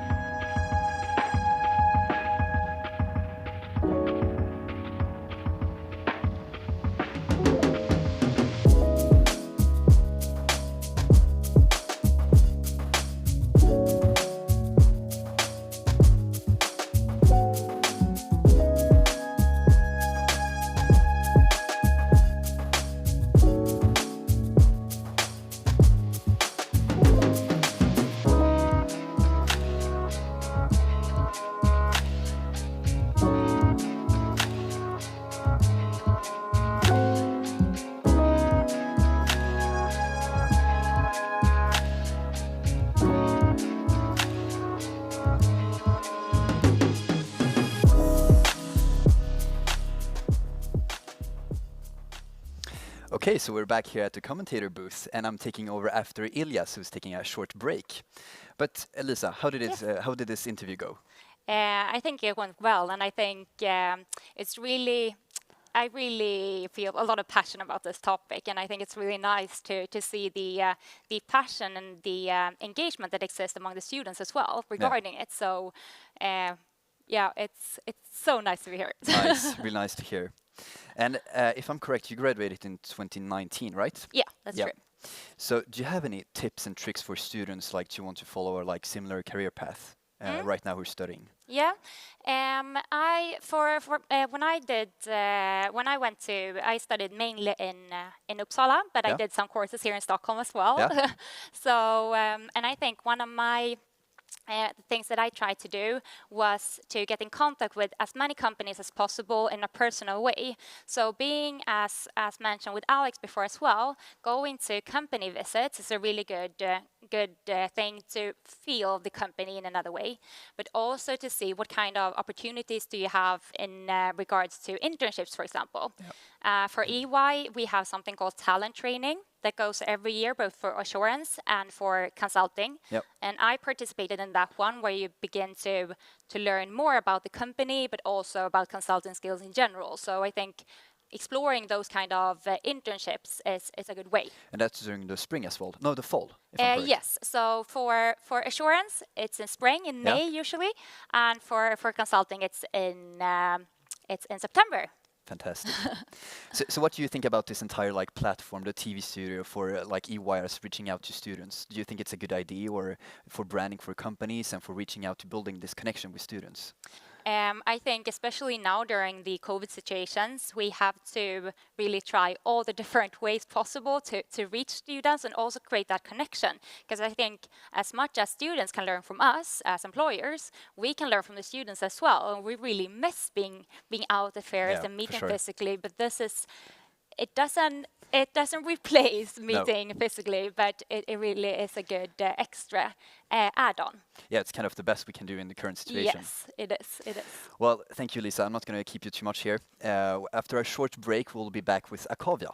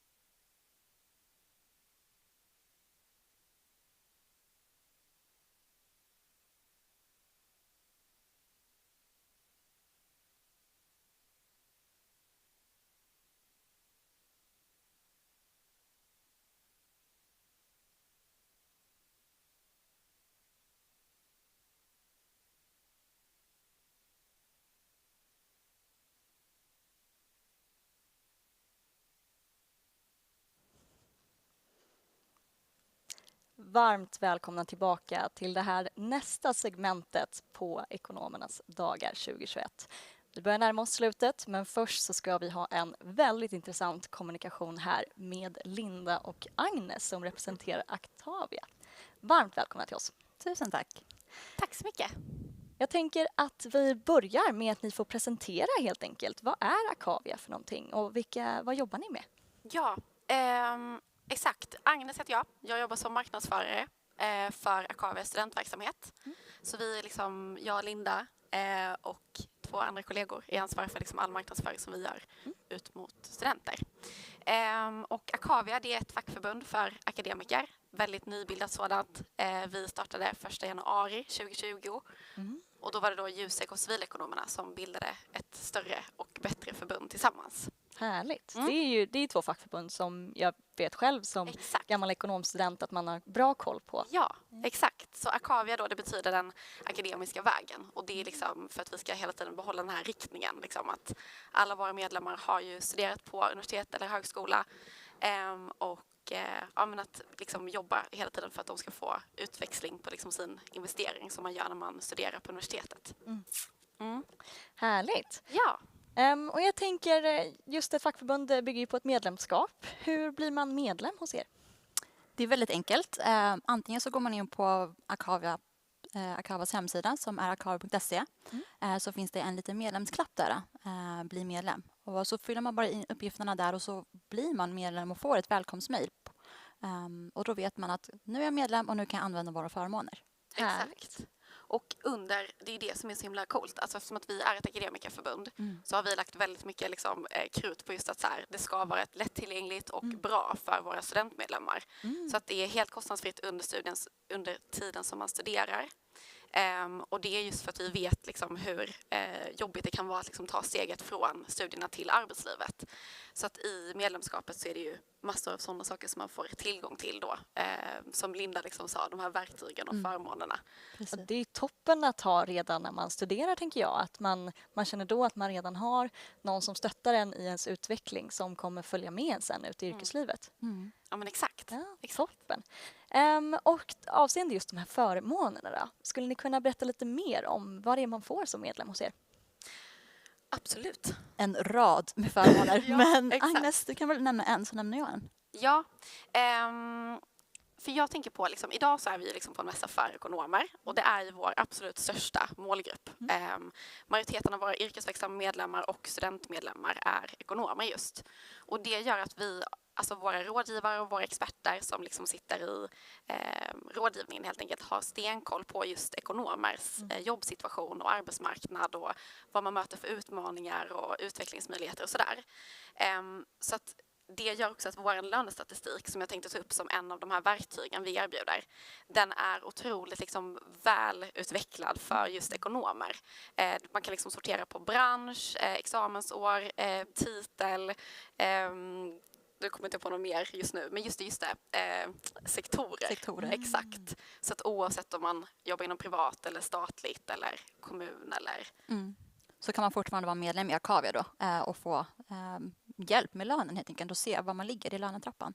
Härligt. Det är jättebra att veta redan innan man går ut på arbetsmarknaden, tänker jag. För att det kan ibland vara svårt att veta var man ska lägga ribban. Och speciellt om ni har en så diversifierad bild också. Att det inte bara är du som ekonom och så finns ett svar, utan att det finns en nyansering i det svaret. Men sen så har vi också mängder av liksom så här jobbsökningstjänster. Som till exempel att man kan skicka in sitt CV, sitt personliga brev och sin LinkedIn-profil på granskning hos vår samarbetspartner GoMonday som är supergrymma. Och då får man svar liksom inom 24 timmar och en väldigt så här individuell feedback. Och man kan även skicka med då en jobbansökan som man antingen liksom det jobbet som man tänker sig att man ska söka, men också ifall man bara vill göra en generell granskning kan vi skicka med någonting som är lite mer så men ett ekonomjobb till exempel, så får man feedback i relation till det. Liksom.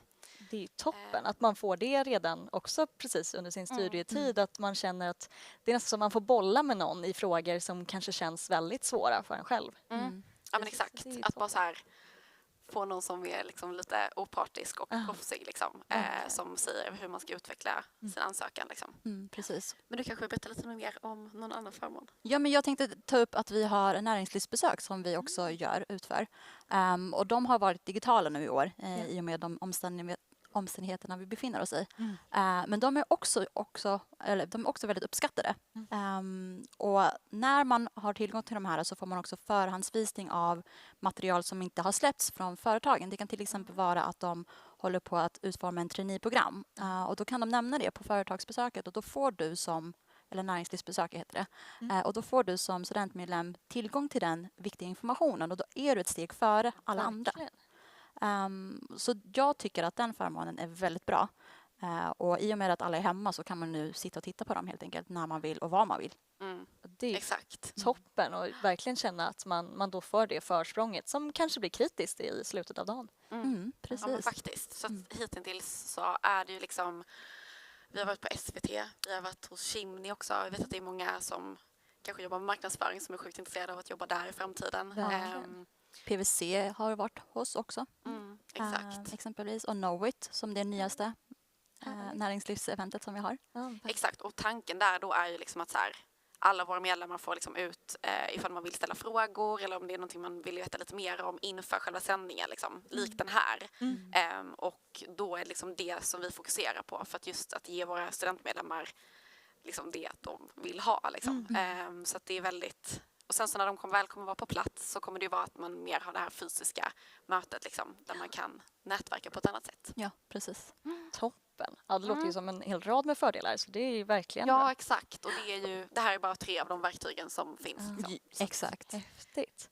Ja, men det finns till och med ännu mer. Ja. Men eftersom att ni nu är experter just för ekonomer och ekonomstudenter då, hur skulle ni säga att arbetsmarknaden ser ut för just ekonomer inom de närmsta åren? Ja, exakt. Vi satt och diskuterade det här innan. Liksom. Precis. Ja, alltså, det är ju väldigt viktigt att utgå från vad man själv liksom, är intresserad av. Det är liksom vårt tips och tricks alltid liksom, när man ska försöka välja väg som akademiker. Men också att man håller sig liksom, uppdaterad hela tiden och känner att man följer med i utvecklingen när det gäller digitalisering, när det gäller olika program och sådär. Och då kommer liksom, inom vissa sektorer och vissa branscher så ser det väldigt, väldigt positivt ut för ekonomer. Medan inom andra så ökar konkurrensen avsevärt. Liksom. Vi pratade lite grann om revisionsbranschen är väldigt hårt pressad kan vi säga. Men där finns också väldigt mycket jobb också. Så att det blir liksom, det beror på lite grann vad det är väldigt väg intressant. man vill gå. Liksom. Ja, verkligen. För jag tänker många studenter som pluggar just ekonomi, de tenderar att börja sin karriär just inom revisionsbranschen då. Har ni någon aning om varför det är så? Det är en väldigt intressant analys. Ja, jag tror att det beror på mer hur man ser på ordet ekonom. För jag har märkt att många ekonomer associerar det till finans och revision och då blir det oftast att man väljer den vägen. Men ekonomi är ju mer än bara det. Absolut. Det är ju både marknadsföring, management, organisation. Så jag tror att det är brist på kunskap hos studenterna och därför finns ju vi där vi meddelar och informerar att det finns flera vägar att gå och det är bara liksom se ut utanför boxarna. Precis. Det är därför jag tror det. Det är ju bra också, tänker jag, om man är tidigt i sina studier, att man får den kunskapen innan man gör potentiella inriktningsval då. Så att man inte känner att man låser sig aldrig i ett hörn, men att man kanske öppnar sina horisonter redan ännu tidigare. Ja, men absolut. Och sen så tänkte jag också bara nämna att alltså på både Jusek och civilekonomerna tidigare så har man gjort en arbetsmarknadsundersökning sedan typ 60-talet som vi genomförde även nu liksom under året. Och den rapporten kommer släppas i september och då följer vi liksom just nyexaminerade som både tog examen 17-18 och nu 19-20 för att se liksom hur såg första tiden ut som nyexaminerad. Hur lång tid tog det innan du fick jobb? Hur fick du tag på ditt jobb? Var jobbar du någonstans nu? Eller gick du tillbaka till studierna? Det är väldigt så fördjupad kunskap i den rapporten. Så jag säger att de som är liksom i mitten eller i början av sina studier men även de såklart som tar examen nu måste ju liksom hålla koll på den när den kommer i september. Då får man lite en nulägesrapport liksom för men vad man ska tänka på helt enkelt när man ta steget ut. Liksom. Precis. Ja, jag tänker det är ju otroligt att de har hållit på ända sedan 60-talet och att ni har den databasen. Och det blir intressant att både nu i september men också på sikt se hur den här pandemin har slagit ut på arbetsmarknaden för just nyexaminerade. Som under året många har fått känna på att det har blivit tuffare på arbetsmarknaden helt enkelt. Exakt. Så det kommer bli väldigt intressant. Det får våra studenter här hålla utkik efter den rapporten. Ja, exakt. Ja. Men jag tänker, om man nu är att man är på väg att ta examen eller man letar jobb. Det här kring ingångslön, det kan ju vara ganska kontroversiellt. Men vad kan man förvänta sig helt enkelt som nyexad ekonom? Ja, men alltså vi på Akavia släppte precis en ny lönestatistik och vi rekommenderar då att de ska ha en ingångslön på 32 900. Och det är viktigt att betona här att det är endast det Akavia rekommenderar. Så när man väl går på intervjun och får frågan men vad har du för löneanspråk, så är det bra att man hänvisar då till Akavias lönestatistik för att få fakta på bordet. Och sen så är det ju så att det oftast beror på vilka kunskaper individen besitter, men också vad man känner sig bekväm med att ha en ingångslön på. Exakt, för det som vi tycker är så himla viktigt att lyfta när det gäller just ingångslönen, att det är så många olika faktorer som spelar roll för vad som är liksom rimligt eller vad man ska vara nöjd med. Liksom. Så att den här rekommendationen har vi gått ut med då för att visa på att det är någonstans här runt omkring som du bör ligga. Alltså att man snarare inte liksom lägger ett löneanspråk på kanske 26 000 liksom, utan att man ändå försöker hålla sig runt omkring där. Nu drog jag bara till med någonting, men det beror också jättemycket på hur arbetsmarknaden ser ut. Men även liksom vilken arbetsgivare det man söker sig till, vilken bransch, hur mycket erfarenhet du som individ har och hur mycket ansvar man kommer ha i sin roll. Så det som Linda sa här nu med liksom statistiken, det är ju en sak som är jätteviktig att komma ihåg när man ska på sina första anställningsintervjuer. Att man även har kollat vad är jag beredd på för slags ingångslön för det här jobbet till exempel. Men att man då också försöker prata lön så sent som möjligt i rekryteringsprocessen. För det är någonting som våra löneexperter alltid rekommenderar just för att man ska få den här helhetsbilden av vad man faktiskt erbjuder som arbetsgivare. Att det handlar liksom om anställningsavtalet i stort, det handlar om hur mycket man ska jobba övertid och så vidare och så vidare. Men också såklart så att du som individ som söker jobbet vet om att det är det här jag tackar ja till. Liksom. Så att Precis. Det är väl fantastiska tips tänker jag. Förlåt, du ville fortsätta där. Ja, men jag tänkte bara nämna också att det är bra att man ringer in till vår lönerådgivning för att få liksom tips och tricks hur man ska tänka kring det här. Jag vet att många studenter känner sig väldigt obekväma med att ringa in till oss, men vi är väldigt professionella och vi hjälper dig.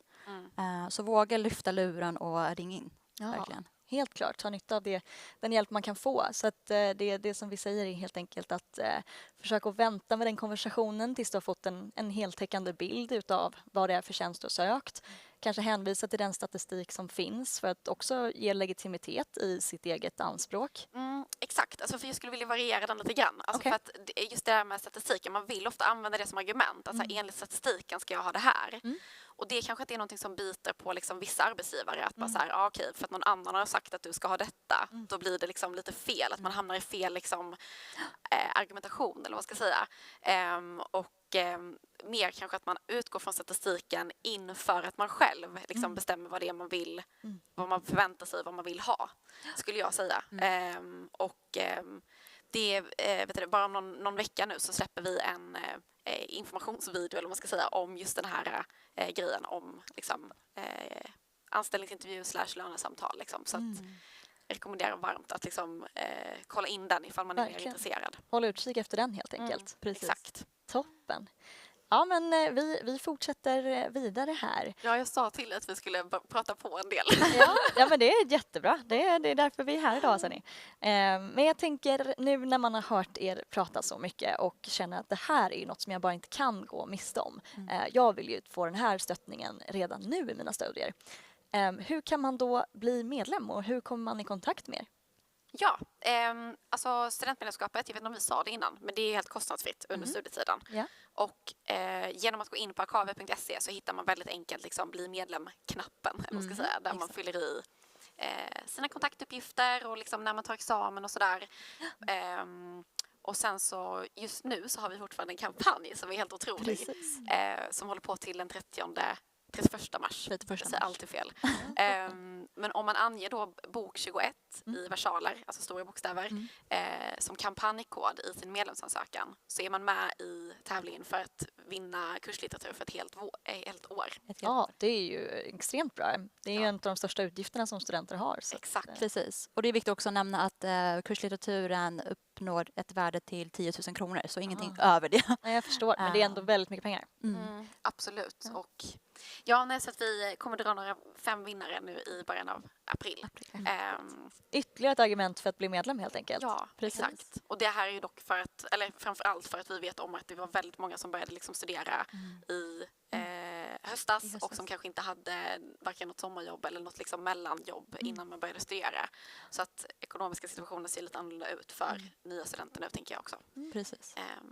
Men alla som går med såklart är ju med i dragningen. Liksom. Så det är inte bara de som är första års studenter. Nej, häftigt. Det finns en chans för alla helt enkelt. Ja, exakt. Toppen. Men okej, om man då nu ska prata med er som är experter på det här ämnet. Skulle ni vilja dela med er kanske av era 3 bästa tips för just en student inför en arbetsintervju? Absolut. Gud, vi hade en jättevild diskussion om det här. Det finns mycket att säga säkert. Det finns jättemycket att säga. Agnes, ska du köra första? Ja, exakt. Jag tycker att det viktigaste är liksom att man har koll på läget. Alltså att man har koll på vilken arbetsgivare det är man har sökt sig till. I bemärkelsen att, att man verkligen har koll på tjänsten, att man har läst på om vad företaget gör i stort. Men också att man liksom kan läsa lite mellan raderna då i vad har företaget för värderingar eller visioner, och på något sätt då liksom använda sig av det såklart i intervjusituationen. Nästan känna sig som att man är anställd redan. Att man skulle ha den informationen då. Nej, men exakt. Och sen så tycker jag inte att det är liksom att det behöver inte betyda att man kan allt. Liksom. Utan man ska klart liksom kunna ställa frågor. Och det är också ett av våra tips. Alltså just att man ställer mycket frågor om tjänsten så att man har helhetsbilden när man går därifrån. Men också såklart att men till exempel om man söker jobb hos oss till exempel, då hade jag ju blivit lite så ifall de inte visste vad ett fackförbund var till exempel. Alltså du vet, det är lite mer. Ja, det är verkligen så här grundläggande saker som vi ändå trycker på att man ska vara redo på att kunna när man är på en intervju. Men ett annat tips som jag skulle vilja lyfta fram är att verkligen använda sig av nätverket man har eller omgivningen och våga ta hjälp. För vi på Akavia har ju olika typer av förmåner och verktyg som man skulle kunna ta hjälp eller ta del av. Så är det så att du sitter på ett CV där och vet liksom inte hur du ska utforma det eller har liksom en någorlunda okej CV och känner men jag vill ha experthjälp på det här. Då kan man ju skicka in det till oss, så får man det här CVs granskningen inom 24 timmar. Och då kan du ytterligare liksom sitta och slipa på ditt CV för att sen skicka vidare det till din framtida arbetsgivare. Exakt, så det är jättebra. Och det är samma sak där med intervjuträningen ju. Exakt. I och med att det finns ju vissa frågor som återkommer också väldigt ofta på intervjuer. Alltså den klassiska, vad ser du dig själv om 5 år? Ja, den är ju jag vet inte, jag personligen gillar inte den. men samtidigt så kan man också underlätta för sig själv väldigt mycket genom att man liksom gör en snabb googling, skriver ner och övar in liksom svar på de här, eller övar in. Men alltså bara så att man vet om att om den här frågan kommer, typ, hur är jag egentligen som person? Så att man inte bara i stunden typ drar till med någonting och så blir det helt fel liksom, sen resten av intervjun. Men också att man konkretiserar och väljer ut några exempel som man liksom vill använda sig av under anställningsintervjun.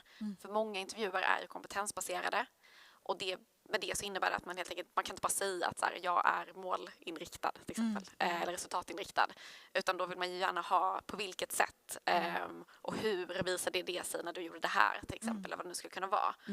Och det tycker jag ofta är sådana grejer som är svårt att komma på i stunden också. Så att en sån sak, liksom just förberedelser på det sättet. Liksom. Precis, och man skulle kunna öva också med någon syskon, föräldrar eller till och med kompisar för att se hur man svarar och få feedback på det hela också. Exakt, och det var det. Ja, exakt. Och även att man ringer in till eller bokar en intervjuträning via oss. Precis, det skulle man också kunna göra om man känner så här, men nu känner jag mig redo, men vänta, lite övning mer vill jag göra. Och då är det sista steget.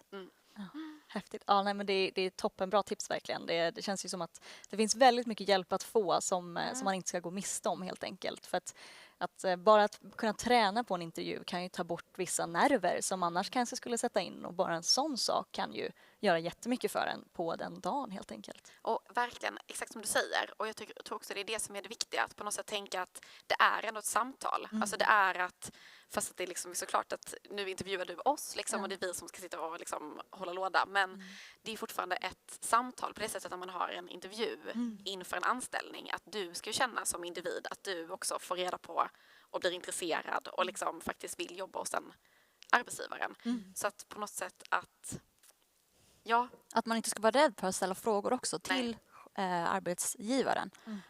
För man brukar alltid oftast få frågan, är det någonting du vill lägga till? Eller har du någon fråga till mig? Och jag har sett många kandidater säga nej till den frågan.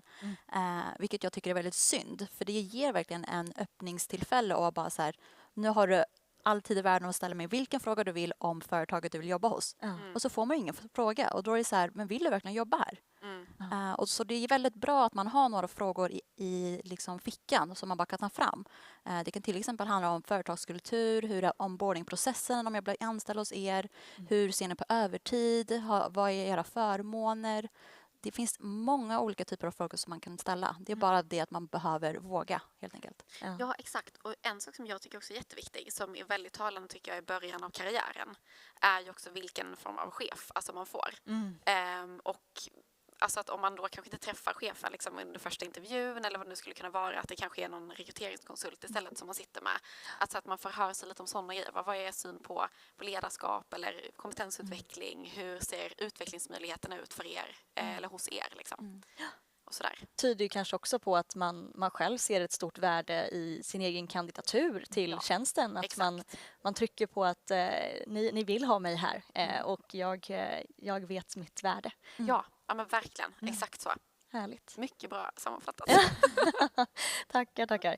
Tänker vi har inte jättemånga minuter kvar, men det är så intressant att höra på er som sagt som verkligen är experter på området. Men så nu när man vet lite grann, man vet vad man ska fråga och inte och vad man ska trycka på. Men finns det något tips som ni kan ge om hur man står ut i mängden för att söka ett jobb?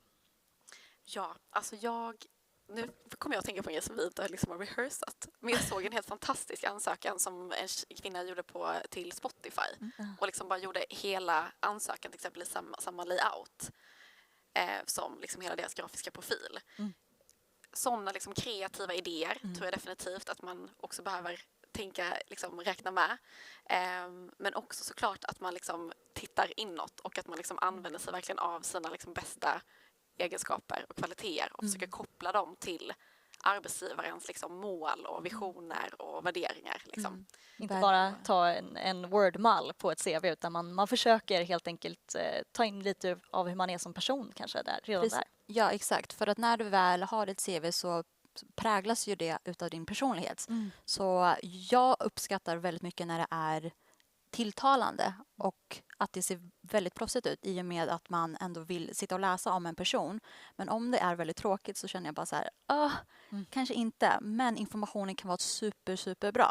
Och då finns ju en risk att man inte är med i processen för att man inte känner så här, det här CV:t ser inte så jätteroligt ut. Men sen så, exakt, och sen så, alltså för att sticka ut ur mängden är ju också, alltså, man ska ju inte bara tänka layout. Jag kommer själv. Alltså, för att det är ju också väldigt viktigt att det inte tar fokus från vad som står där.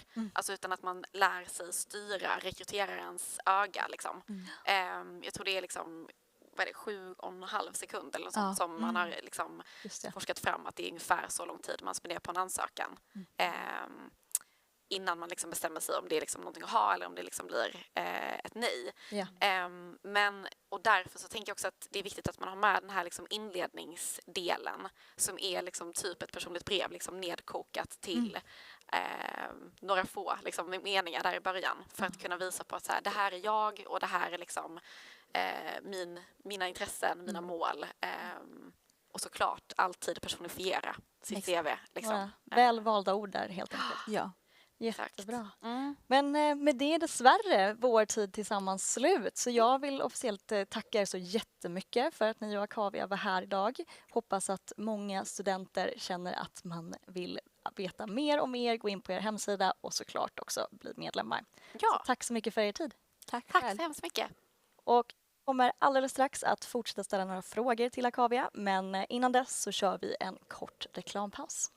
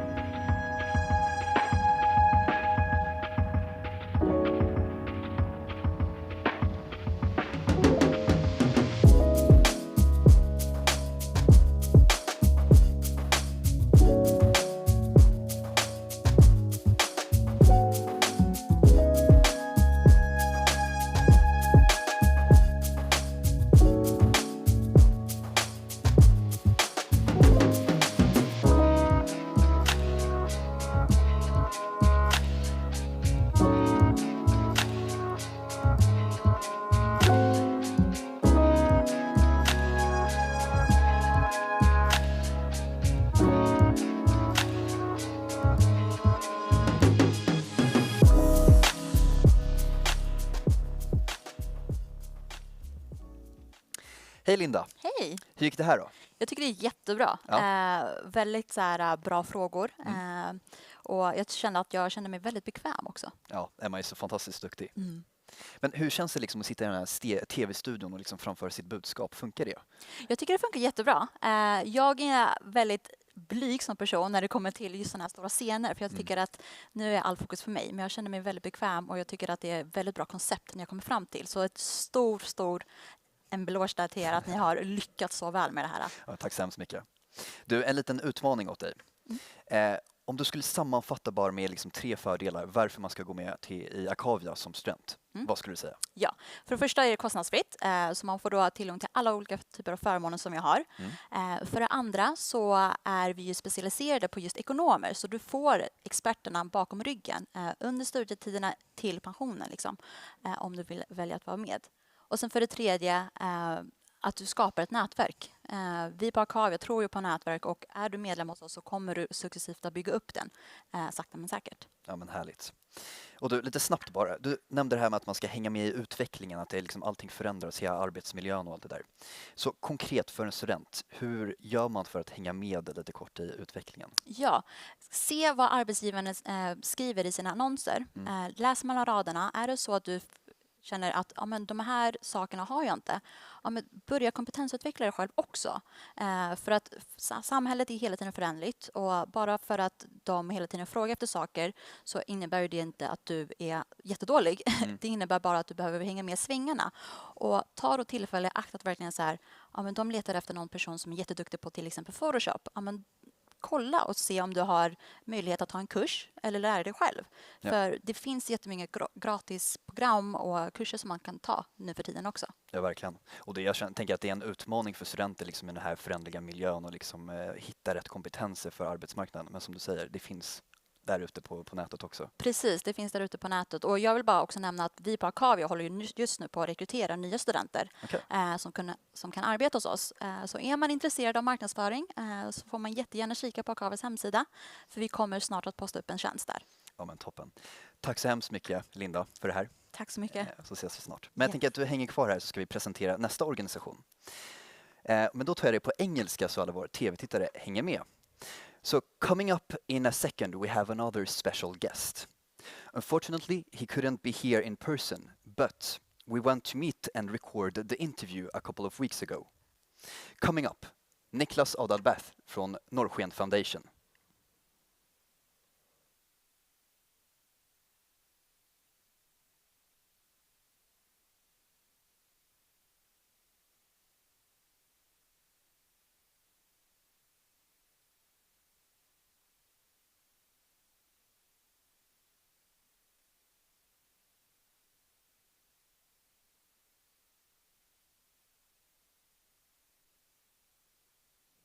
As you can see, we've moved some distance from the beautiful Aula Magna at Stockholm University, and now you find us at Norrsken House, where we've been invited by you, Niklas, to hold this wonderful interview. We're really grateful. Thank you.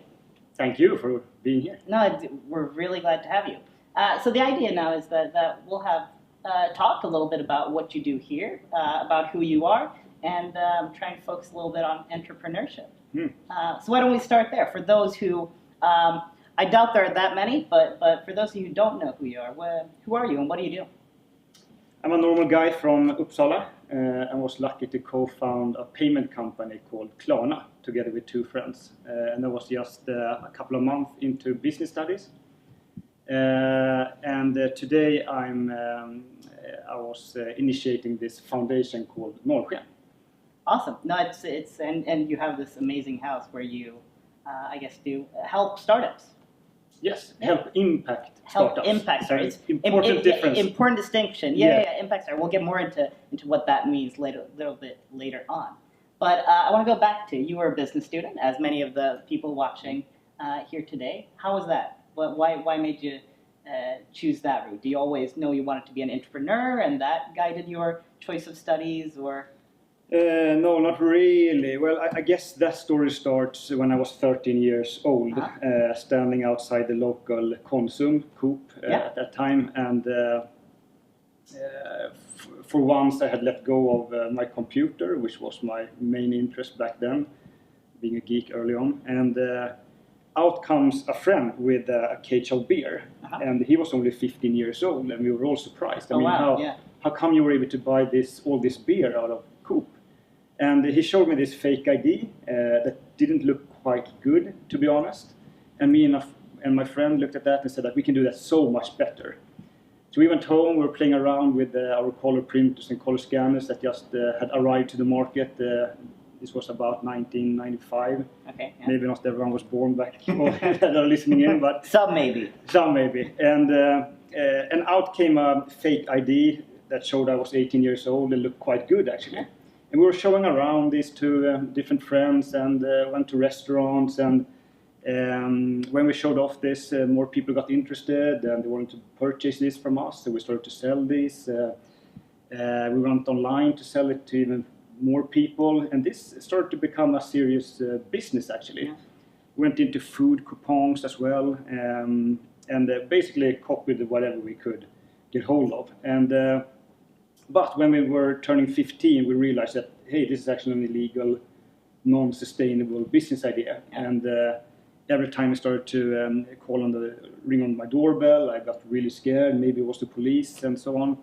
So we terminated this illegal business, but too late. Yeah. Police came knocking on the door. 32 people got prosecuted. Wow. And different fines. And this was a very important lesson for me. I bet, yeah. And first of all, I mean, never be involved in illegal activity. It's not worth it. Not the way to entrepreneurship that you recommend. Exactly. But on the other hand, an entrepreneurship that still, maybe it is something here, was fun to do a product, to sell it and make it grow and so on. So I think that my entrepreneurial journey started with that. Yeah. But then, as many students, I guess, that are listening in, that selecting to study economics is like not selecting at all, because it's just so wide what you can do. You can do anything from there, really. Basically. Yeah. And lucky as I was, my co-founder Sebastian came with this idea behind Klarna, and we gave it a shot. Yeah.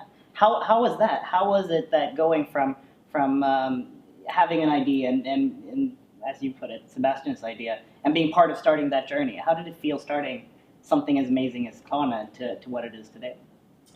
Well, this was 2004, and at that time it was not very popular to become an entrepreneur.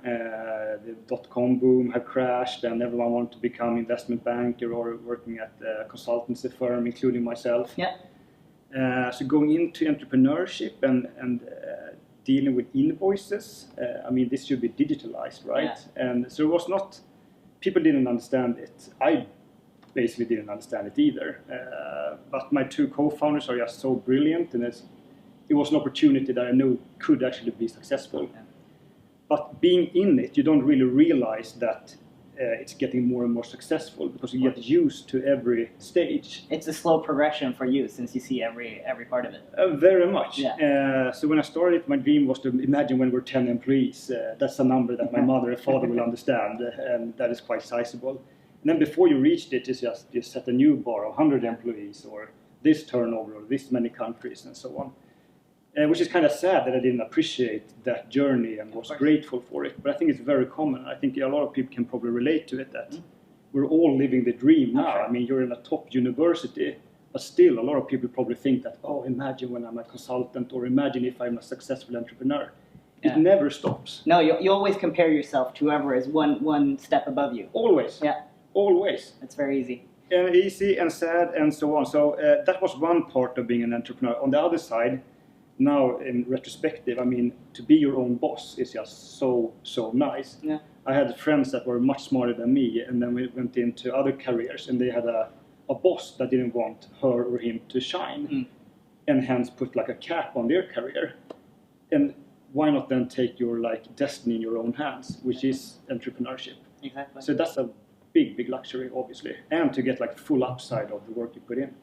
I'm sure many of the people watching this now still have that dream of becoming maybe a consultant, but perhaps more than 10 years ago, some also have the dream of being an entrepreneur one day. What is your biggest advice to those people who maybe don't have an idea yet, but they know they want to found something?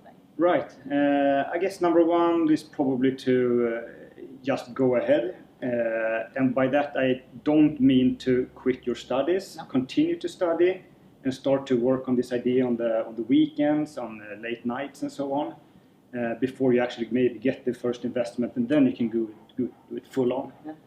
So start slowly. Second advice is probably to put in a lot of hours. Yeah. It is like sports. I mean, if you want to play Champions League or whatever, they probably train like 60, 80 hours a week. It's the same with entrepreneurship. If you want to build a sizable company, you need to put in the hours. It's not a 9-to-5 job. I guess it depends on the ambition. If you want to build something that perhaps is smaller, then maybe that's enough. If you're much smarter than we were, that's probably enough as well. But I think that you do so many mistakes every day, and you don't have experience. The only way to compensate with that lack of experience is to put in the hours, I think. Yeah, and you of course know this because you left Klarna a few years ago, and you founded Norrsken, Norrsken Foundation. Tell us a little bit, what does Norrsken do? Yeah, so we're maybe I should back one step further. The reason why I founded it. Yeah. So before I started it, I had this idea that it was a one-to-one correlation with money and happiness. And silly idea, and a lot of people ahead of me have really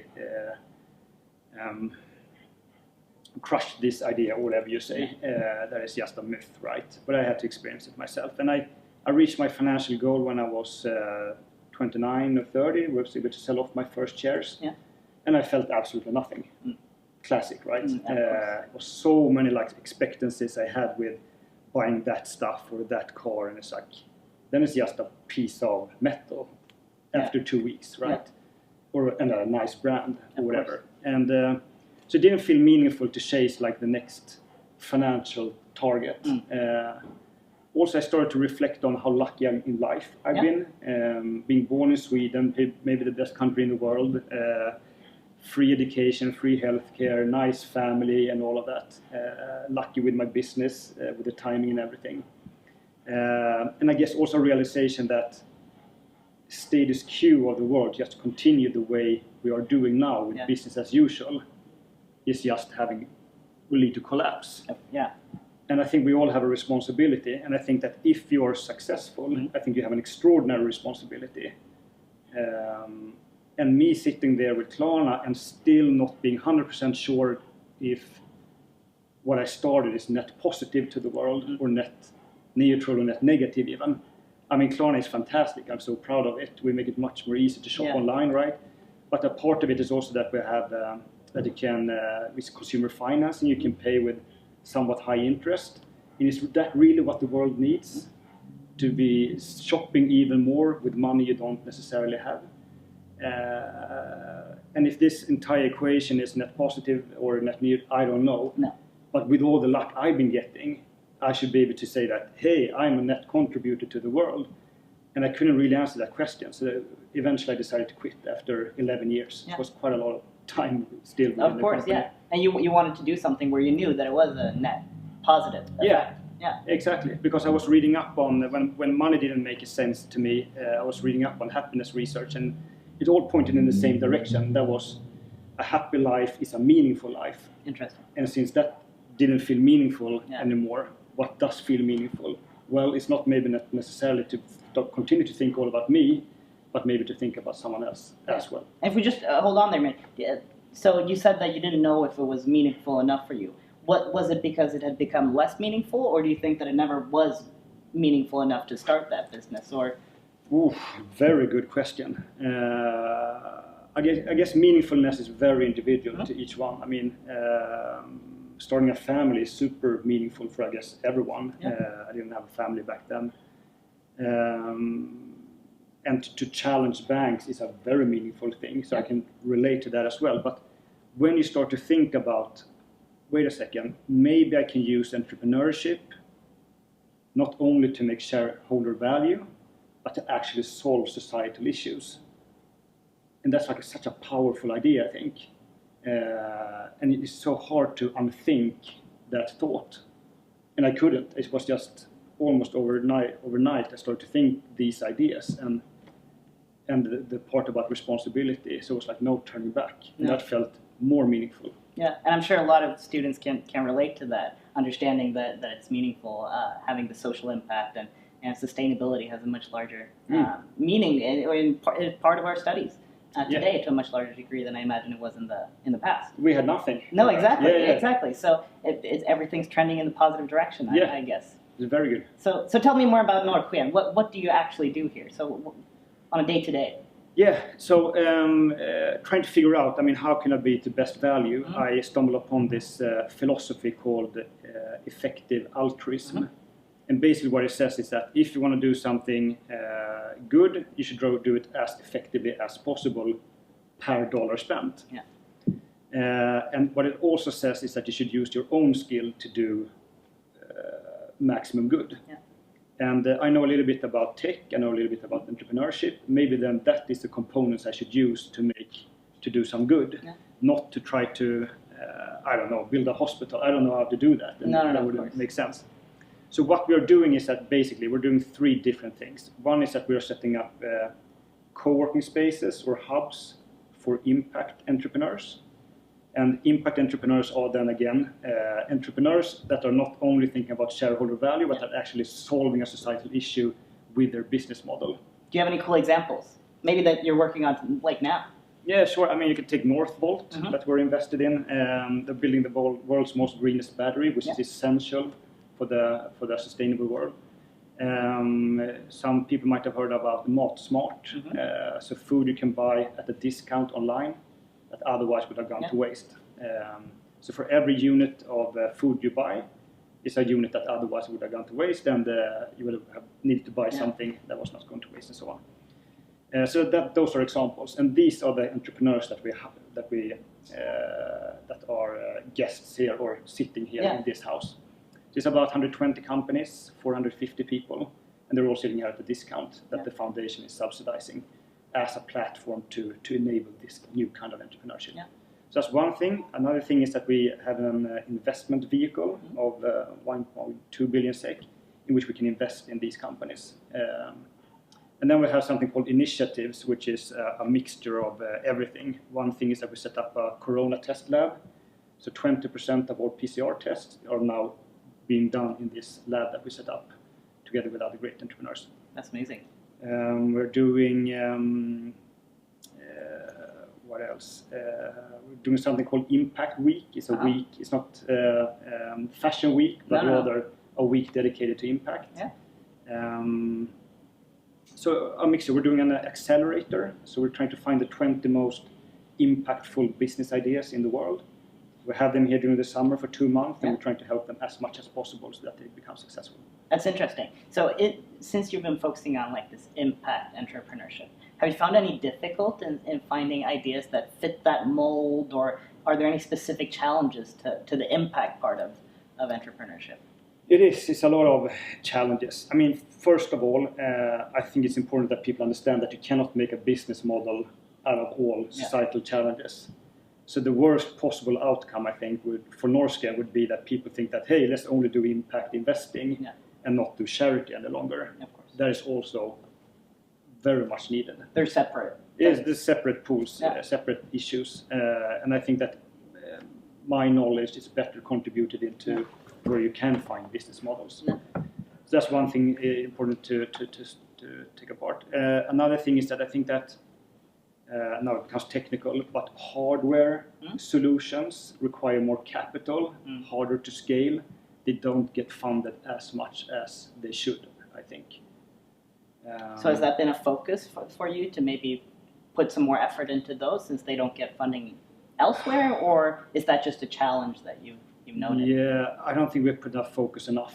So we have a special pool of capital called the Moonshot Bucket, in which the 3 other very generous investors, Philip Tisander of Bonnie Wellington, Sebastian Knutsson of King.com, and Carl Manne, the founder behind Minecraft, they put in this pool of money where they don't require any upside.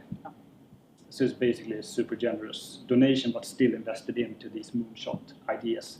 And in that pool is mainly hardware. Part of that is hardware solutions. So let's say that the people watching are some really ambitious students that have an amazing idea and really like the idea of having an impact in founding their idea. Are there any criteria that they need to know about if they want to work with Norrsken, and how would you go about potentially working with Norrsken? Right, so in general, I think the statistics are really clear that it's much higher likelihood of succeeding if you're a founding team and not just a founding person.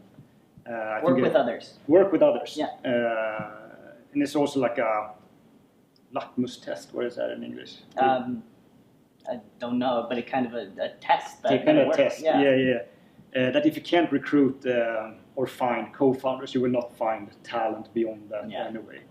So that's something that we have a requirement. It needs to be a founding team, basically. It needs to be highly impactful. It needs to be a one-to-one correlation with revenue and impact. So for each unit sold, it needs to be 1 unit of impact. How do you measure that? So we measure it per company. It's mainly converted to perhaps saved CO2. So that's a KPI. So we force all the companies we invest in, we have a impact KPI which we measure. But it differs to each and every company. Depending on what kind of impact they have.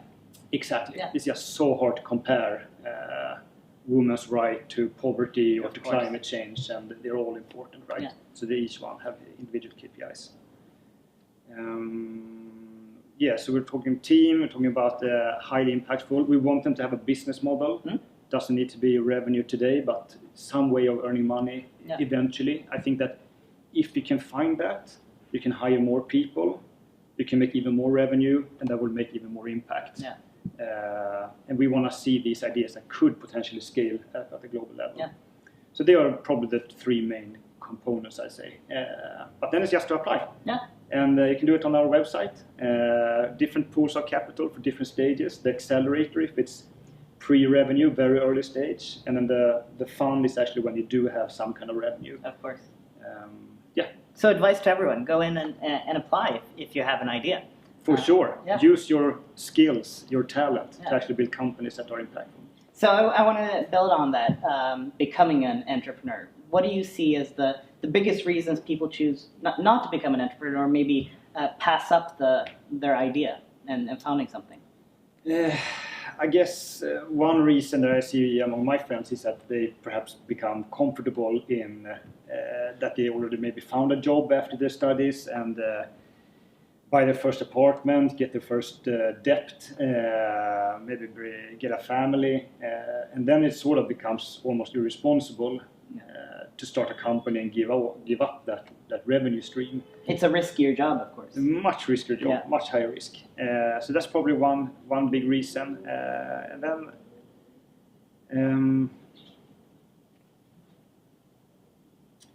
I guess it requires a lot of courage to believe in something, and then you need to convince your friends to join you on this idea as well. Of course. So I think it's so many reasons to not pursue entrepreneur.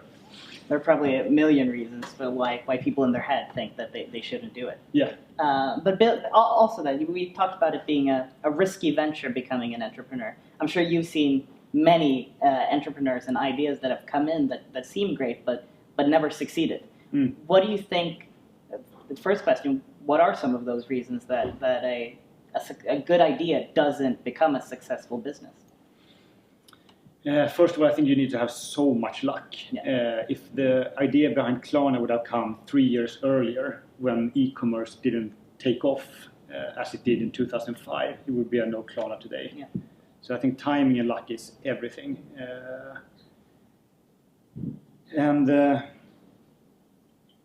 Then I think you need perhaps to be lucky in terms of finding the first customers, and really also hard. We're talking about it a little bit before this session, that when should you give up? Yeah. Some companies, I guess, they try for 10 years and then succeed, and Yeah. some maybe should have given up a little bit earlier. It's very, very hard. It's very individual per company. Do you think that has to be a personal judgment when you give up or move on from an idea, or are there any signs when maybe you should try something else? I don't know. No. To be honest. No? I don't know. Maybe when your boyfriend or girlfriend breaks up with you, or your friends gets too sick of you, and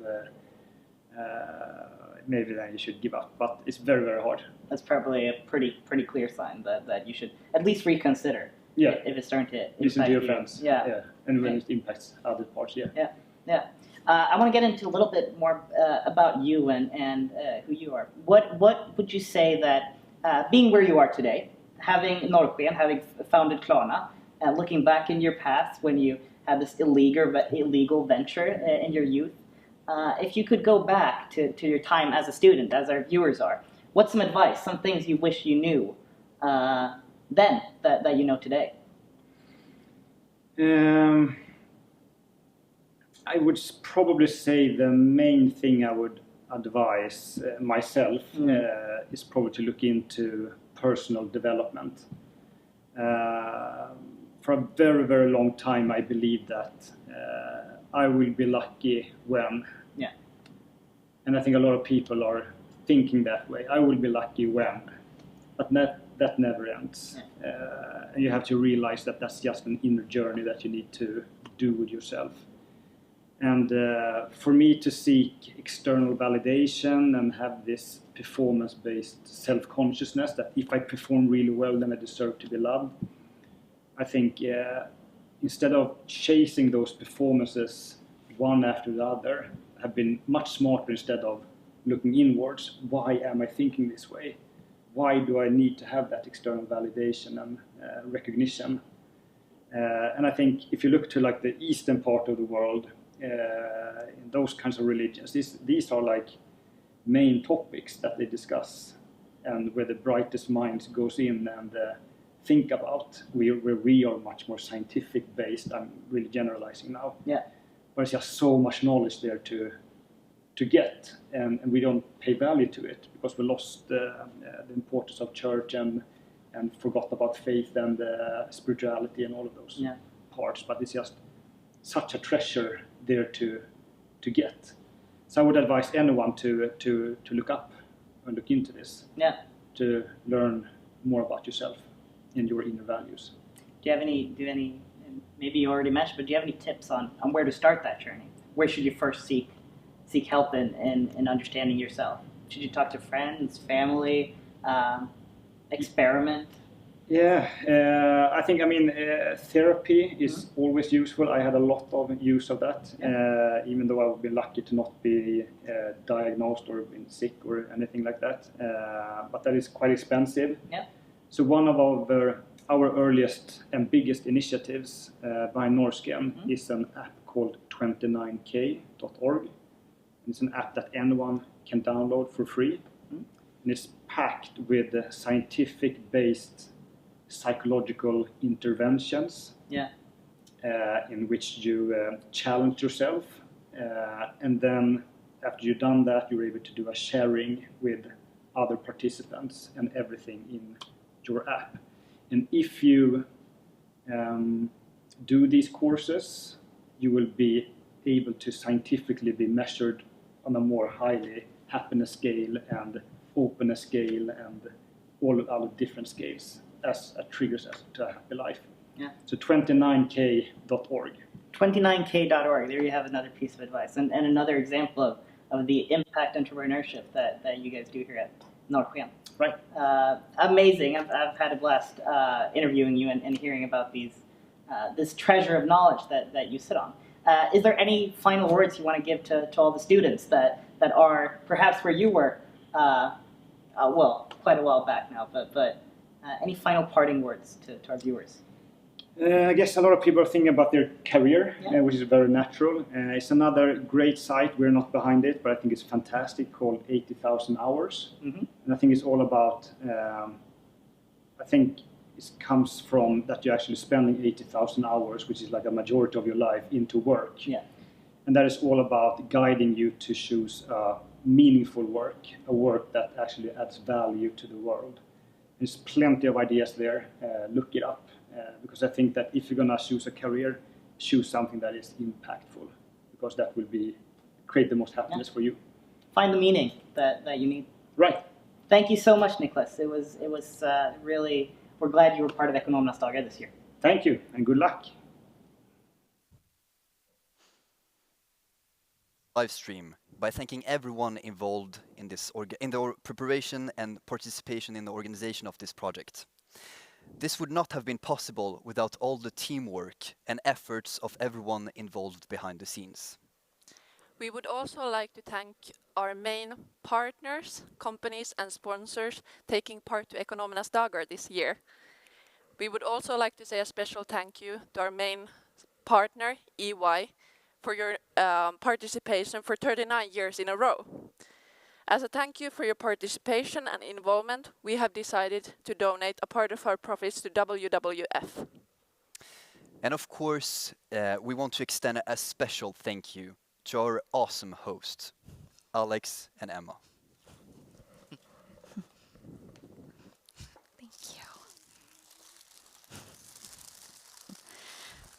Thank you so much.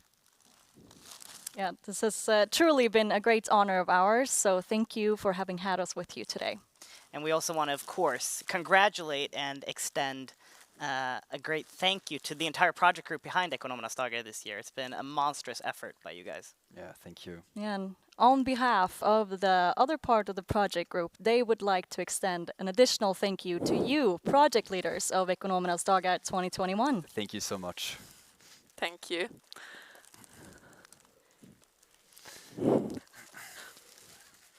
I mean, we're so happy that you guys accepted to be the host of Ekonomernas Dagar this year for this first ever digital edition.